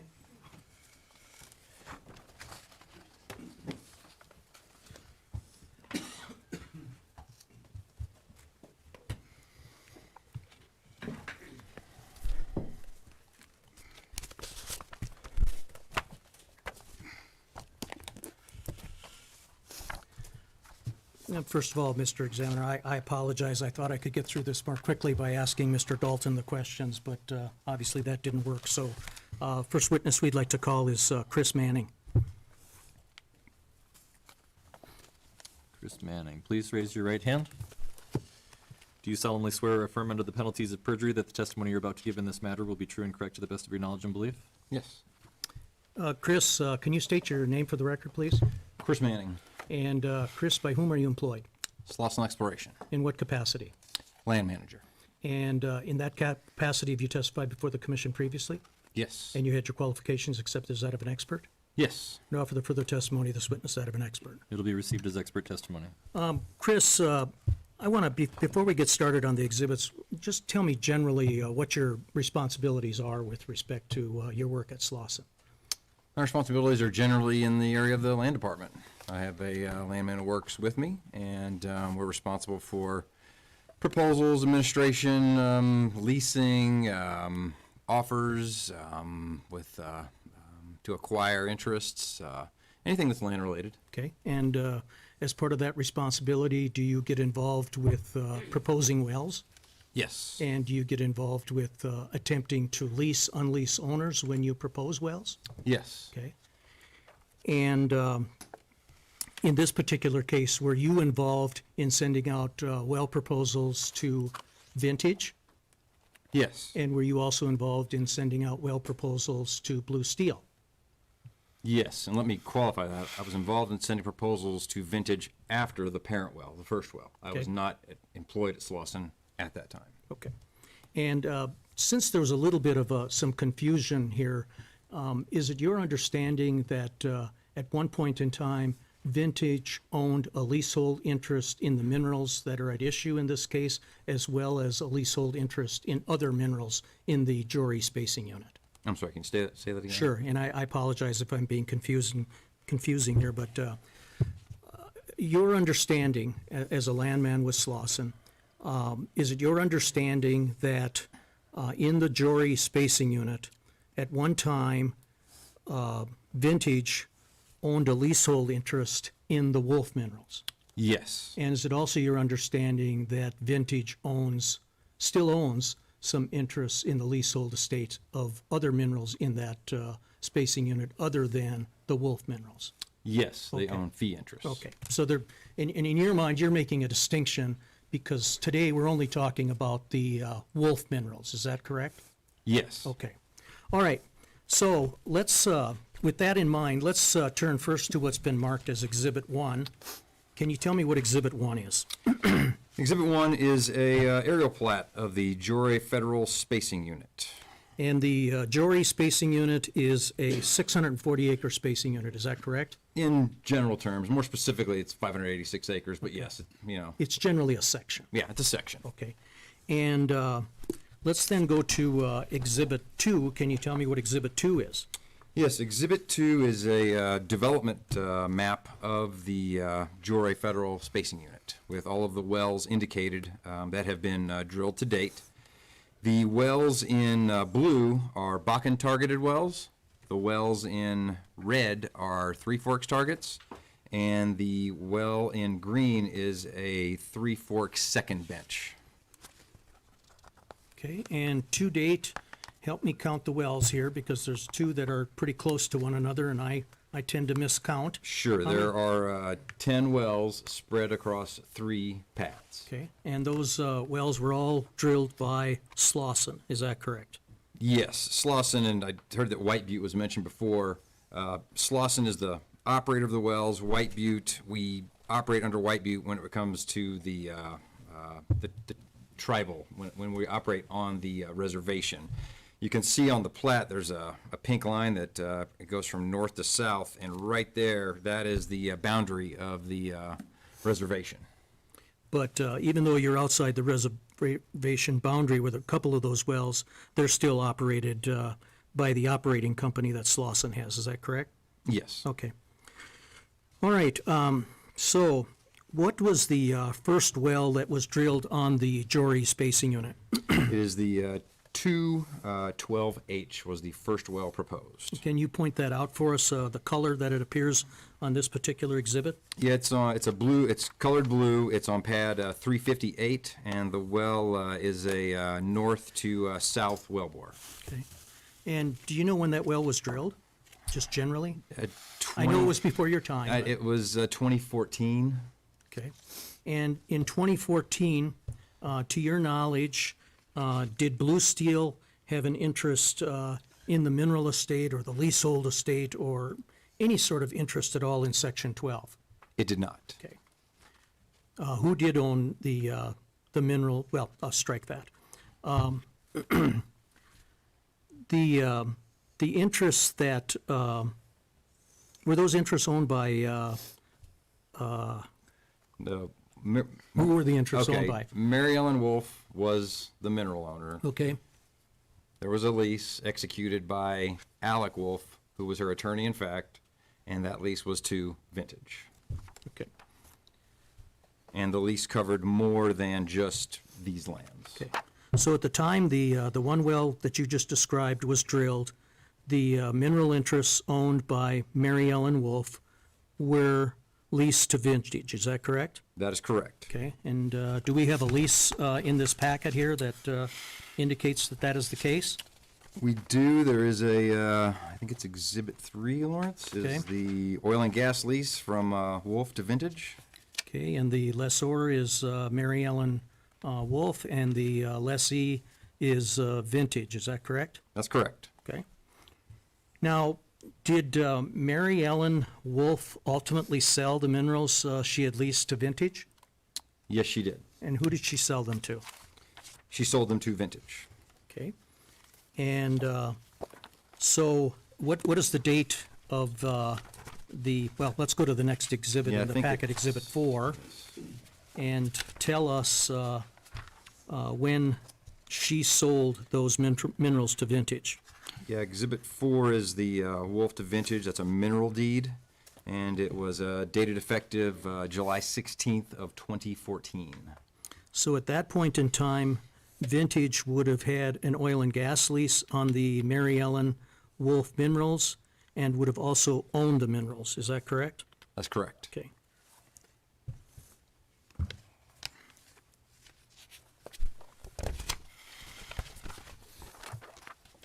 Now, I think you already, did Slauson send a well proposal to Vintage for the Jory Federal 2-12H well? Yes, Okay, and where is that in the packet? that is the next exhibit. Okay, and what exhibit is That that? is Exhibit 5. Okay, and what's the date of that well proposal? August 19th of 2014. And did Vintage elect to participate in the drilling of the Jory Federal 2-12H well? Yes, Okay. And at that point in time, is the Mary Ellen Wolf and Vintage oil and gas lease still in full force and effect? yes. What happened next? If we go to I believe it's the next exhibit, Lawrence. Let me see, it would be Exhibit 6, Exhibit 6. Okay. There was a partial release of that oil and gas lease, the Wolf lease, And what date? and that was effective, let's see here.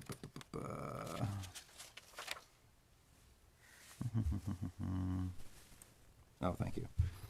November 3rd of 2014. Okay. So on November 3rd, 2014, Vintage released whatever interest it had in the Mary Ellen Wolf lease, is that correct? Yes, And does Vintage still own the minerals that had been previously purchased by, from Mary Ellen Wolf at that point in time? not at this time, no. Okay. Vintage owns the minerals, is that right? At this point, Vintage owns the minerals. Okay, and my question was, did Vintage still own the minerals at that point in time? Yes, at that Okay. point, yes, yes. Okay.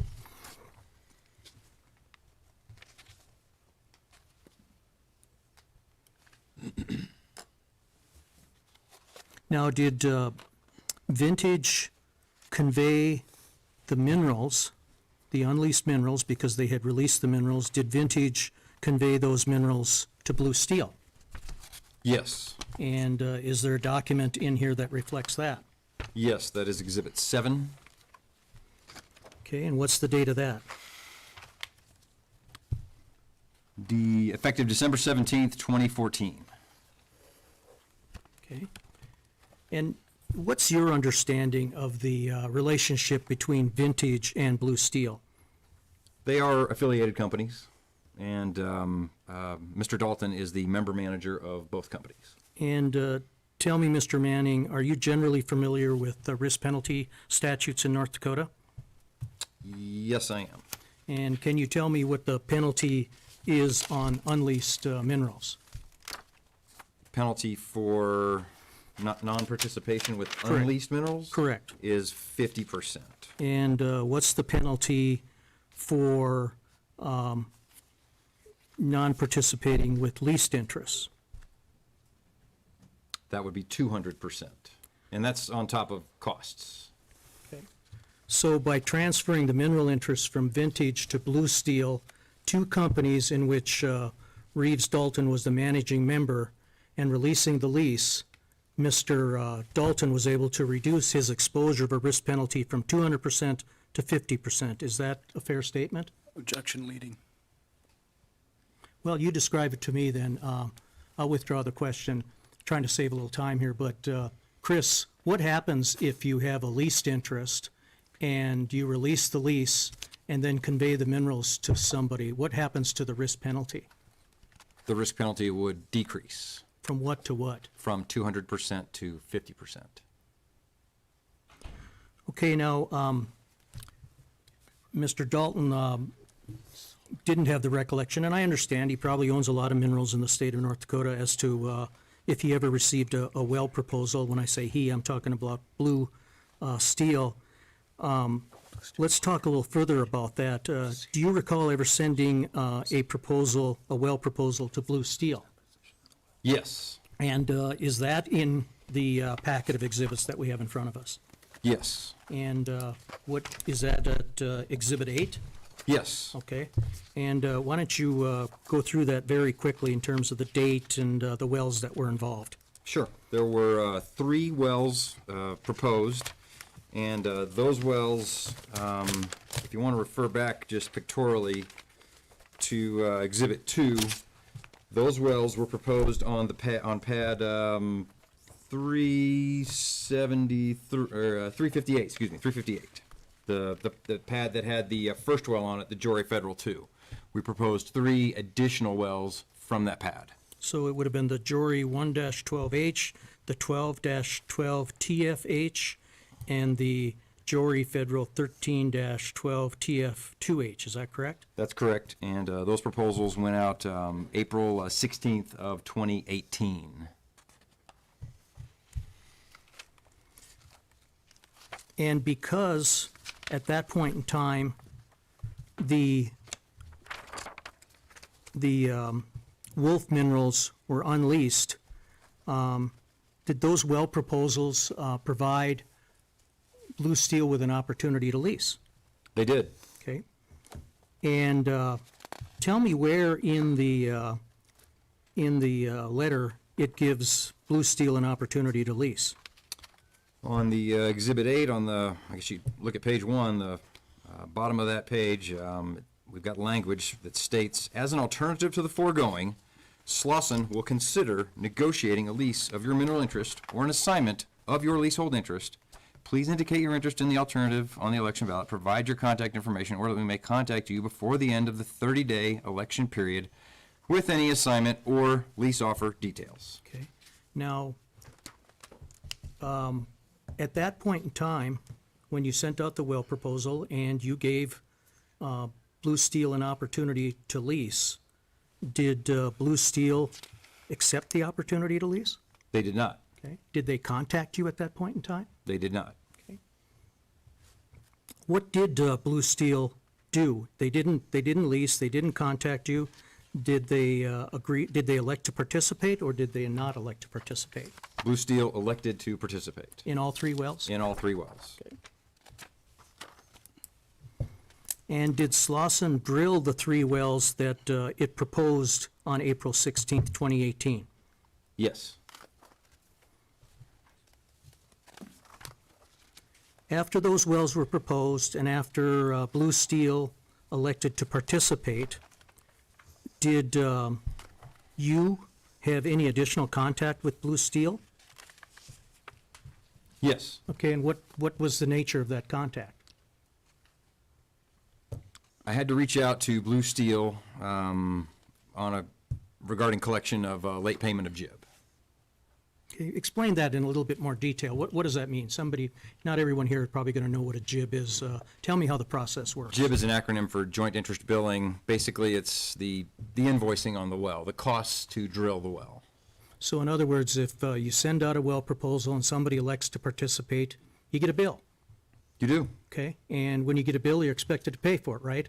Yes. That's what working interest owners do. They pay for their proportionate share of the drilling of the well. Is that correct? Yes. And was Blue Steel complying with that general notion of paying for its proportionate share of the drilling of these 3 wells? Objection irrelevant. I'll overrule the objection. They were not. Okay. And I know you're a landman, so you probably don't get into a lot of details about this, other than somebody telling you, hey, they're not paying their jibs, contact them. We'll have a later witness who's going to discuss that in greater detail. Is that your understanding? Yes. Okay. After these wells were proposed and Blue Steel elected to participate, did Slauson propose any other wells? I'd like to revisit what we were just discussing. I did have discussions with Blue Steel, not just about collection issues, but also about production at the wells that had been drilled. We were constrained by pipeline, we had gas capture issues, and that impacted our ability to, this is a landman talking here, I'm not an engineer, but we couldn't produce the wells in the manner which we would have preferred. And was it your understanding that perhaps because you weren't able to produce the wells as you would have preferred, which is probably at their maximum efficient rate, that had some impact on Blue Steel being able to pay its bills? It certainly could have. Okay. All right, let's go down to the next well proposals here. And perhaps we should just go to Exhibit 9 in the packet. There was a time when, after the first wells that were proposed to Blue Steel, that Slauson proposed some additional wells. Is that correct? Yes. Okay. You want to go to Exhibit 9? Yes. You should have taken me up on my offer to. Yeah, I know, I should have. Okay. What was the question? My Lawrence? question is, was there a time after the proposal of the first 3 wells to Blue Steel that Slauson made the proposal for the drilling of some additional wells? Yes.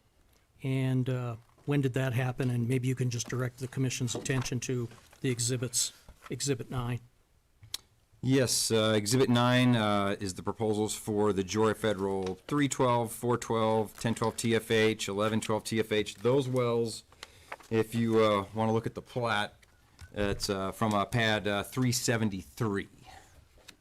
So there were 2 wells targeting the Bakken and 2 wells targeting the Three Forks formation. Okay. And to just recap, this proposal for 4 wells that you just mentioned, that would have come after the 3 wells that were proposed to Blue Steel in which it agreed to participate in the drilling of the wells. Is that right?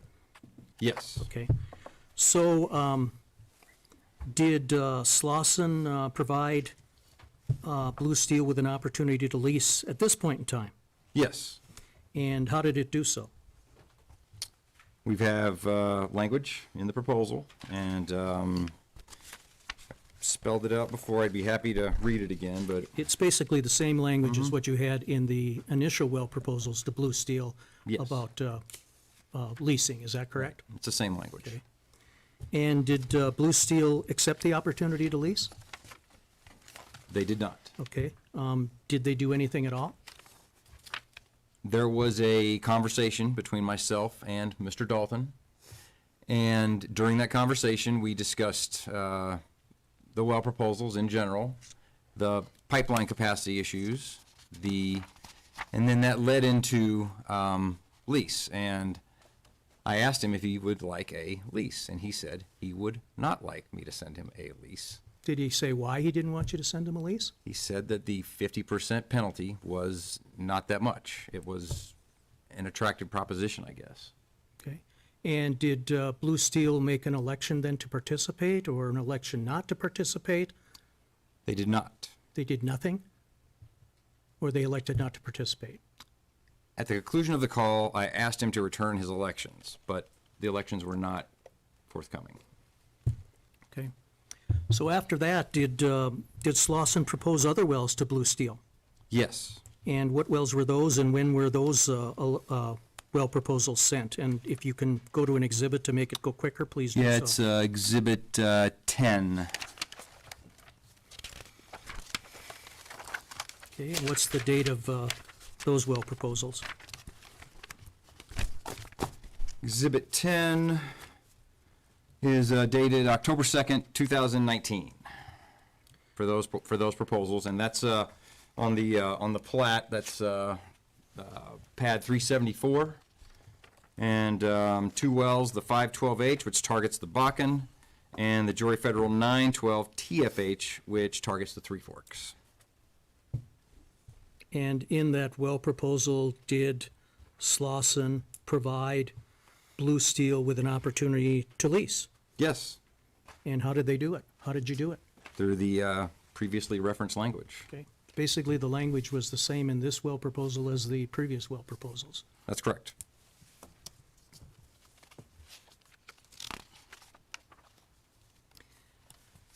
Chris, in your opinion, did, as a landman, working for Slauson in the business for quite some time now, do you believe Slauson had an obligation to make an effort to lease Blue Steel after Slauson proposed the first three wells in which Blue Steel participated? No. Why not? In my opinion, statute's clear that once a company has made a good faith attempt, there's no need to make further lease attempts. A new well proposal doesn't trigger the obligation to make another good faith lease attempt. And in this case, after you had your conversation with Mr. Dalton, he confirmed that he was not even interested in leasing. Is that correct? That's correct. And it was basically because 50% penalty wasn't that much, and he was better off not leasing. Is that correct? Yes.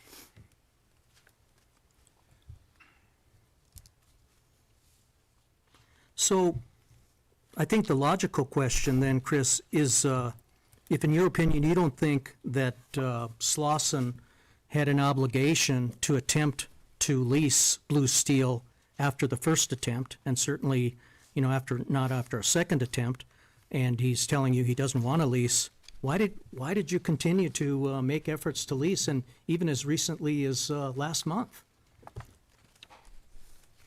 Leasing an unleased mineral owner is a better economic proposition for an operator. It's more attractive than allowing them to go under the risk penalty. We would prefer that economically.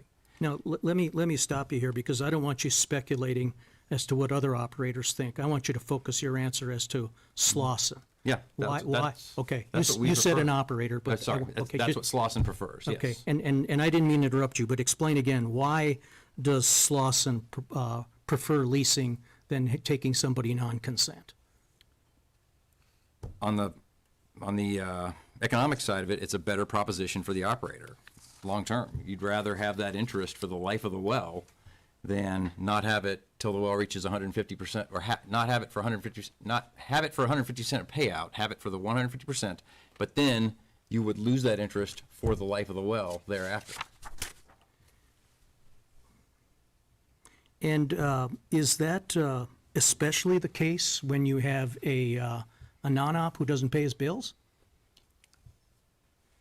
It would be preferable to have the interest under lease than have to encounter the difficulties of late payment on JIB, yes. Okay. And I know the next witness who is more generally familiar with some of the business decisions that the company makes, because he's an owner of the company, is going to get into that in greater detail. But in essence, if somebody wants to participate and then doesn't pay their bills, I mean, you're in essence being their banker, isn't that the case?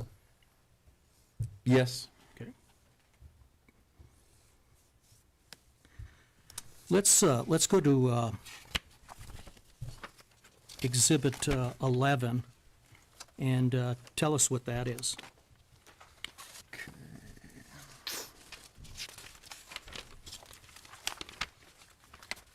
Exhibit 11 is a mineral deed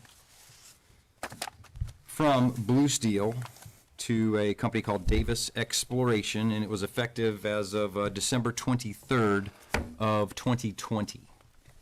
And in that mineral deed, Blue Steel conveyed 60% of all right, title, and interest to Davis in the mineral estate. Okay, and do you know how that impacts the interest in the well that the original owner elected to participate in, Vintage? Or haven't you thought that through yet? Can you restate that one for me? Well, I'm wondering, they're conveying mineral interests in property that a leasehold owner prior to the lease prior to the minerals being transferred and the lease being released to another entity, but they participated in the drilling of some of those wells. Have you sat down and figured out what the impact of all that is? Objection irrelevant. I'll withdraw the question.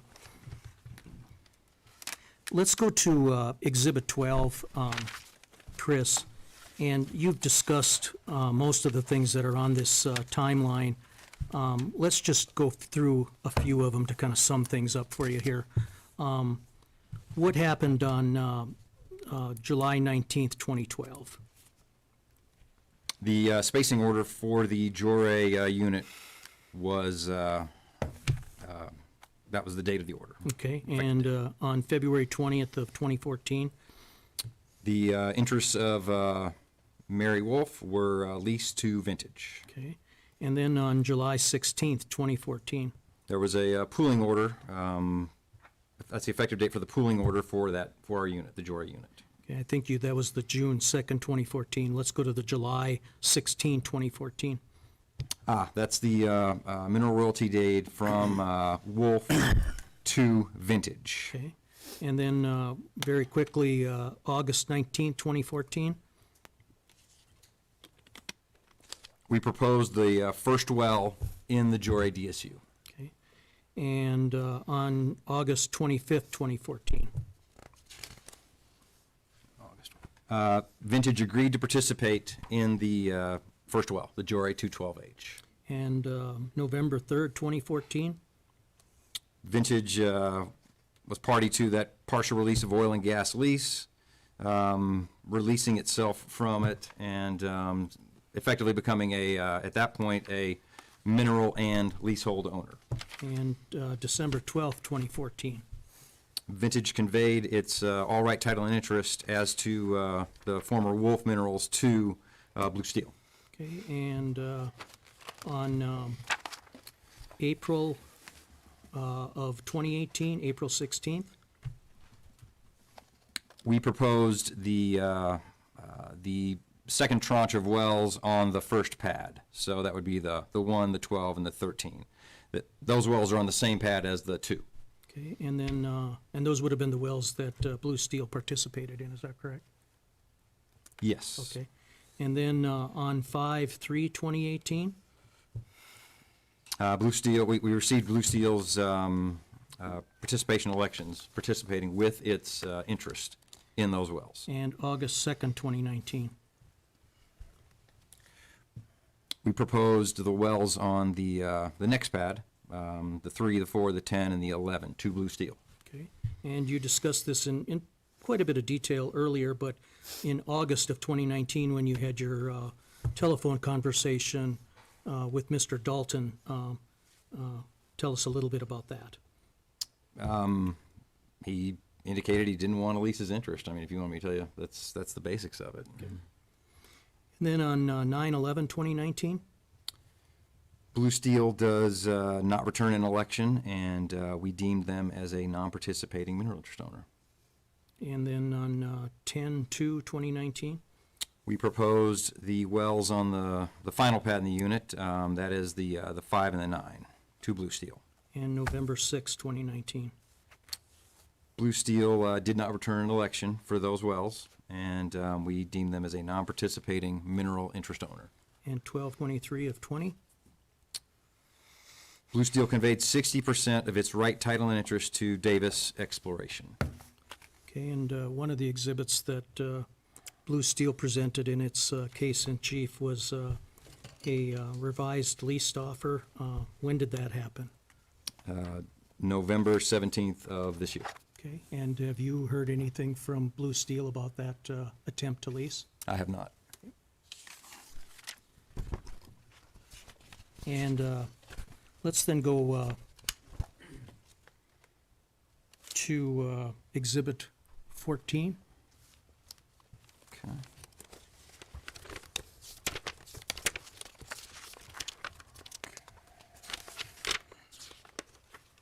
Okay. Can you tell me what that is? Yeah, that's it's just web documentation captured of the website of Vintage Oil and Gas. Okay, and Speaks to what they, what their business is. and if you read this web page or this site homepage of their website, would you characterize them as them being Blue Steel, or excuse me, Vintage? Would you characterize Vintage as being a sophisticated investor? Objection, irrelevant. I'll allow the question. Yes. Okay.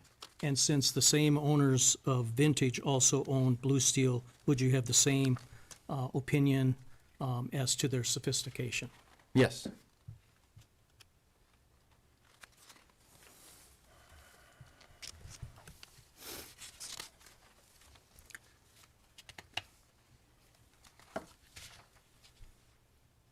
That's all the questions I have for this witness. Mr. Boshi, do you have cross-examination questions? Yes, I do.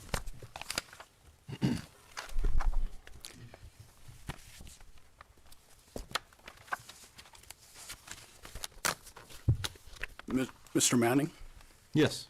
the lease that was offered in November 17th, 2021, am I correct that that's the only lease that Slauson or White Butte presented to Blue Steel? The only lease in print per se, or if you're going to say, yeah, I would say that, yes. Okay. When Slauson made the well proposals to Blue Steel on August 2nd, 2019, What exhibit are you talking about? exhibits 2A, 2B, 2C, 2D of our exhibit package, Blue Steel's exhibit package. Okay, just give us a moment till we get there. Sure. 2A, 2B, and 2C, is that what you said? Correct. Okay. You can, probably want to look at it on this one, his exhibit.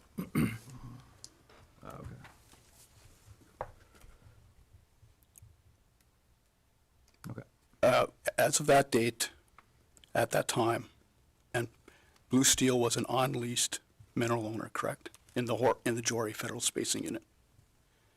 On August 2nd of 2019, that's correct. Okay.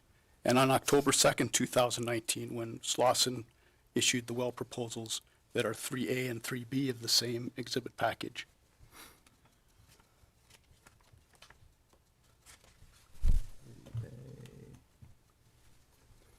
Yes.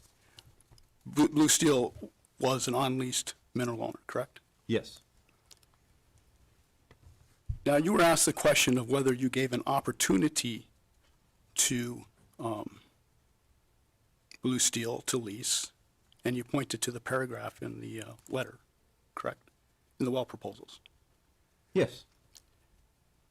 And I believe that the issue is whether you made a good faith attempt to have Blue Steel execute a lease.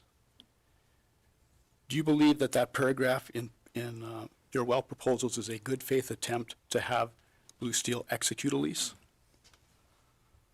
Can you rephrase that question? I'm not sure I understand. Do you believe that the language in the well proposals, the paragraph that we've been discussing, is a good faith attempt to have Blue Steel execute a lease? Yes. Let's go through the language. You can pick it out at 2A, for example. The language is the same in all the well proposals, correct? Yes. So it says, as an alternative to the foregoing, Slauson will consider negotiating a lease. Correct? Correct. The words are consider negotiating a lease. Yes. So it's It's not even whether you will negotiate a lease, it's whether you will consider negotiating a lease, correct? That's what the words say, yes. And you would only consider negotiating a lease if Blue Steel were to contact you, right?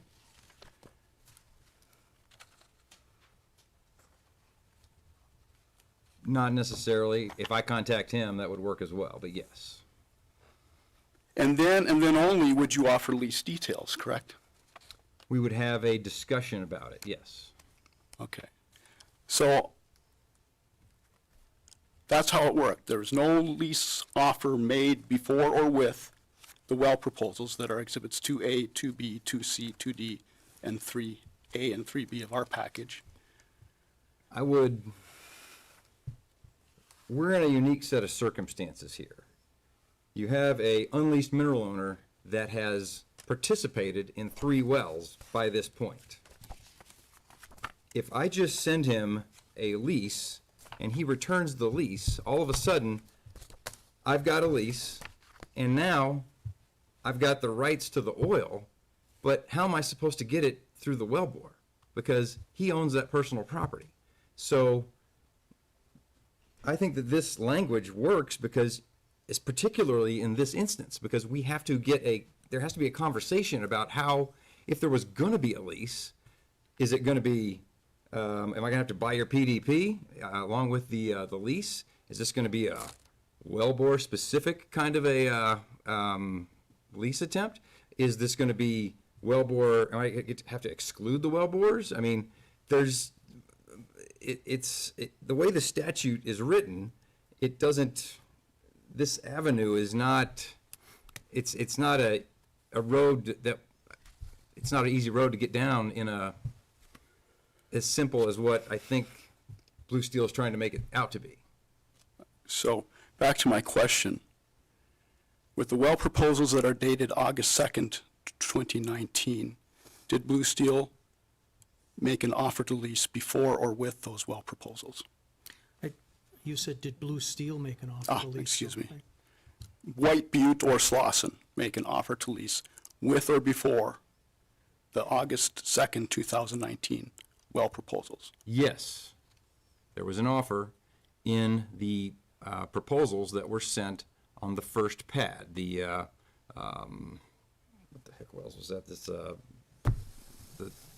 second bench, 3 Forks, there we go, thank you.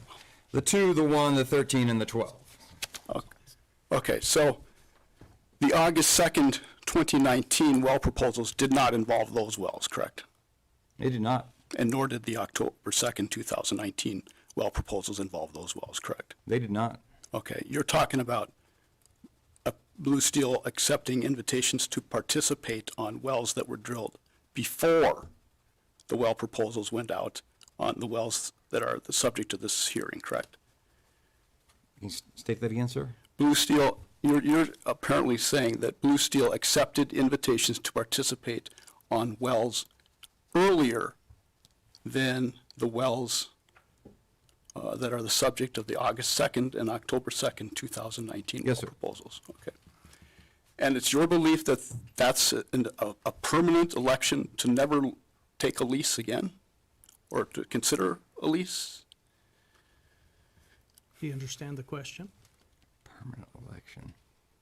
I don't. I mean, I don't understand it. Okay, I'll repeat the question. Are you saying that it's your opinion that if a unleased mineral owner elects to participate on a well, they never have the option to consider a lease on any future wells that are drilled in the same spacing unit? That's not his testimony. He testified. He can tell me, that's my question. Well, I have a right to object, and I have a right to explain what my objection is. That isn't his testimony. His testimony was the fact that those initial well proposals where your client went, consented to drilling the wells had the same language in it where they had an opportunity to lease. That's his testimony. I'm going to allow you can go ahead and restate your question and have the witness answer, and he can either agree or disagree whether that's his testimony. Okay, so do you agree with this point, that if a unleased mineral owner has an option on well A, the first well ever drilled in a spacing unit, has the election to participate and a good faith offer to lease, and the on-lease mineral owner declines the offer to lease on that well, circumstances can change between the drilling of the first well and the second well, can they not, as far as oil prices, what that financial situation of that on-lease mineral owner is? That can change, correct? Yes. So doesn't it make sense then that for us, future wells that the same on-lease mineral owner have the same options again to elect to participate or to lease and have all those options on the table? I'd refer to my earlier testimony. In my opinion, after Slosson's made a good faith attempt, there's no need to make further lease attempts. Even though years can pass between the first well and the second well. I'd say that's accurate, yeah. And this is just your opinion, correct? It's my opinion related to the statute, yes. Okay. You haven't read any commission orders that say that? I can't say that I have. Okay. And you're not a lawyer? That's correct. All right.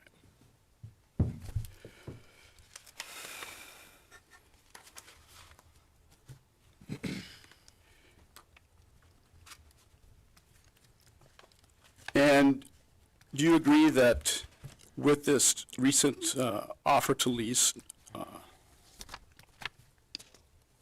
that there were no new invitations to participate / well proposals made with this new offer to lease? Yes. You agree with that? There was not an invitation to participate. Okay.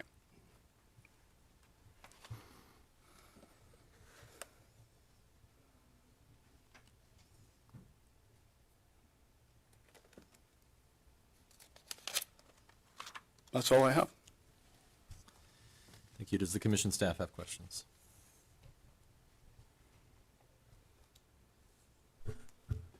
I have a couple questions.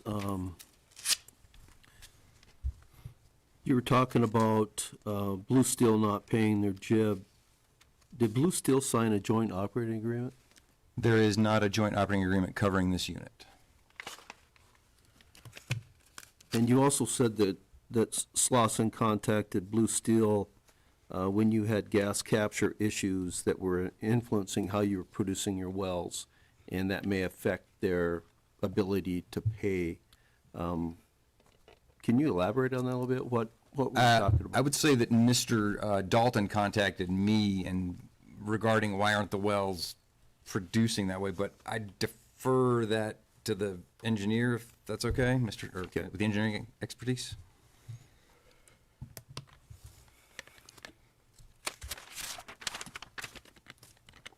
I think Todd could talk more about that if you would like. Yeah, thank you.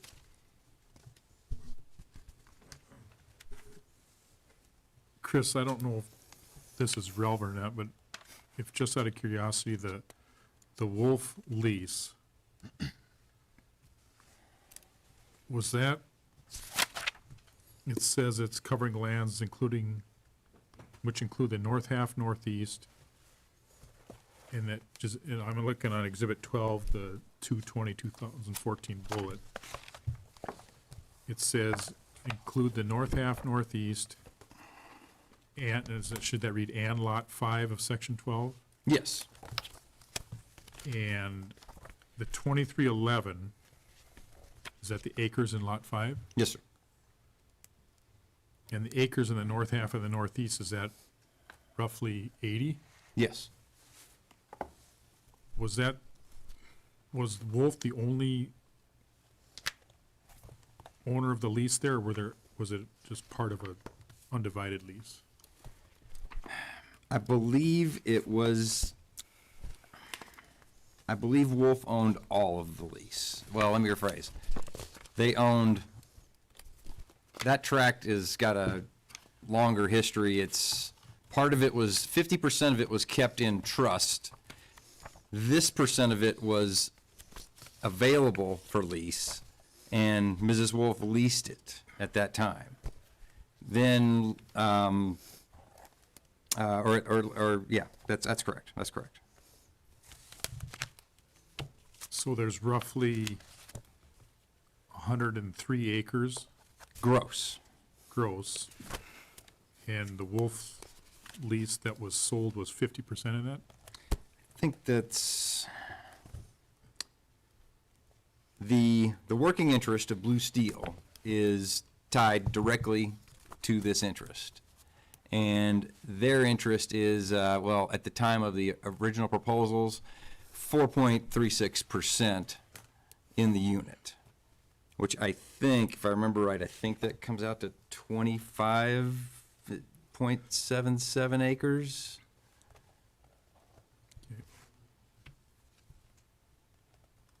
Thank you.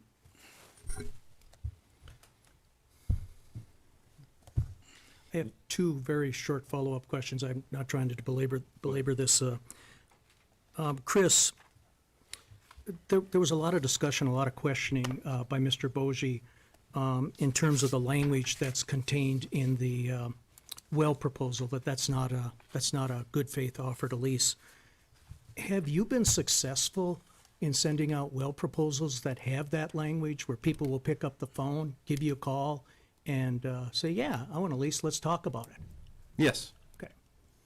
And then second of all, there was some questioning about, from Mr. Bogie, about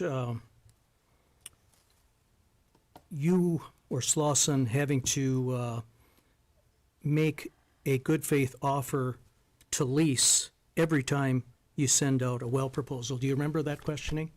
Yes. Okay. And I know you've spent a little time in preparation for this case looking at some of the industrial commission orders that have been issued on this issue. To your knowledge or recollection, has the commission ever dealt with an issue where we were talking about the second or third well, or has it always been the first well? It's always been the first well. In the, when I reviewed the, there was a motion filed on this case by Blue Steel, and they referenced several orders, and after conducting a review of those orders, it turns out that every one of those references were to, it was to the first well in the unit. So certainly with respect to your opinion about only having to make the good faith attempt to lease once, that you don't have to do it over and over and over again every time you propose a well, that, to your knowledge, isn't contrary to any commission order.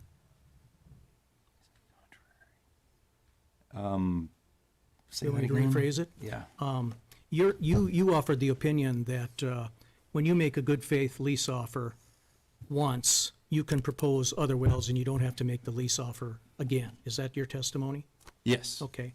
And to your knowledge, that's not contrary to any commission order, because all the commission orders you looked at deal with the first well, not subsequent wells. Is that right? Yes. Okay. That's all the questions I have. Thank you. Would you like to move on to your next witness? Sure. Next witness is Todd Slauson. Mr. Slauson, please raise your right hand. Do you solemnly swear or affirm under the penalties of perjury that the testimony you're about to give in this matter will be true and correct to the best of your knowledge and belief? I do. Todd, they've got a lot of cases yet, so I'm gonna try to be brief with you, but just a little background. First of all, state your name for the record. Todd Slauson, And Todd, by whom are you employed? Slauson Exploration, In what capacity? president, and I'm the owner. Okay. And how long has Slauson been operating wells in the state of North Dakota? Since 1975, And how long have you been working for Slauson? since 1984. Okay.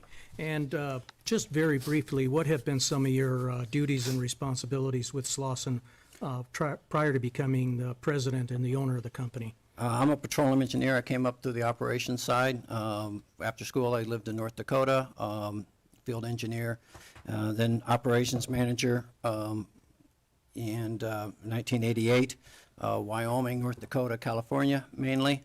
And then I moved up into the president role and higher level from there, but very familiar with the wells as well since I'm an engineer. Okay. And in your current capacity as president, is it a fair statement that you have a pretty good knowledge as to which wells Blue Steel has an interest in that are operated by Slauson? I do for this case, yes. I don't necessarily know who every owner is in every well, but I have since this case came about. And based on what has happened in this case, is it a fair statement that you have a general idea on how Blue Steel conducts its business in the state, at least with respect to Slauson and this case. I do. Okay. Let's first talk about your opinion as to Blue Steel being an oil and gas, owning oil and gas interests in the state of North Dakota. Would you consider Blue Steel to be a sophisticated oil and gas owner in the state? Yes, I would. I think through the testimony we've heard so far that basically he's what we would call a pro. It lists on his website that he's basically been buying mineral interests and royalty interests since 2007 in North Dakota. He owns multiple companies, as he has stated. He moves things around with ease. And so he appears to be, in my opinion, not the guy the statute is here to protect. He is not your North Dakota unsophisticated farmer that you need to protect that could be making an investment. Objection, this is irrelevant. Overruled. That the statute was to protect, and so he's a pro, but basically simply stated. And one other thing I would mention out, it's that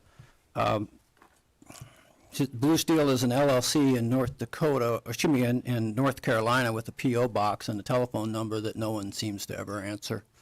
So I don't know what it is, but he's founder and co-founder basically of both Vintage and Blue Steel. So yes, he's a very sophisticated,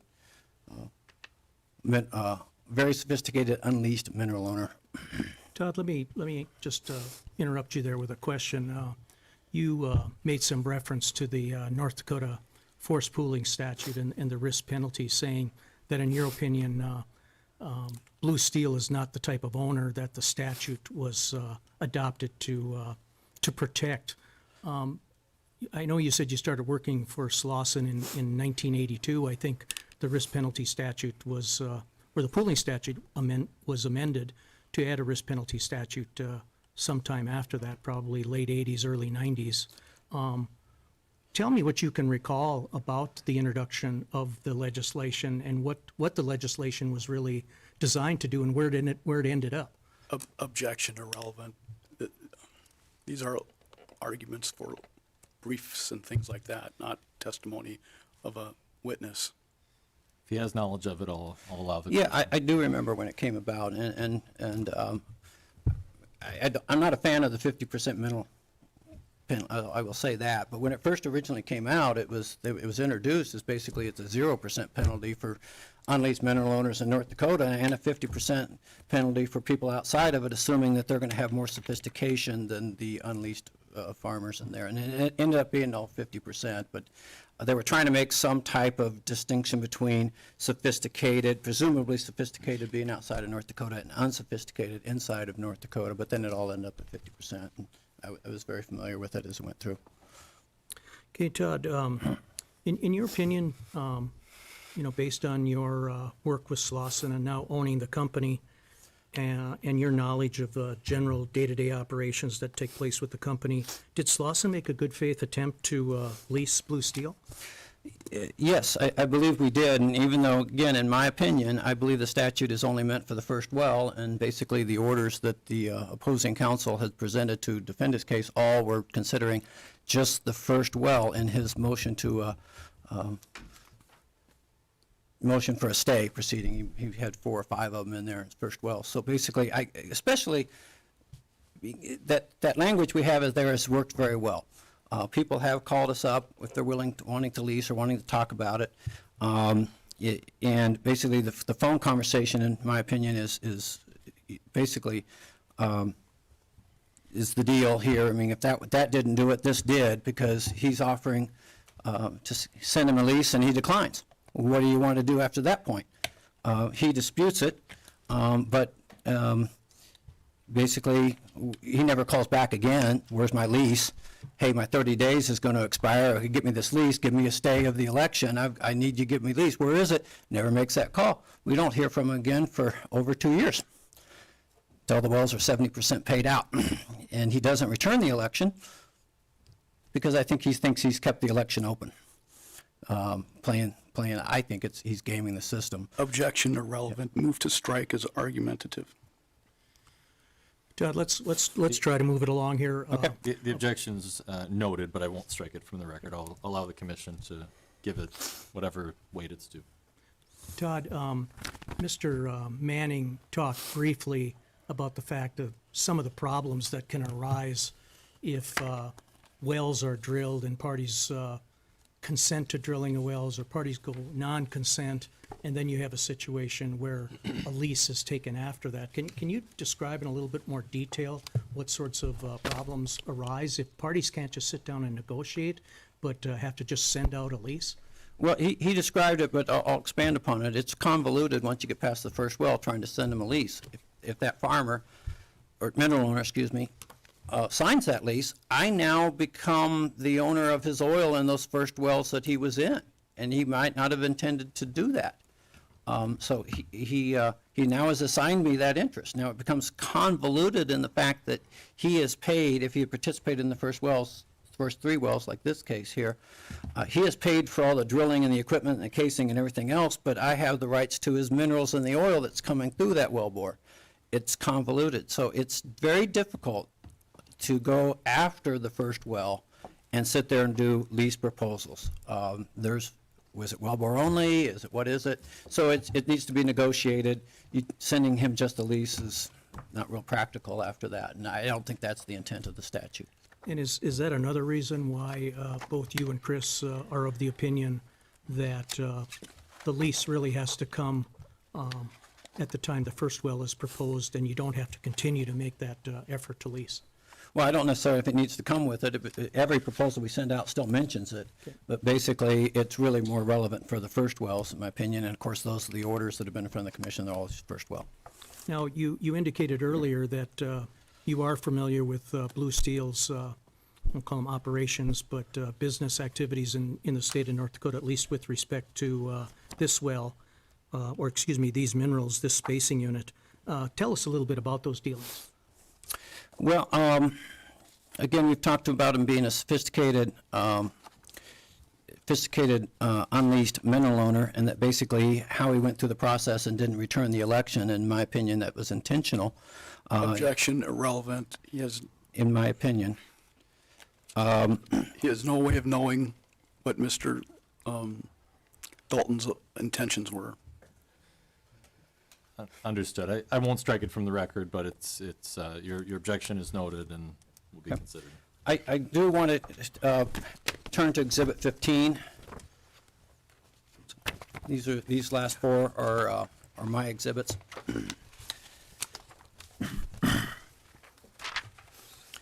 So it's basically a list of the wells in the drill order. If you see in column A to the left, 10 wells have been drilled. In the first well, in columns G and H, you can see basically who has the interest, Vintage and Blue Steel. I think it's interesting to note that basically, Vintage has all the interest in the first well drilled. It hadn't been assigned to Blue Steel at that point. And then basically 2, 3, and 4, both Vintage and Blue Steel both participate. The comment was made that he likes to separate, one's a mineral and the other one's this, but they're both here and now working interest owners. And wells 2, 3, and 4, that's just the drill order of these wells. That's the wells that we have a payment history with him on that I'd like to get into a little bit later on. But you notice also that basically Vintage's interest is much smaller than Blue Steel's interest. And so wells 5 through 10, the last 6 highlighted in yellow there, are the wells that this hearing is about, the wells we deemed him non-consent in. The AFEs, his share of the AFEs would have been roughly $1.4 million for there, and the risk penalty at 50% is roughly $700,000, highlighted in columns I and J. The wells to date, this is through November sales, 69% in aggregate paid out on a 100% basis, 46% if you consider the 150% penalty, but there's 70% paid out. The elections were to be made in 2019. Mr. Dalton has testified things changed since 2019. I see the thing that changed is the wells are now 70% paid out. So, but he elected in these 6 wells to participate with the vintage interest and didn't return the election, which we deemed non-consent because he went past the 30 days, for his bigger interest. He now controls vintage, and he has access to the data. And through our SharePoint system, he can see the data, and if, I'm going to bypass 16, it really just is a graphical deal of 15. But our SharePoint system, everybody has their own code, and we can track exactly when everybody looked at a document, and what document they looked at. So we have a log of where he was. He entered into that SharePoint system on both, on Exhibit 17, on July 6th and August 13th.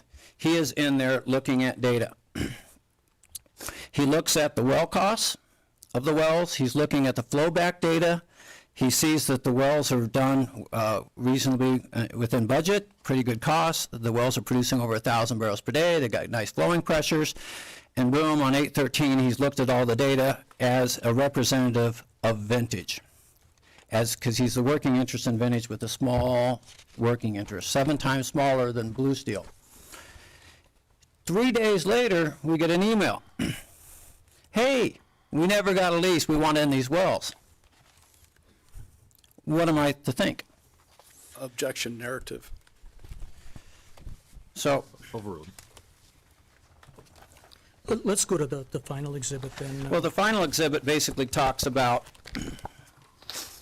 his payment history on wells 2, 3, and 4. And the reason I bring that up is because if the commission lets him have a second bite at the apple and another participation, he basically is only $400,000 away from his $1.4 million investment. He's walking into $1 million and only has $400,000 to go. Based upon his prior history, he won't pay it. He'll let the revenue of these wells just accumulate, and that's how he'll pay it, and that seems to be his history. So on Exhibit 18, I've listed basically up there date invoiced and date paid, and these are going back to 2018. I will make the comment answering Bruce Hicks' question here that basically this had nothing to do with gas capture and the wells, the fact that the wells were curtailed, because it's before the wells were even put on production. So down here in the bottom, it's kind of interesting, with cumulative amount due. He basically waits, it says there 5 months, but it's really 6 months it takes him 6 months to make a payment to us. Not answering the phone, his phone doesn't go anywhere. We only finally get a hold of him because we find out that he's really vintage as well. So now things are starting to click. So he finally makes a payment, it bounces. He does make another check, and it's good at that point. But basically, he got $523,000 into us, and his total well cost was $800,000. But basically, it was 6 months. So he was banking Slauson. There's a lot of banks in North Dakota, but Slauson Exploration is not one of them. So he will do this again. You're probably going to object, but basically, this is his nature, at least on these first 3 wells. And so, but now he's been good on these 3 wells because revenue's coming in. So, but I'm fearful that basically you let him in, we're going to be back in the same situation again. I don't have any questions. Any cross-examination questions? I do. Mr. Slauson, Yes, sir? you were able to send Mr. Dalton a lease in November of this year, correct? Yes, sir? And when you have the language that you have in the invitations to participate, those dated August 2nd and October 2nd, 2019, that tells the on-lease mineral owner that if they want a lease, they should contact you before the 30-day period expires, you're not giving them the full 30 days to consider whatever lease terms you give them, correct? We will happy to make an extension if they need more time. We never deny anybody an extension, a reasonable extension. But the letters themselves say that they expire in 30 days, correct? That's correct. I have no further questions. Does the commission staff have questions?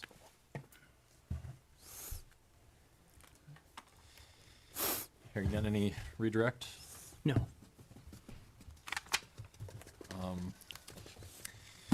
Is there anything further from either No, council? no further witnesses. Yes, we could brief this, simultaneous briefs in 10 days or January 10th, that's been a date that's been used. There's a request for post-hearing briefing. Is there a response? Okay. Do you want to do that? Not really, but That's your call.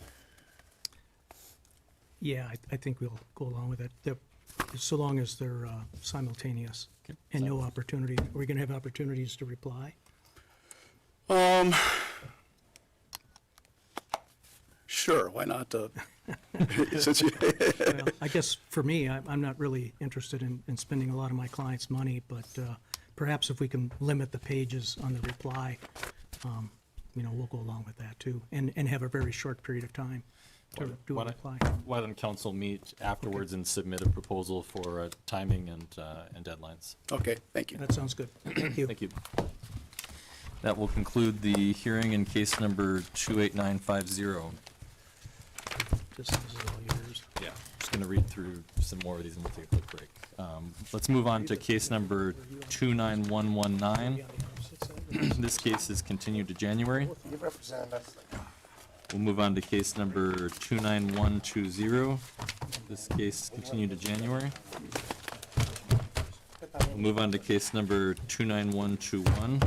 This case is continued to January. We'll move on to case number 29122. This case is continued to January. We'll move on to case number 29065. This case is dismissed.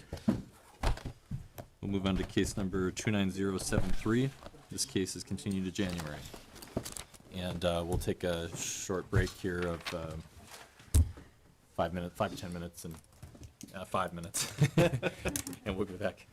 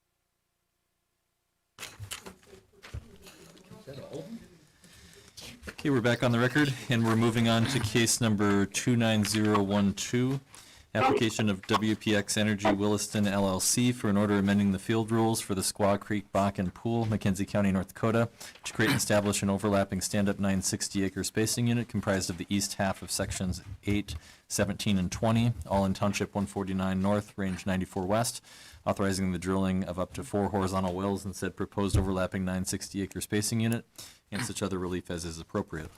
Will all interested parties please come forward?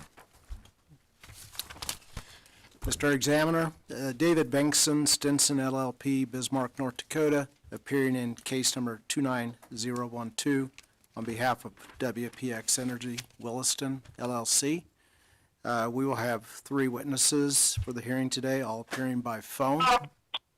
And what are your witnesses' names? Witnesses, land witness will be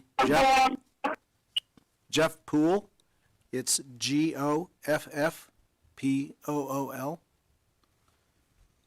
Geology witness is Danielle Robinson. Engineering witness, Brad Ballinger.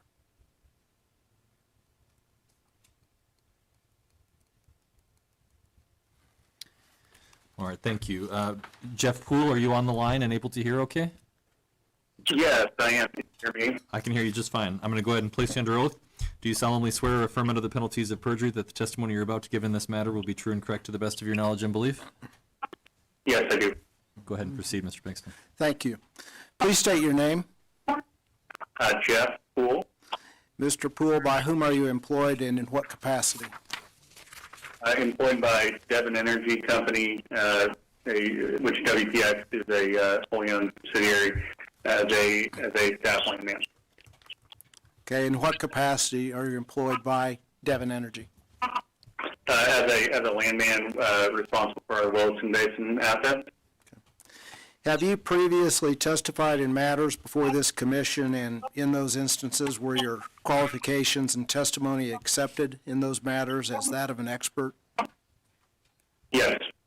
I would offer the testimony of Mr. Poole in this matter to be accepted as that of an expert witness. It will be received as expert testimony. Mr. Poole, have you prepared or directed to be prepared under your supervision certain exhibits that you intend to present with your testimony today? Yes, I have. They're labeled exhibits L1, L2, and L3. Okay. Whoever's on the cell phone should mute it. Yeah, there may be somebody on there who needs to mute. Okay. Jeff, did you hear that? Yes, I did. Brad, I think that's you. If you could mute for the time being, that'd be great. Okay, let's try that, see if that gets better. Okay. Mr. Poole, please turn to exhibit, still getting a little bit of feedback.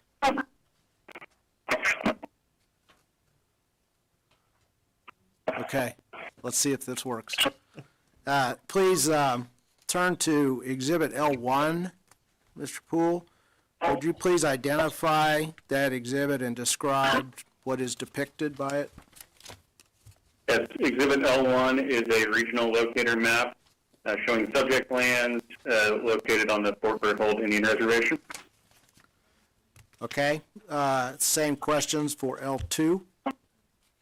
It's just a more specific area locator map showing the east halves of sections 8, 17, and 20, the 960-acre unit which we're applying for today. Okay, and that unit's outlined in red on that exhibit L2? That's correct. Okay, we're still getting feedback. I apologize, David, we're on a conference phone. We can try to switch up between cases here if that's easier. Okay, well, let's see how it goes. If anyone here in this room has a problem hearing, let me know. Okay, Mr. Poole, please turn to exhibit L3, and please identify that exhibit and describe what is depicted.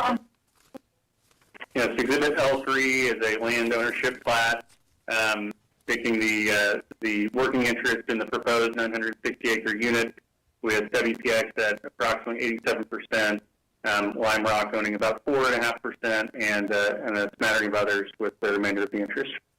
Okay. I have no further questions for this witness. Does the commission staff have questions? Hearing none. Danielle Robinson, are you on the line as well? Yes, I am. Do you solemnly swear or affirm under the penalties of perjury that the testimony you're about to give in this matter will be true and correct to the best of your knowledge and belief? Yes, I do. Please state your name for the record. It's Danielle Robinson. Ms. Robinson, by whom are you employed and in what capacity? I'm employed with Devon Energy. I'm a geologist.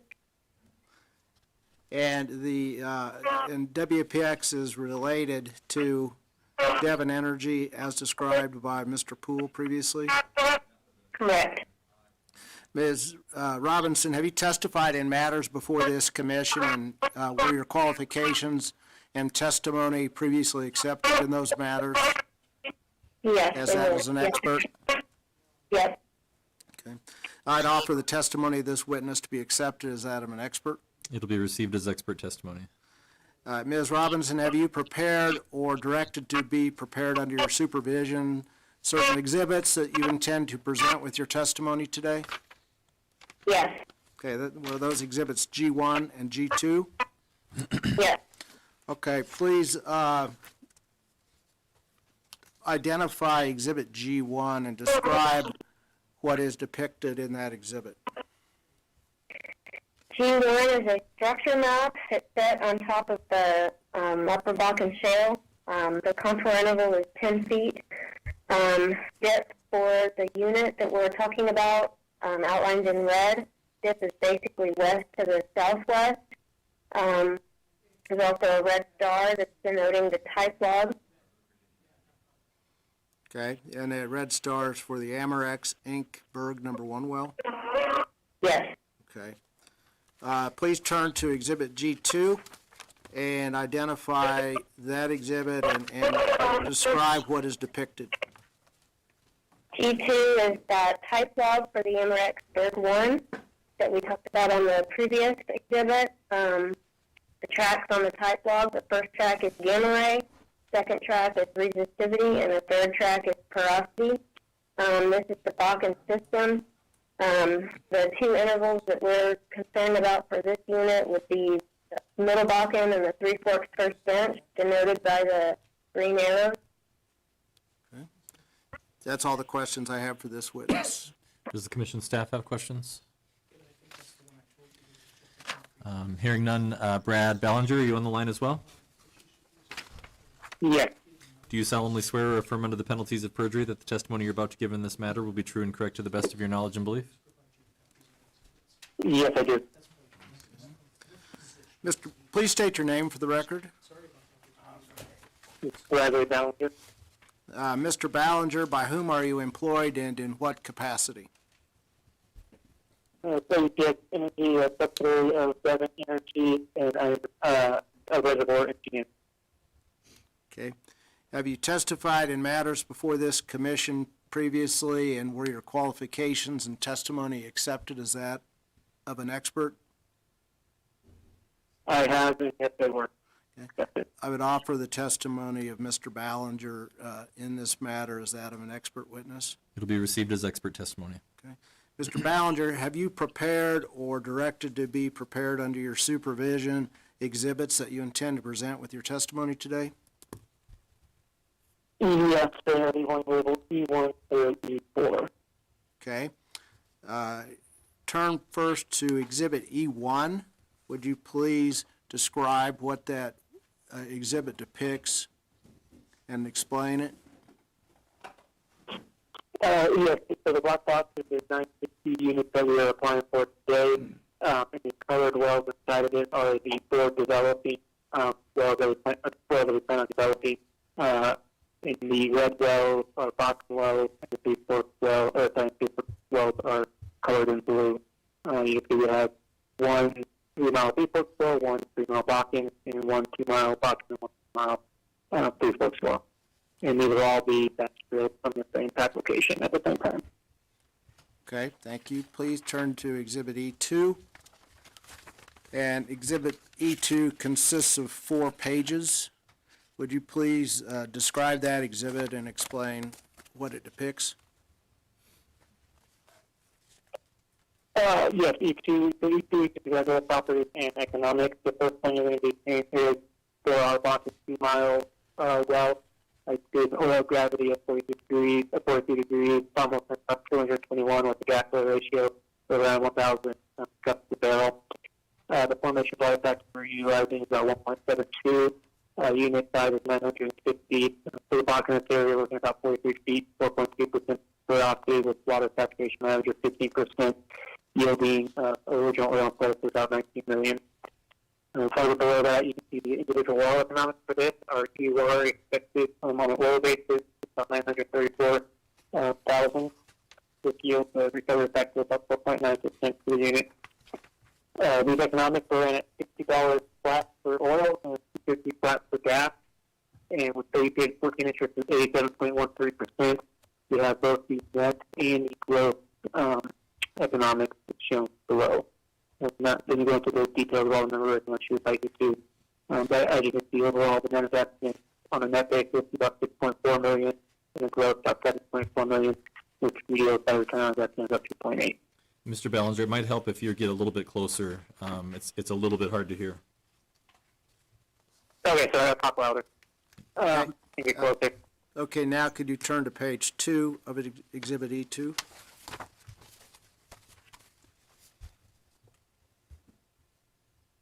Exhibit 2, number 2, is the same thing, however, for our 3/4 2 mile well. We treat these a lot the same. Only difference is going to be kind of on your geology portion and the pay thickness of 37 feet, average frost about 5%, and water saturation of about 22%. As I mentioned, we combine these together, so the original oil place is the same as that 19 million barrels. Economics are going to be the exact same as we reviewed on the Bakken. As I mentioned, we have the same tech curve for both Bakken and 3/4. And there, once again, we ran that at about $6 flat and $2.50 flat for gas with a working interest of about 87.13%, yielding the same result as on the previous page. Okay, the next page. E2, page 3, we're looking at the Bakken 3 mile well economics. Oil gravity, almost all those are going to be the same. The only difference is oil place for 3 miles is going to be about 28 million to account for that, 28.9 million to account for the additional third mile. Individual well economics are a little more robust due to being 3 miles. EUR for oil is about 1.1 million barrels, so we're expected, which is about 4% recovery factor. Again, we're looking at $6 flat oil price, $2.50 flat gas price. Working interest is 87.13. We have the net and gross numbers below. As previously, the only difference, I'll point out, net investment of about $7.5 million for 3 miles, which makes the growth about 8.6, which overall bumps the rate of return on investment up to 3, so a little higher than the 3 mile due to the additional third mile. Okay, thank you. And the last page of Exhibit E2. Last page is the exact same as previously. It's just for the 3/4 3 mile. Everything else is going to remain pretty similar. Pay thickness is against that 37 feet. Roughly about 5%. Water saturation about 22% with original oil pricing. About 28.9 million barrels. Same EUR expected for oil gas. Same recovery factor. Once again, we're at 60 and 250 flat. Same working interest rate, 10.13, and same numbers as previously seen for the Bakken 3 mile well. Okay.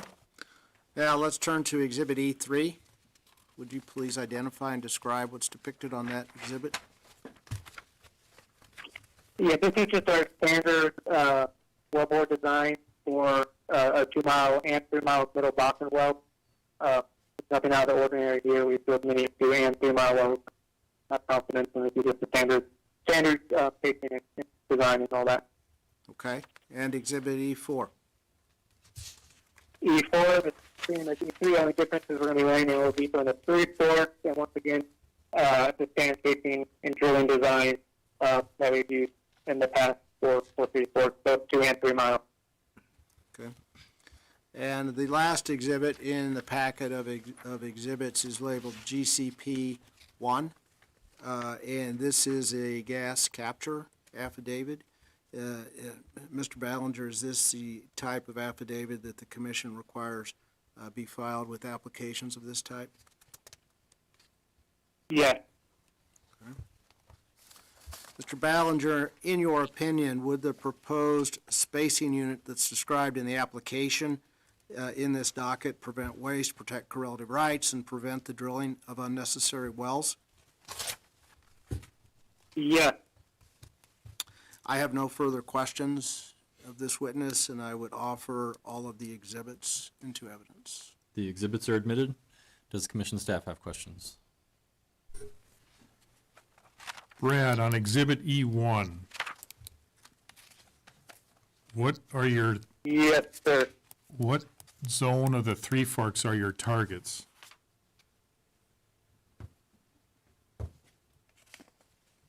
What zone are Three Forks targets? Yes.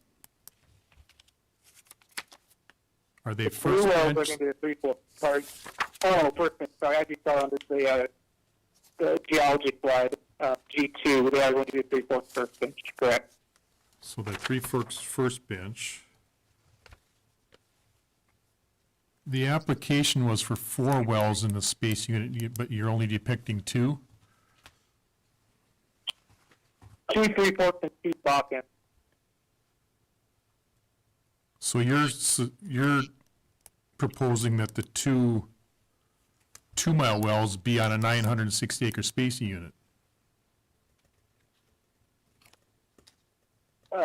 Correct, I believe. Jeff, would you be able to confirm that we do the 2 wells for 960 as well? I'm not, I'm happy to.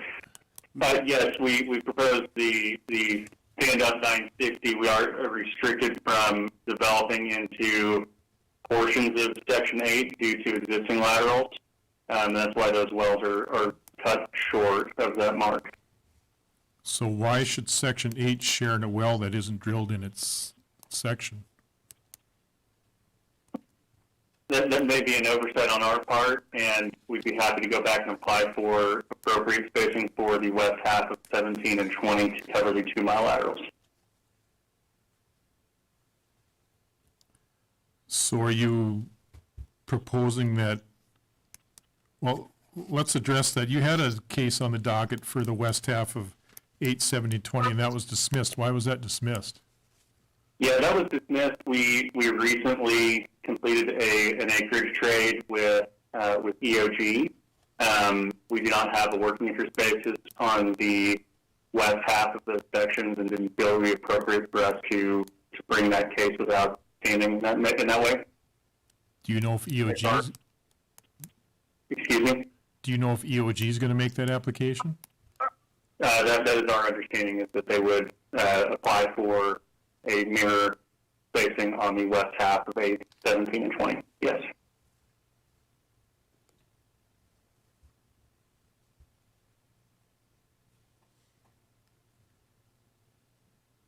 So if the commission were to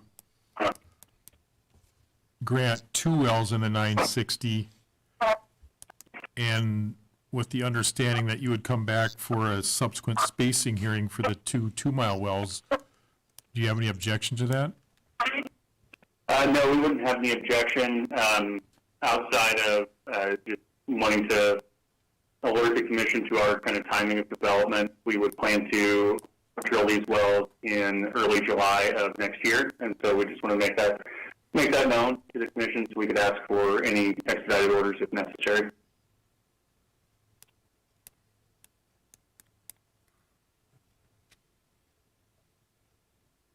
Okay, thank you. Brad, this is Bruce Hicks. Looking at your economics, you're showing that the 2-mile laterals will have an EUR of almost 500,000 barrels per mile, okay? 467. But when we look at the 3rd mile wells, you're only you're only attributing another 212,000 barrels of oil for that third mile. Why is that the case? Yeah, typically we do about a 70%, that third mile compared to the 1 mile. But in this case, we did account for some depletion issues on that third mile due to the existing PDPs in that area. And that being the third mile, we wanted to give it a little stronger haircut. And so we didn't give it that full 70%. And so we did it more like a 50, 48, or approximate percent reduction. But all these wells are cutting across existing wells, right? Correct, but if you look in section 8, where the third mile, because they're going to be built from south to north, and so in section 8, you can see there are 2 existing 1 mile PDPs that are going to be affecting the third mile. So we felt that being up in the third mile and having the extra depletion issues on top of the wells, the 2 mile wells are going to be costing as well. We wanted to give a little more of a haircut. Are those wells in 8 that exist the same vintage as the other wells that traverse across the east half of 17 and 20? Yes, sir. I believe they are similar vintage. Because in 20, in the east half, you have 4 laterals you're crossing.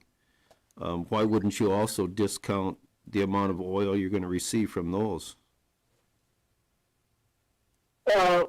I think we did in the overall EUR. I think overall EUR on a 2 mile basis is higher, so we did discount the 2 mile well from our standard tight curve sort of area. However, like I said, that third mile up there is going to be seeing even more depletion just on that third mile, so we didn't feel like giving it the true 70% of a 1 mile well would be accurate because of fighting the depletion issues up there. Okay, so I think all of them are red to take into account depletion. Like I said, that with wells in section 8 caused us to take even more larger haircut on that third mile.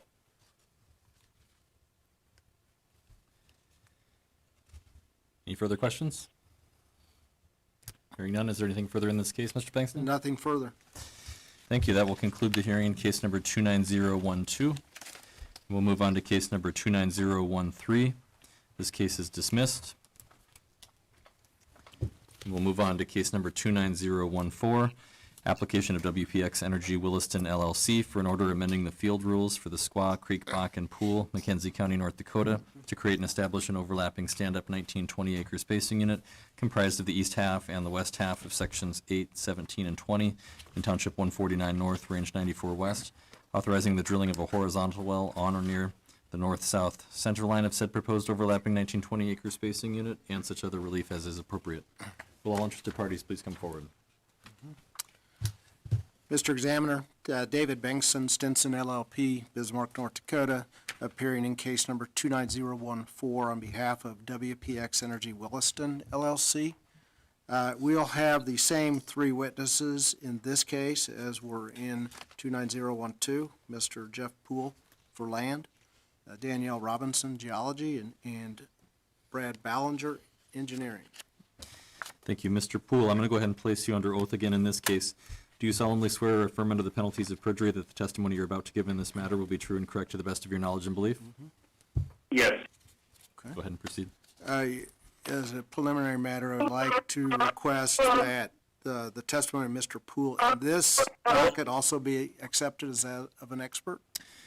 Granted. Okay. Mr. Poole, have you prepared exhibits that you intend to present with your testimony today? Yes, I have. Okay, and those were exhibits L1, L2, and L3? Yes, sir. Okay. And maybe if Brad would mute your phone? It's been muted. Okay. I think Brad is in a different room. He dialed into their line. So, okay, Mr. Poole, please turn first to Exhibit L1. Would you please identify that exhibit and describe what it depicts? Yes, L1 is a regional locator map, again showing the application lands located on within the boundaries of Fort Berthold Indian Reservation. Okay, next turn to L2, same questions? Yes, Exhibit L2, the red outline denotes the overlapping spacing unit in which we're applying for in case 29014. Okay, and that's identified, outlined in red? That's correct. Okay, and L3? Exhibit L3 is a land ownership plat showing our estimated working interest in the subject case, the unit being outlined in black. Okay, what are those working interests that you've identified? We're estimating WPX working interest at 43.5%, EOG at 50%, and the remainder at about 6.5%. Okay, thank you. I have no further questions for this witness. Does commission staff have questions? Jeff, have you worked with EOG on who's going to be operator of the well? Yes, we have. Without getting into details of our contracts that we signed as part of our exchange agreement, this case 29014 and the next case on the docket 29015, the outcomes of those cases will determine which of us operates which lease line well this being applied for. Okay, thank you.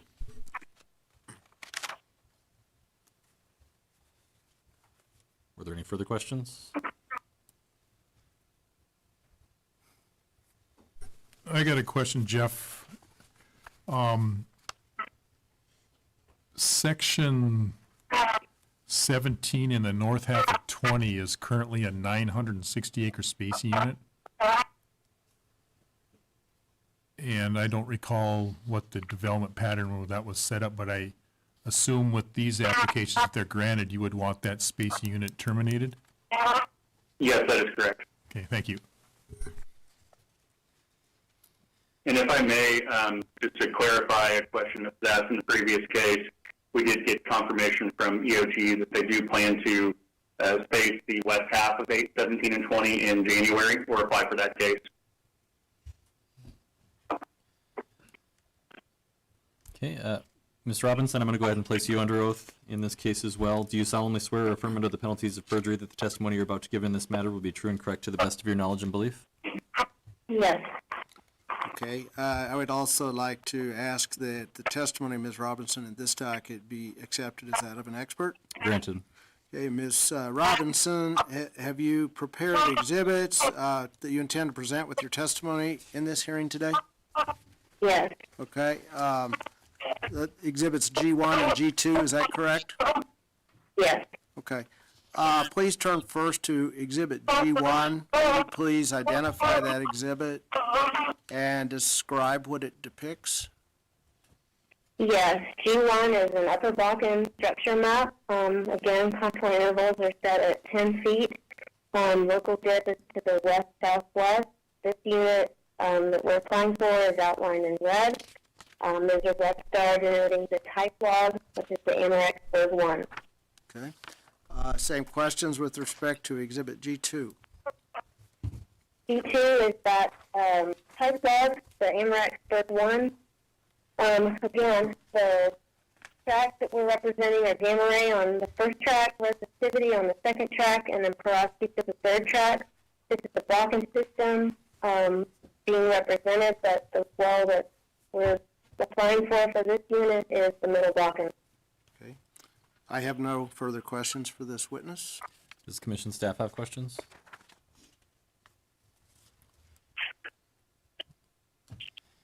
Hearing none. Mr. Ballinger, I'm going to place you under oath again in this case. Do you solemnly swear or affirm under the penalties of perjury that the testimony you're about to give in this matter will be true and correct to the best of your knowledge and belief? I do. Okay. I would offer the testimony of Mr. Ballinger in this docket similarly as that of an expert witness. It'll be received as expert testimony.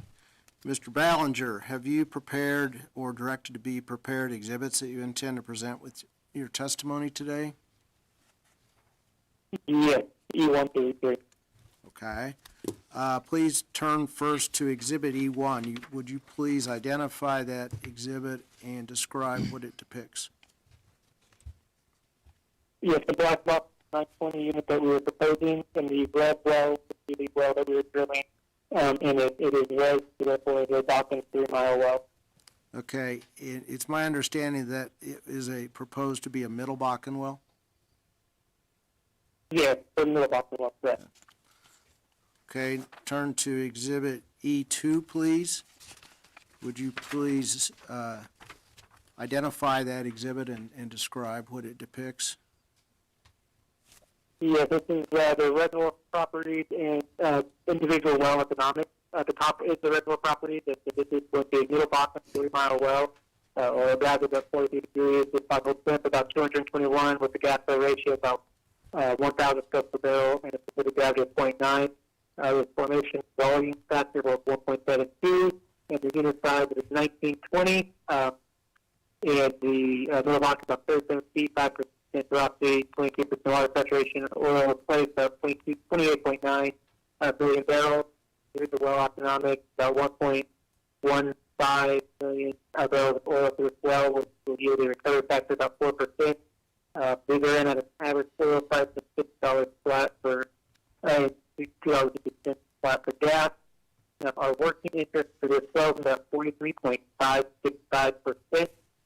We have both shown the net and the gross economics there. So again, the net investment is about 3.8 million.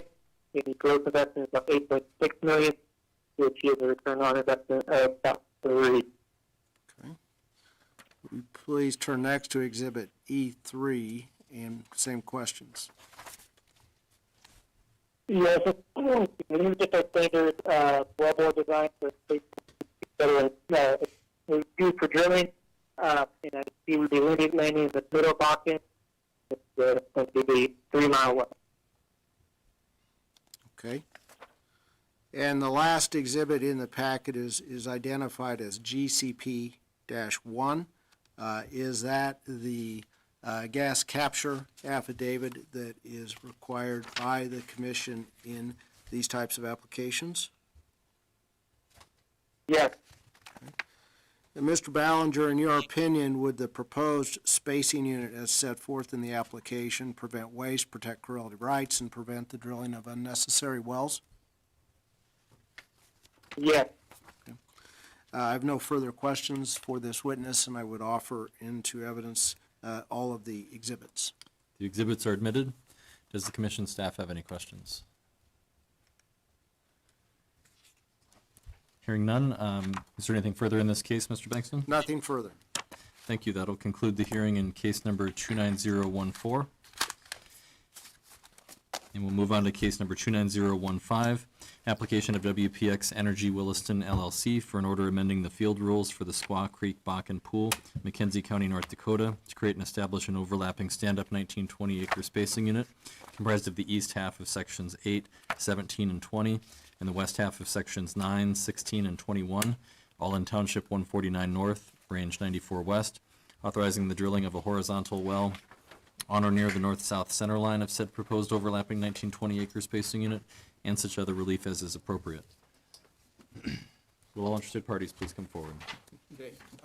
If I may ask a bit of forbearance, the witnesses for EOG and EOG's counsel will be on the phone, and I've got a dial-in number that I'm going to dial into so that the WPX witnesses and EOG witnesses and EOG's counsel are all on the same line. Okay, thank you. Go ahead.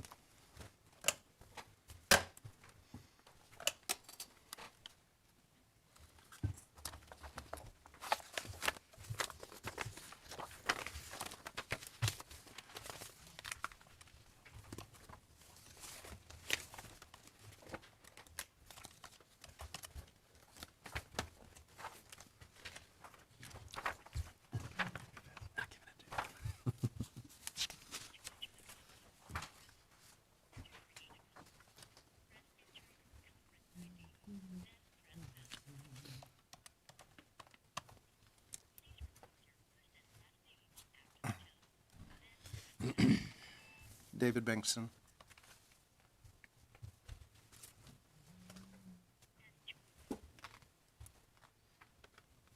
Hello?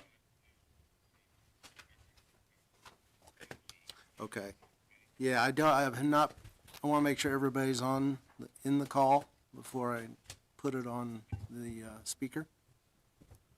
Okay.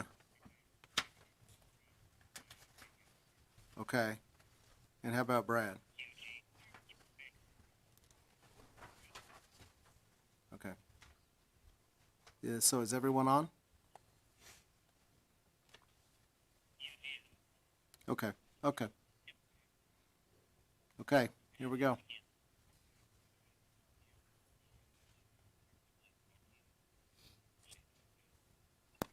Will do.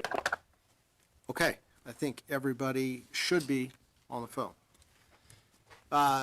David Bengtson, Stinson LLP, appearing in case number 29014 for the applicant, WPX Energy Williston LLC. To be clear, Mr. Bengtson, are we on 29015? 29015, correct. Thank you. Apologize. And is counsel for EOG Resources, Inc. on the phone? Good afternoon. This is James Parrott with Beatty and Wozniak PC. My business address is 1675 Broadway, Denver, Colorado, Suite 600, and I'm representing EOG in case number 29015. Thank you, Mr. Parrott. Mr. Bengtson, who are your witnesses? We'll have three witnesses, the same three. Mr. Jeff Poole will be our land witness, Danielle Robinson, our geology witness, and Brad Ballinger, engineering witness. All right. Jeff Poole, are you still on the line and able to hear okay? Yes, I am. That's okay. I'm going to go ahead and place you under oath. Do you solemnly swear or affirm under the penalties of perjury that the testimony you're about to give in this matter will be true and correct to the best of your knowledge and belief? Yes, I do. Go ahead and proceed. Please state your name. Jeff Poole. Mr. Poole, by whom are you employed and in what capacity? Employed by WPX Energy Williston LLC, subsidiary of Devon Energy Company, employed as a landman working our Williston-based assets. Okay, and have you previously testified as a landman in matters before this commission, and were your qualifications and testimony accepted in those matters as that of an expert? Yes. Okay, but offer the testimony of Mr. Poole in this matter be accepted as that of an expert. It'll be accepted as expert testimony. And Mr. Poole, have you prepared or directed to be prepared under your supervision exhibits L1, L2, and L3 in this matter? Yes, I have. Okay. I'd like you first to turn to exhibit L1. Would you please describe that exhibit and tell us what it depicts? Yes. Exhibit L1 is a regional locator map showing the application lands within the boundaries of the Fort Berthold Indian Reservation. Okay. Same questions with respect to L2.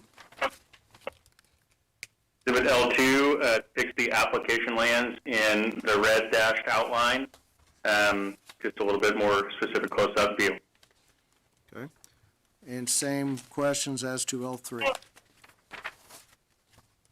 L3 depicts estimated working interest for the lease line well on the stand-up 1,920-acre unit in which we're applying for in this case, with WPX having an estimated working interest at about 43.5%, EOG at 50%, and the remainder at about 6.5%. Okay. And Mr. Poole, could you please describe for the commission what steps that WPX has already taken to drill the well that's the subject of this application? Yes, I can. Along with the wells that we spoke to in case 29012, which I think we mentioned would be planned to be batch drilled, we have undergone negotiations for a surface use agreement, which I think we feel should be wrapped up here post-holidays. Done all of our survey work and environmental work, begun the process of submitting applications for APDs with BLM, would obviously be submitting NDIC permits post-spacing, and engaged our marketers to ensure that we have capacity for planned volumes. All of these wells would be planned to be drilled in July of 2022. Thank you. I have no further questions for this witness. Mr. Parrott, do you have any cross-examination questions? I do, thank you. Mr. Poole, would you please turn to your exhibit L2? And you show that the east half of the proposed spacing unit essentially overlaps half of sections 19, 16, and 21. Is that correct? Yes, did you mean 9, 16, and 21? Yes. Yes, In that's 149 North 94. Thank you. To your knowledge, is there a spacing unit established, any other spacing unit established that covers any portion or all of sections 9, 16, and 21?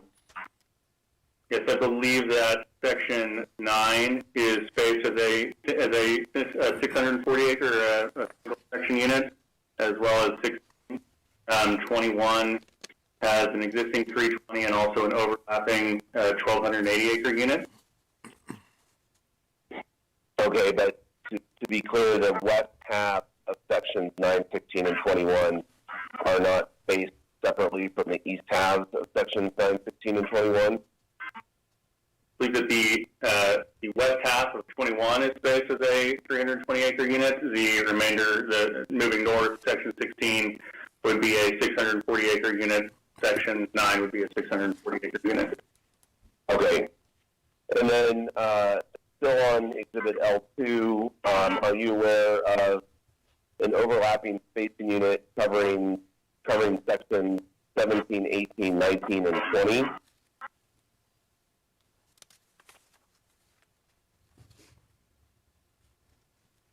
Yes, there is an overlapping spacing unit covering those sections of for the lease line well is drilled. I don't have the name of that well off the top of my head. I apologize. Does the Honey Locust 1819 sound correct? That does sound correct. Okay. So could you tell me your knowledge who operates that Honey Locust well? Yes, that'd be operated by WPX. And can you tell me, are the proceeds of that Honey Locust well distributed to the owners within all of sections 17, 18, 19, and 20? Yes, that is correct. Are they distributed to owners beyond the boundaries of that 2560? I would have to confirm, depending on what CAs are underlying that, but it would appear that not, just based on the map that I'm looking at. Okay. And can you tell me why WPX chose a 1,920 acre configuration instead of a 3,840 acre configuration covering all of sections 8, 9, 16, 17, 20, and 21? Yes, it was our opinion as you looked at the previous cases that were applied for, that would be following the spacing pattern we were setting here. The spacing pattern being the units that were agreed to be essentially split up operatorship of sections 8, 17, and 20? That's correct, and the overlapping 1,920 acre unit that would be applied for the well down the middle of those sections. And did you confer with EOG and inform EOG of your plans to base an overlapping 1920 for a lease line well as opposed to more standard 3,840 acre unit for a lease line well? That was a part of our ongoing discussions for the period of time in which we were negotiating our contractual arrangements. Yes, we did have those discussions. And is it your understanding that EOG did not agree with the plan to extend the 1920 acre lease line spacing out to this lease line well? Yes, that is my understanding. Did EOG express a preference for 3840? Yes, they did. Did they express that preference on the basis of some sort of working interest control or operatorship? Not to my knowledge, and I'll have to excuse myself a little bit, Mr. Barrett. I did take these negotiations over from another landman at some point in time, so maybe those discussions happened. but I think that its core issue was pace of development, and both parties concerned that was not, in our opinion, maybe the commission's standing, that we would see our working interest diluted depending on which way that spacing went. So your understanding that EOG's preference was based primarily on projection of correlative rights and more equal distribution of proceeds to the owners in the area? Our discussion, or at least my discussions, didn't get into correlative rights or distribution of proceeds to owners outside of EX. Okay.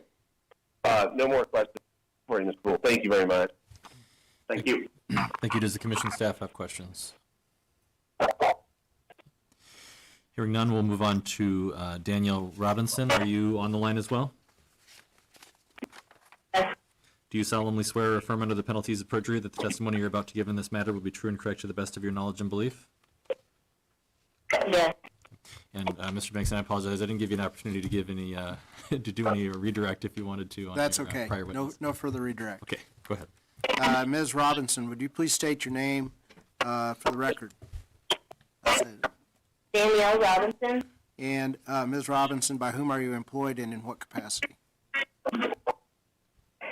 WPX Energy LLC, a subsidiary of Devon. I'm a geologist. Okay. And as a geologist, have you previously testified in matters before this commission, and were your qualifications and testimony previously accepted in those matters as that of an expert? Yes, I have, and yes, they were. Okay. I would offer the testimony of Danielle Robinson in this docket to be accepted as that of an expert.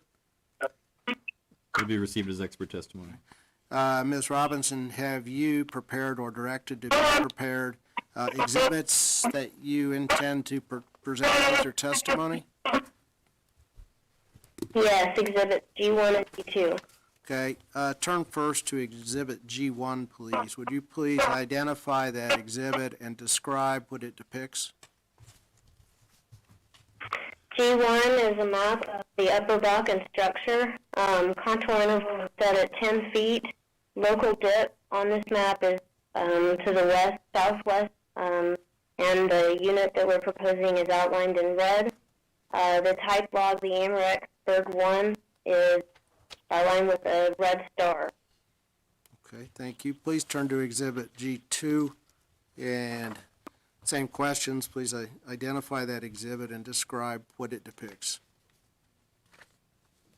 G2 is the reference well type log that I just mentioned on the previous exhibit, the Amerex Berg 1.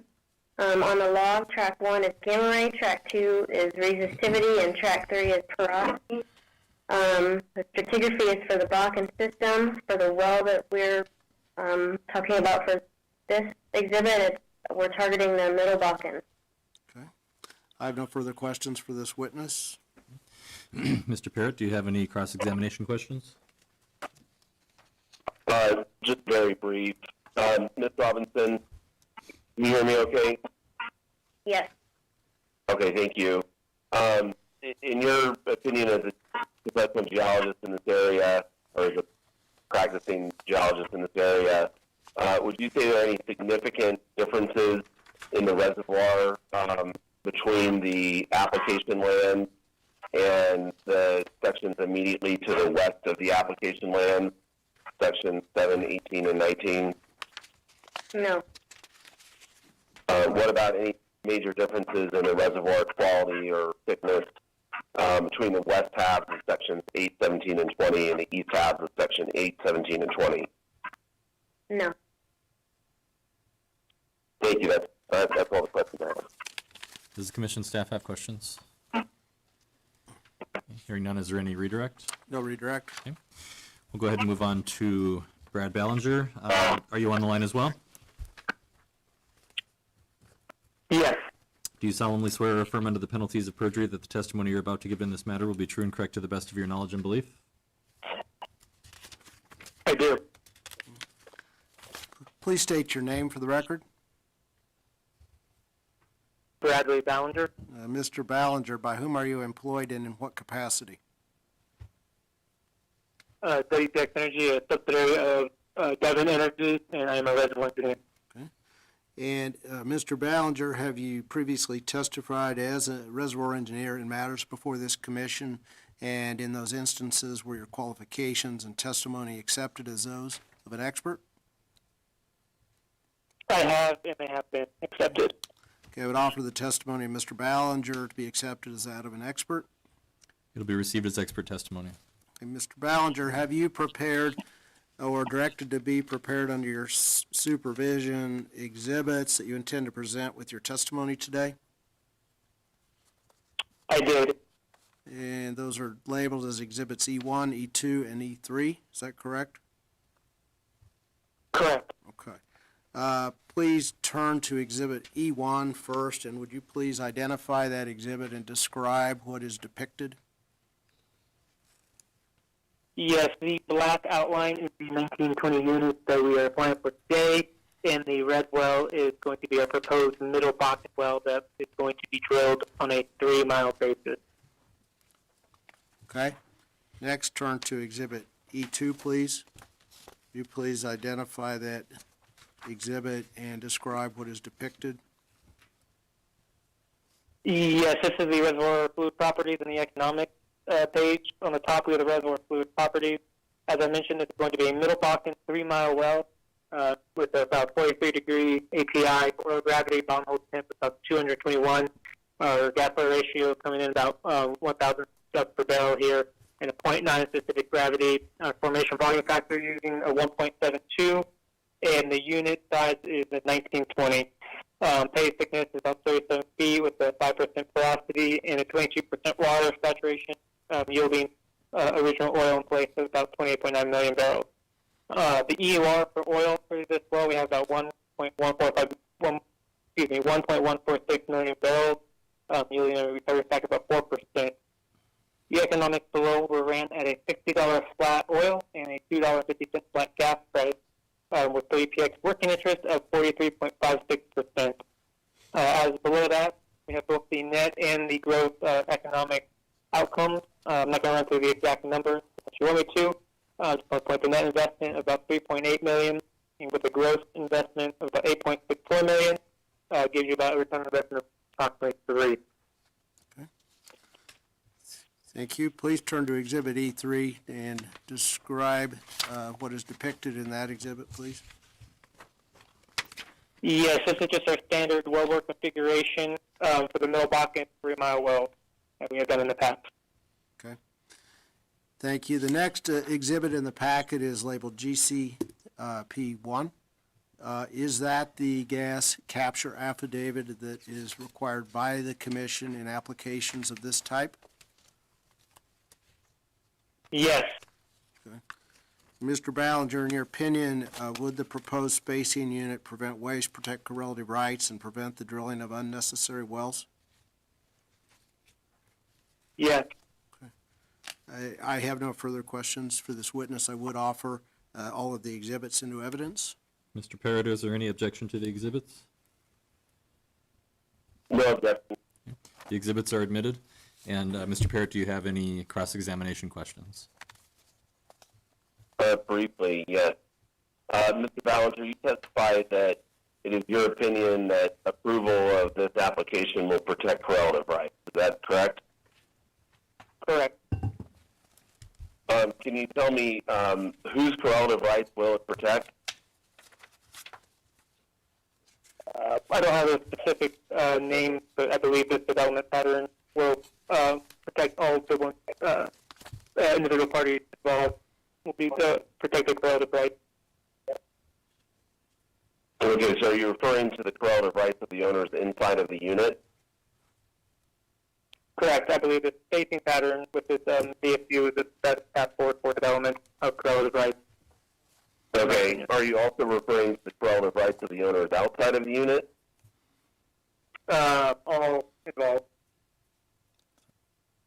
Okay, could you just answer the question, is it the correlative rights of the owners inside of the unit and outside of the unit? Yes.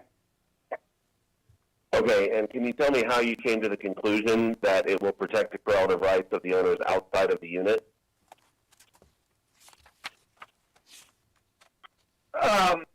Just based on development and standard idea evolution, I think it would protect all parties involved rights, as mentioned. Okay, I'm not clear on how you came to the conclusion that it will protect the correlative rights of the owners outside of the unit. Let's just talk about the certain specific owners outside of the unit. The owners in the west half of sections 17 and 20. So that would be immediately adjacent to the west side of the spacing unit, those owners in particular. Could you tell me how you conclude that the correlative rights of those owners are protected by this proposal? I do not have a good answer for that one at the current moment. Okay, fair enough. Thanks for your honesty. I appreciate that. No more questions for the witness. Thank you. Does the commission staff have questions? Brad, on these three companion cases, where is the pad for the wells? The pad's going to be located just south of section 20. That's right in that area on the south, and it's going to be kind of a quarter mile off of the eastern lease line well. And all wells are going to be drilled from that. So the center of the northeast line of 29?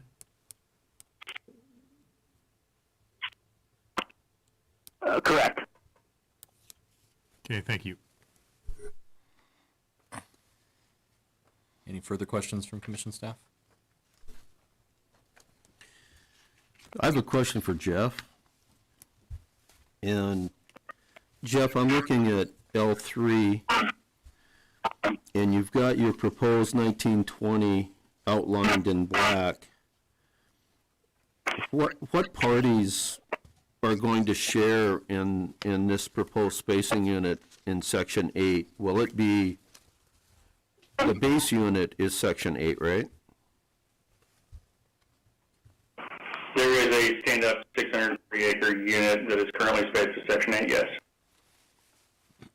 Well, it's actually all of section 8 is a 640-acre unit, right? That's correct. Even though there's 2 wells drilled in the east half, all of section 8 shares in that, right? That is correct. Okay. And is it your understanding that any base spacing units that are underlying this overlapping 1920 that you're proposing would share within the 1920 acre area? Let me know if I'm not answering your question correctly.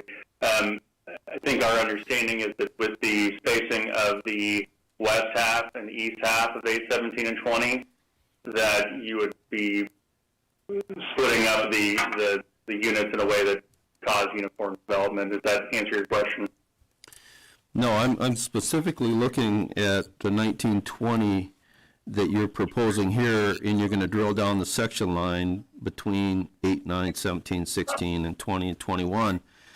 And is it your understanding that all of the base spacing units that underlie this overlapping unit would be sharing within the proceeds of that lease line well that you're proposing? For instance, the base spacing unit up in section 8 is section 8. Would 16.7% of the revenue go towards all owners of that base spacing unit? 320 acres of that base spacing unit are within the proposed 1920. So 320 divided by 1920 would be 16.7%. Would 16.7% interest go to all parties under section 8, being that's a base spacing unit? Okay, thank you for clarifying. I'd have to go run the calculations to confirm specific percentages. Not great at mental math, but I would agree with your conceptual allocation there. Yes.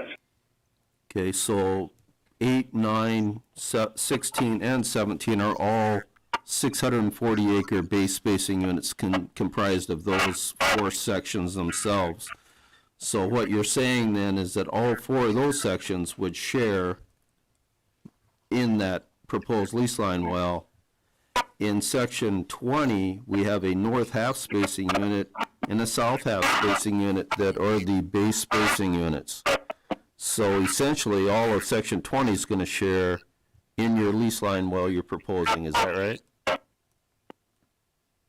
Yes, that's correct. Okay. And then down in section 21, we have a different situation there. We have a west half spacing unit and an undrilled east half spacing unit, right? And then overlapped by a 1,280 acre unit. Right, but I'm talking about the base spacing units. So in that particular case, 320 acres divided by 1920 is again 16.7, but that would go towards all the owners in the west half of 21, not all of 21, because you're only affecting the owners in that west half of 21 due to that existing base spacing unit well that was drilled, right? That's correct. So what would happen if you had a larger 3840, including also the east half of 21? Would that lease line well you're proposing affect any parties in the east half of 21?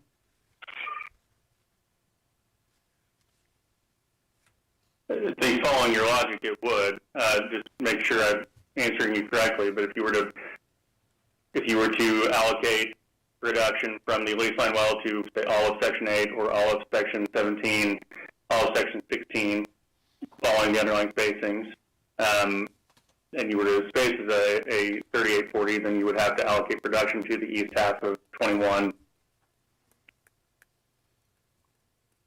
Yeah, and my question is that protecting correlative rights when it appears that you may not be affecting the east half of 21, since the base spacing unit doesn't include all of 21, it only includes the west half of 21, which has a well drilled on it. The east half does not.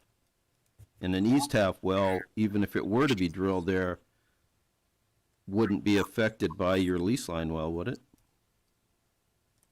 I'd defer to my engineering witness to make sure that we're answering the drainage question appropriately, but in my opinion, no, you wouldn't be draining the east half of 21 with a well down the section lines there. Okay, well, the reason I asked you the questions is to make sure that I was asking somebody that was familiar with how you would disperse royalties on a 1920 versus the 3840.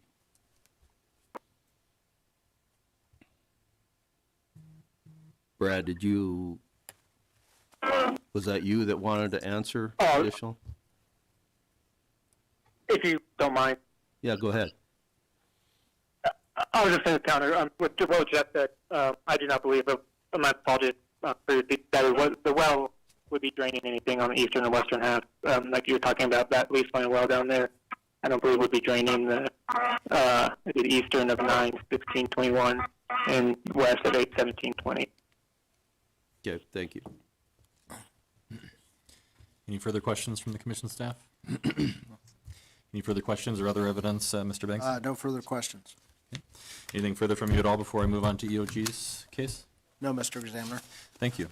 Mr. Parrott, do you have witnesses on the line? I do, thank you. Would it also be permitted for me to make a brief statement to contextualize the testimony that we're about to offer? That would be fine. Okay, do you want to do that? Do you want to allow me to do that before you swear in the witnesses, or? Sure, go ahead. Okay. So the reason that EOG is here concerned about this application today is it's essentially due to correlative rights, and the way that the overlapping spacing unit for this lease line well is set up is such that it will only actually pay out to the owners within the boundaries of the unit, not to any of the lands outside, not to any of the owners in the lands outside the boundaries of the unit. And we've provided an exhibit in the form of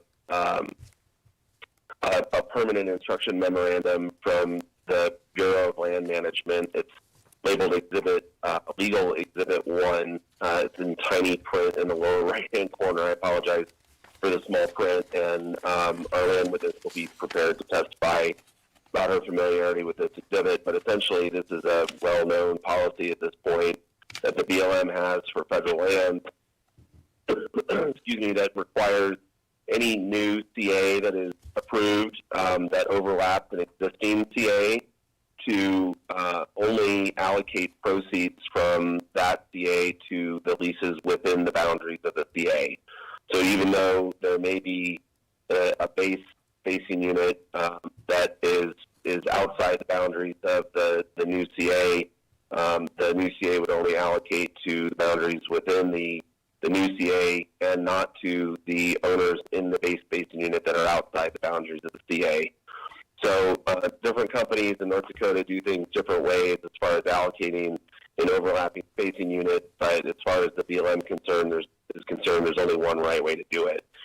And we do have, as our land witness will be prepared to testify, we do have federal or BIA minerals in this area, and so it's EOG's understanding that proceeds would have to be allocated from this lease line well to only the owners in the east halves of sections 8, 17, and 20, and only the owners in the west half of sections 9, 16, and 21.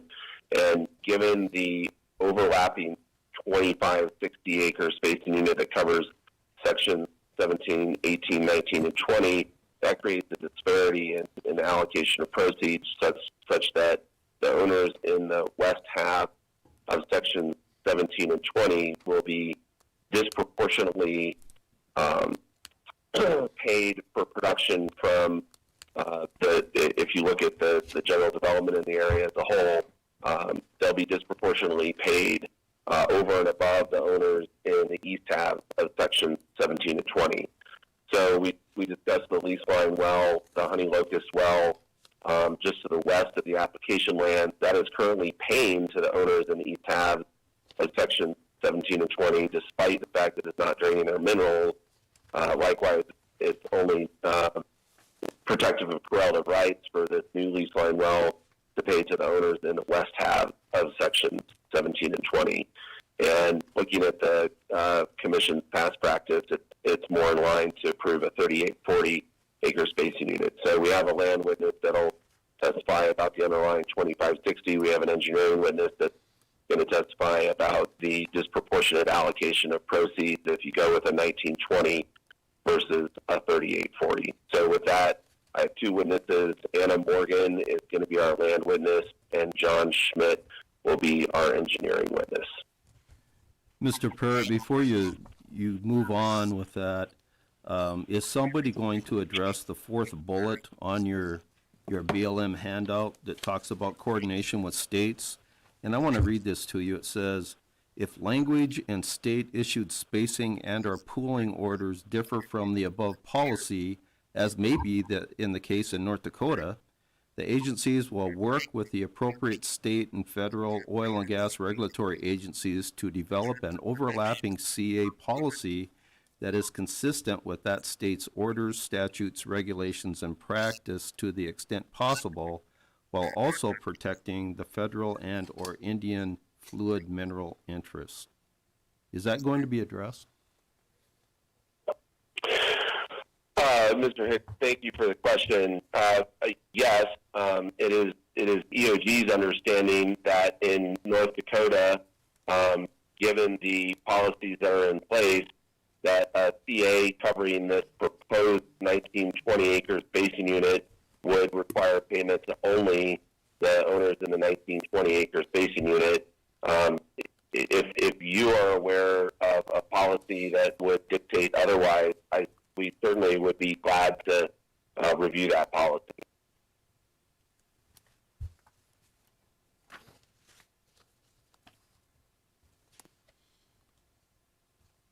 Well, it certainly looks to me like this should be initiated by the working interest owners involved and vetted out before some conclusion is made that it would only be those parties within the spacing unit that would share in the wells. Well, and as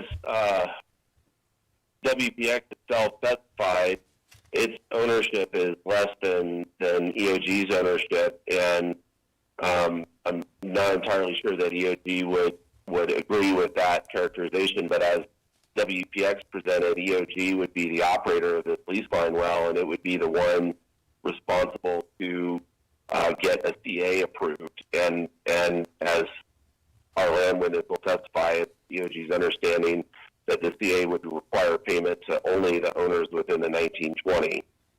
Now, again, if there is a jointly negotiated state BIA policy that exists that would require something different, we would certainly be glad to consider that when negotiating the CA for that well. But as the EOG that is likely to be the operator of that well, given the working interest in the area, it seems that EOG's understanding of how the well is going to need to pay out should bear some weight. Are there fee interests within the sections 8, 9, 16, 17, and 20 and 21? I think that'd be a question for our land witness. I've been told there are fee interests in the spacing unit, but I couldn't tell you what is fee and what is BIA. Okay, thank you. With that, I'm going to go ahead and swear in Anna Morgan. Are you on the line and able to hear okay? Yes, I am. Do you solemnly swear or affirm under the penalties of perjury that the testimony you're about to give in this matter will be true and correct to the best of your knowledge and belief? I do. Okay, go ahead and proceed, Mr. Parrott. Thank you. Ms. Morgan, would you please tell us your name and business address? My name is Anna Morgan. Business address is 600 17th Street, Suite 1000 North, Denver, Colorado 80202. And have you, I'm sorry, what is your role with EOG? I'm an advisor. And how long have you been I'm not sure we heard the with answer to that. I'll start to cut in there. I'm not sure we heard the answer to that question. I'm sorry, I'm a Hannah, land please repeat your... I'm a land advisor with EOG Resources. Thank you. And how long have you been in the land group with EOG? 10 years. And have you testified previously before this commission on matters pertaining to land? Yes, I have. Now, for the further testimony of this witness, is that of an expert? No objection. Granted, it'll be received as expert testimony. Ms. Morgan, can you please turn to EOG's legal exhibit 1, which is the Bureau of Land Management Permanent Memorandum titled Adjudicating Overlapping Communitization Agreements. Okay. Are you familiar with this memorandum? Yes, I am. And have you reviewed this memorandum with legal counsel?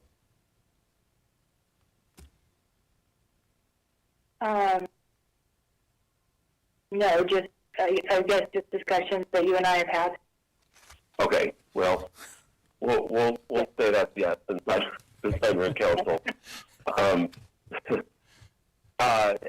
is it your understanding, based on your discussions with counsel, that proceeds from the 1,920-acre proposed spacing unit would be allocated to only the owners within the boundaries of that unit based on this memorandum? I'm going to object. If he's calling for a legal opinion, it's outside the area for expertise. I think it's I think that distribution of proceeds is a land matter that is well within Ms. Morgan's area of expertise. Just going based on the question, they said based on conversations with council, what did council tell you? I will allow the question, but the question was directed towards what counsel had told the witness, to be clear for the record, but the question is allowed.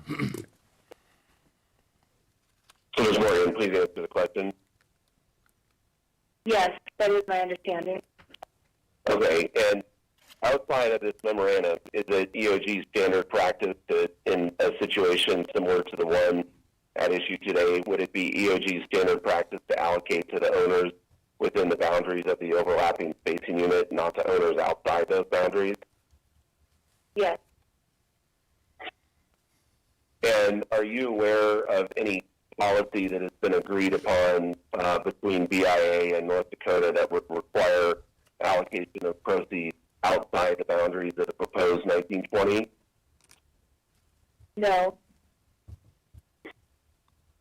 Okay, let's turn to Exhibit L1, and please explain this exhibit for us.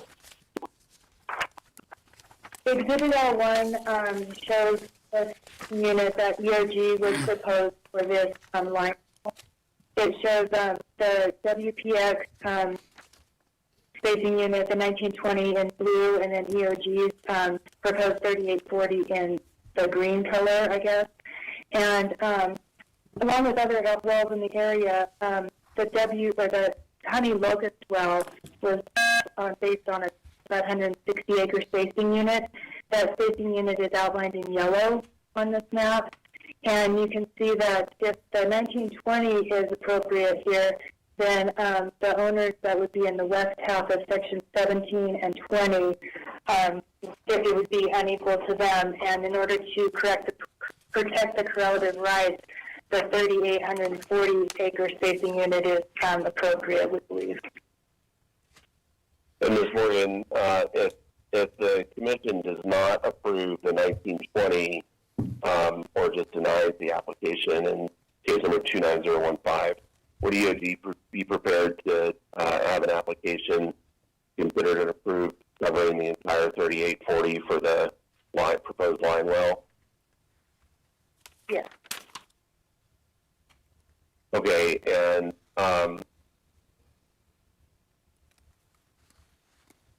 is it your understanding that there is a possibility that EOG would be the operator of that proposed line well? It's on a 3,840-acre unit, yes. Okay. All right, no more questions for Ms. Morgan. Are there any cross-examination questions? Yes, I do have a few questions.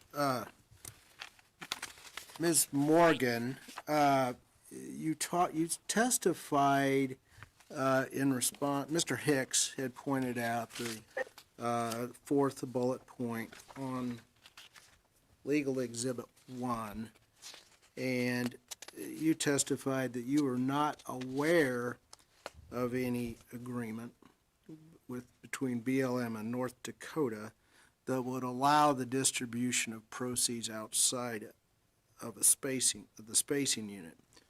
What have you done to assure yourself that no such agreement exists? I have not done any review to determine that. I have not had anything brought to my attention in that way. Have you talked to BLM about that question? Objection. Objection. This is not, BLM is not relevant to this matter. I disagree. They've made it relevant. Overruled. It's BIA, not BLM. Well, BIA. Excuse me. I misspoke. It's fair. The objection's overruled. You have not, Ms. Morgan? No, I have not talked to the BIA or BLM specifically about this case. Okay. Your proposed solution here would be the formation of a 3,840 acre spacing unit to drill a proposed lease line well within that 3,840 spacing unit, correct? Yes. Okay.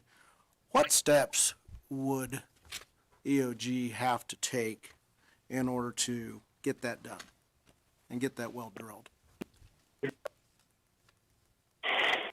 Objection outside the scope, direct, not relevant.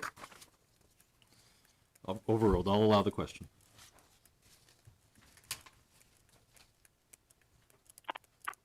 We would apply for the spacing application for the 3840, and then we would apply for a communitization agreement covering that same spacing unit.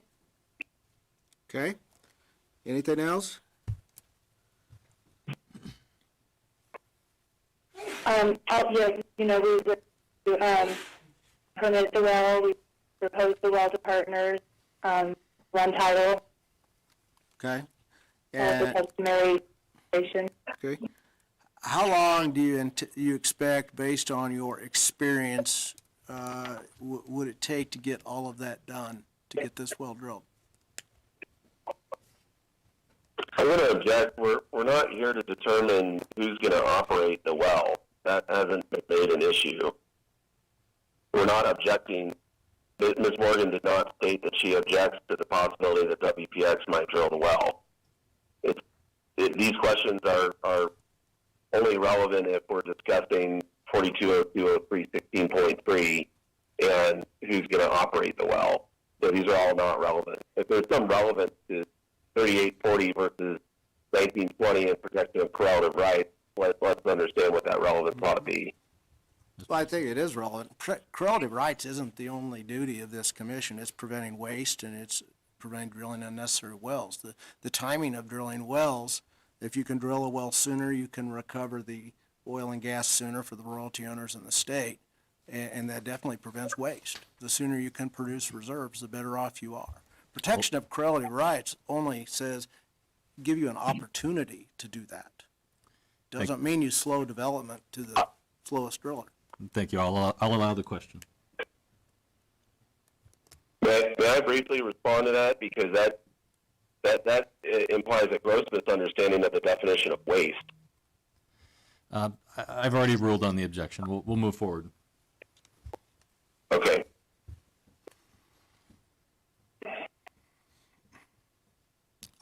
Did she answer the question? I'm not sure. I don't believe she did. I think council objected before she had a chance, but I'll be happy to ask the question again. Ms. Morgan, you mentioned the various steps and processes that would typically be required to be done before EOG would be in a position to be able to actually drill this lease line well that you're proposing as the alternative solution. And I just wanted to know, in your experience, how long will it take to get all of those steps completed so that you'd be in a position to drill the well? I would anticipate it would take 12 to 18 months to get it permitted and drilled. Okay, thank you. I have no further questions for this witness. Does commission staff have any questions?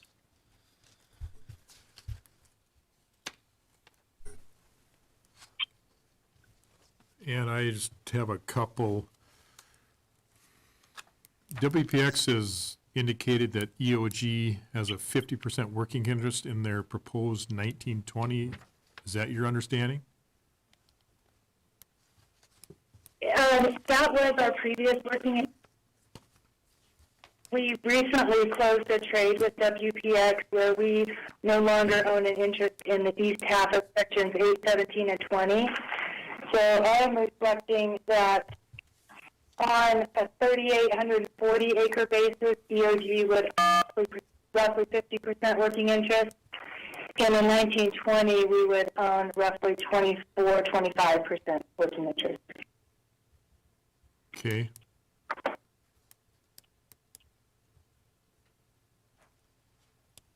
Regarding the Exhibit 1, the Bureau of Land Management memo, I guess it is,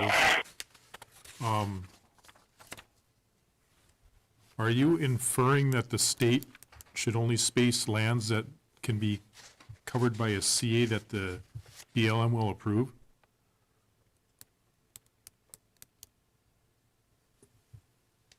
No. Okay, thank you. And this is Bruce Hicks. Exhibit 1 that you've listed here on the memo Does the CA affect any fee interests?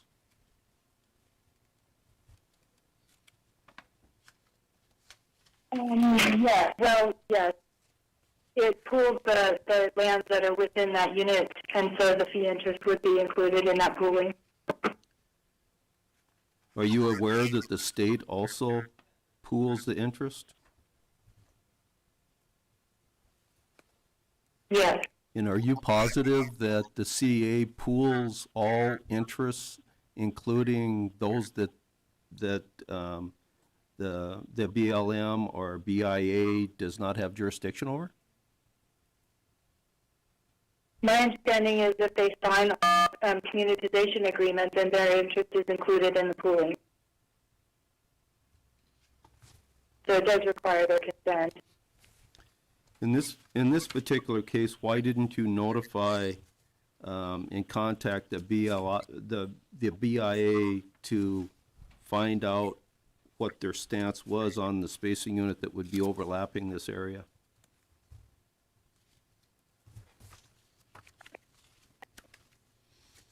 Yeah, it wasn't our case. You know, we haven't got that far down the line yet with them. Okay, thank you. Mr. Parrott, do you have any follow-up questions? I do briefly, thank you. Ms. Morgan, do you have some idea of how many spacing units that involve BIA or BLM minerals you've been involved with in North Dakota? Would it be a handful? Would it be dozens? Would it be hundreds? Personally, I've probably done 10. Okay, and would you say that your comments today about how proceeds would be distributed in the BLM memorandum are consistent with the other units that you've been involved with in North Dakota?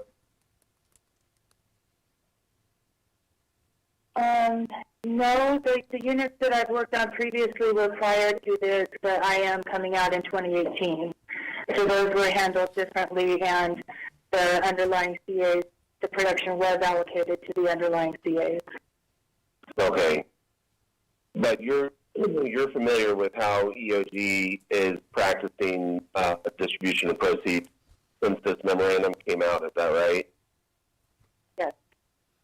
Okay, and would you say that your testimony today is consistent with the common EOG practice? Yes.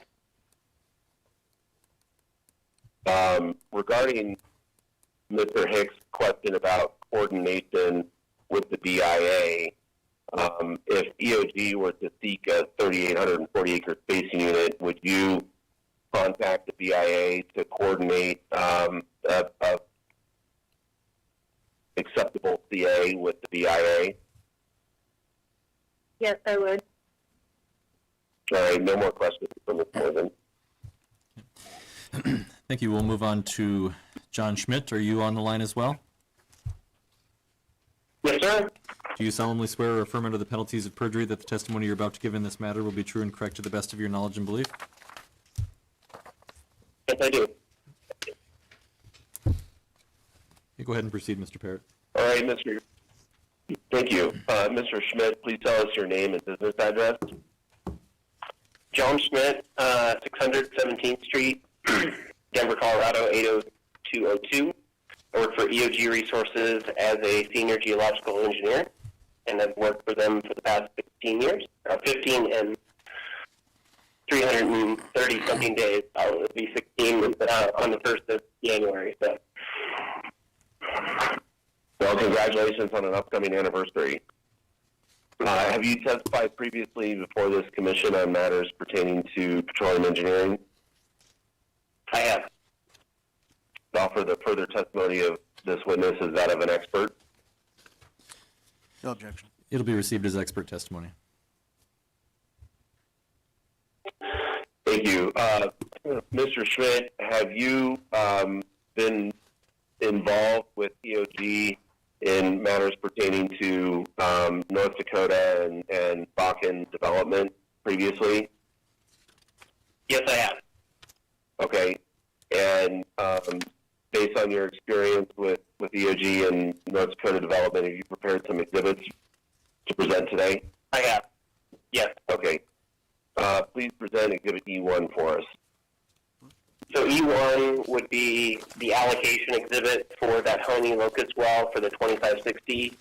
The commission customarily approved line wells to include the surrounding, the full section surrounding the line well instead of half sections. And so if you go by that, the allocation of the EUR for this Honey Locust well, which I estimated at about 860,000 barrels, would be 215,000 barrels for the west half of 18 and 19, east half of 18 and 19, west half of 17 and 20, and the east half of 17 and 20. This is important because it goes to how we believe the corral rights are being infringed upon on the people with minerals in the west half of 17 and 20, which I get to in exhibits E2 and E3. Okay, so let's turn to Exhibit E2 and please explain this for us. Okay, my estimated EUR for the line well being proposed, whether it's drilled by EOG or WPX, would be about 1.2 million barrels. That allocation spread evenly on a 1920 basis as being proposed by WPX would give you about 200,000 barrels per half section of allocation.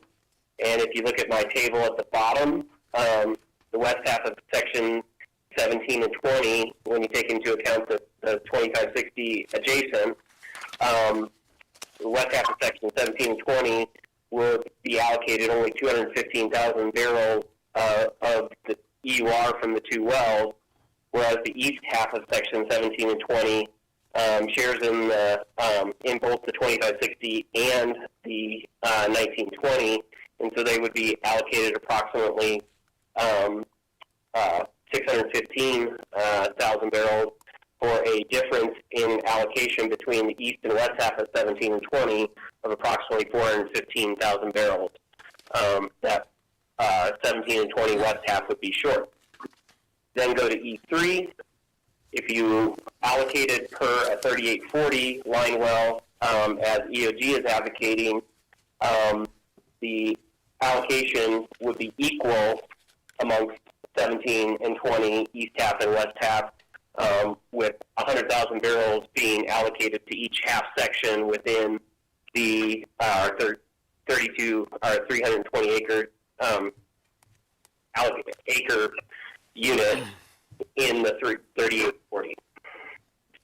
We believe that's a more equal allocation.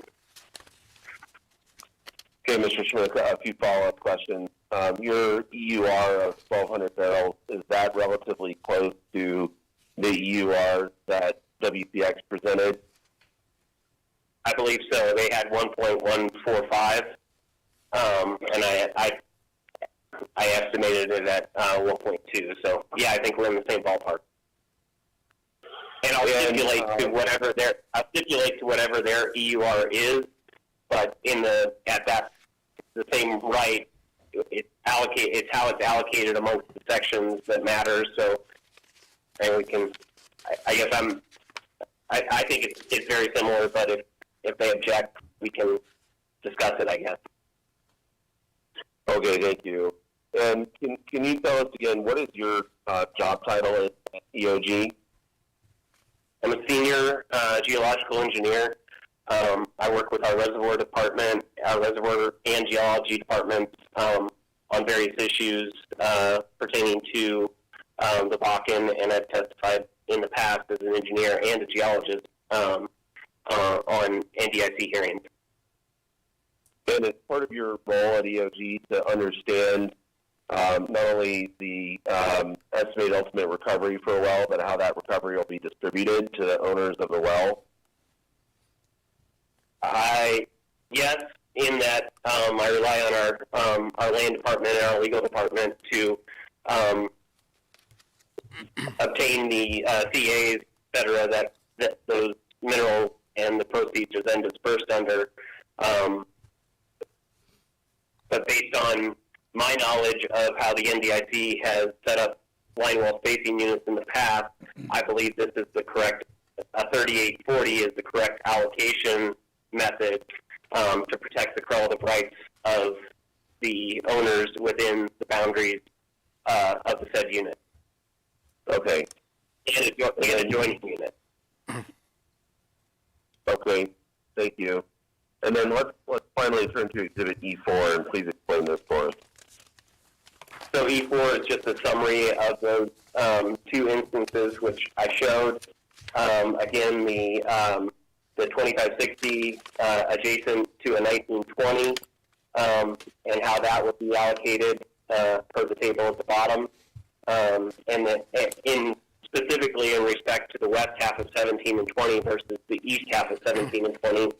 And then again, the right side of the image is the 2560 allocation in addition to the allocation of a 3840, which we believe is a more equitable allocation for all the interest owners in the area.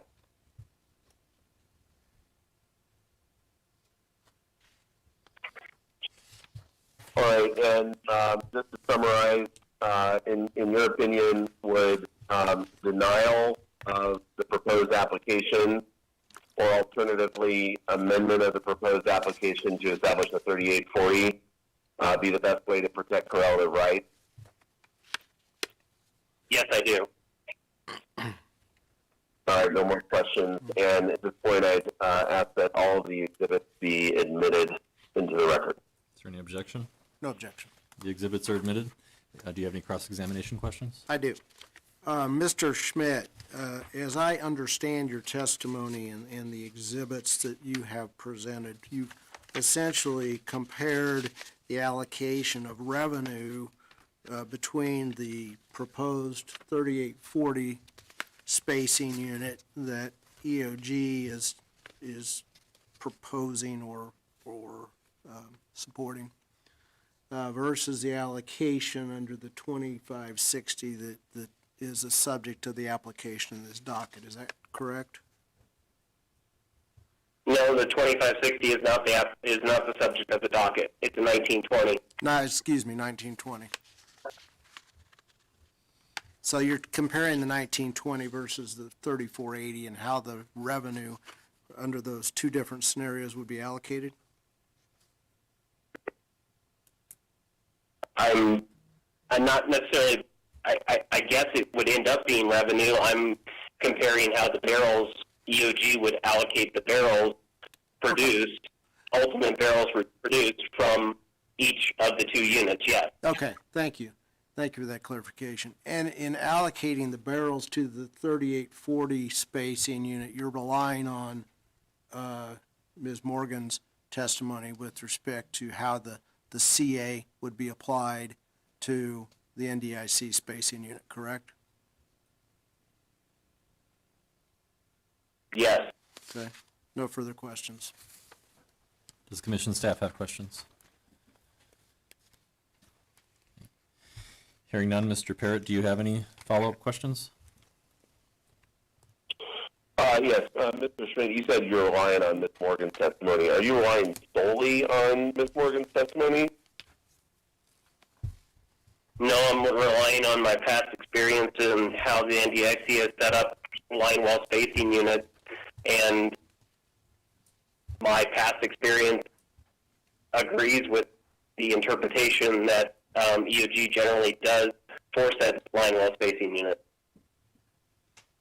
And can you give us an idea of the breadth of your past experience? Again, is it a fair handful of cases? Is it a dozen or a few dozen, or is it hundreds?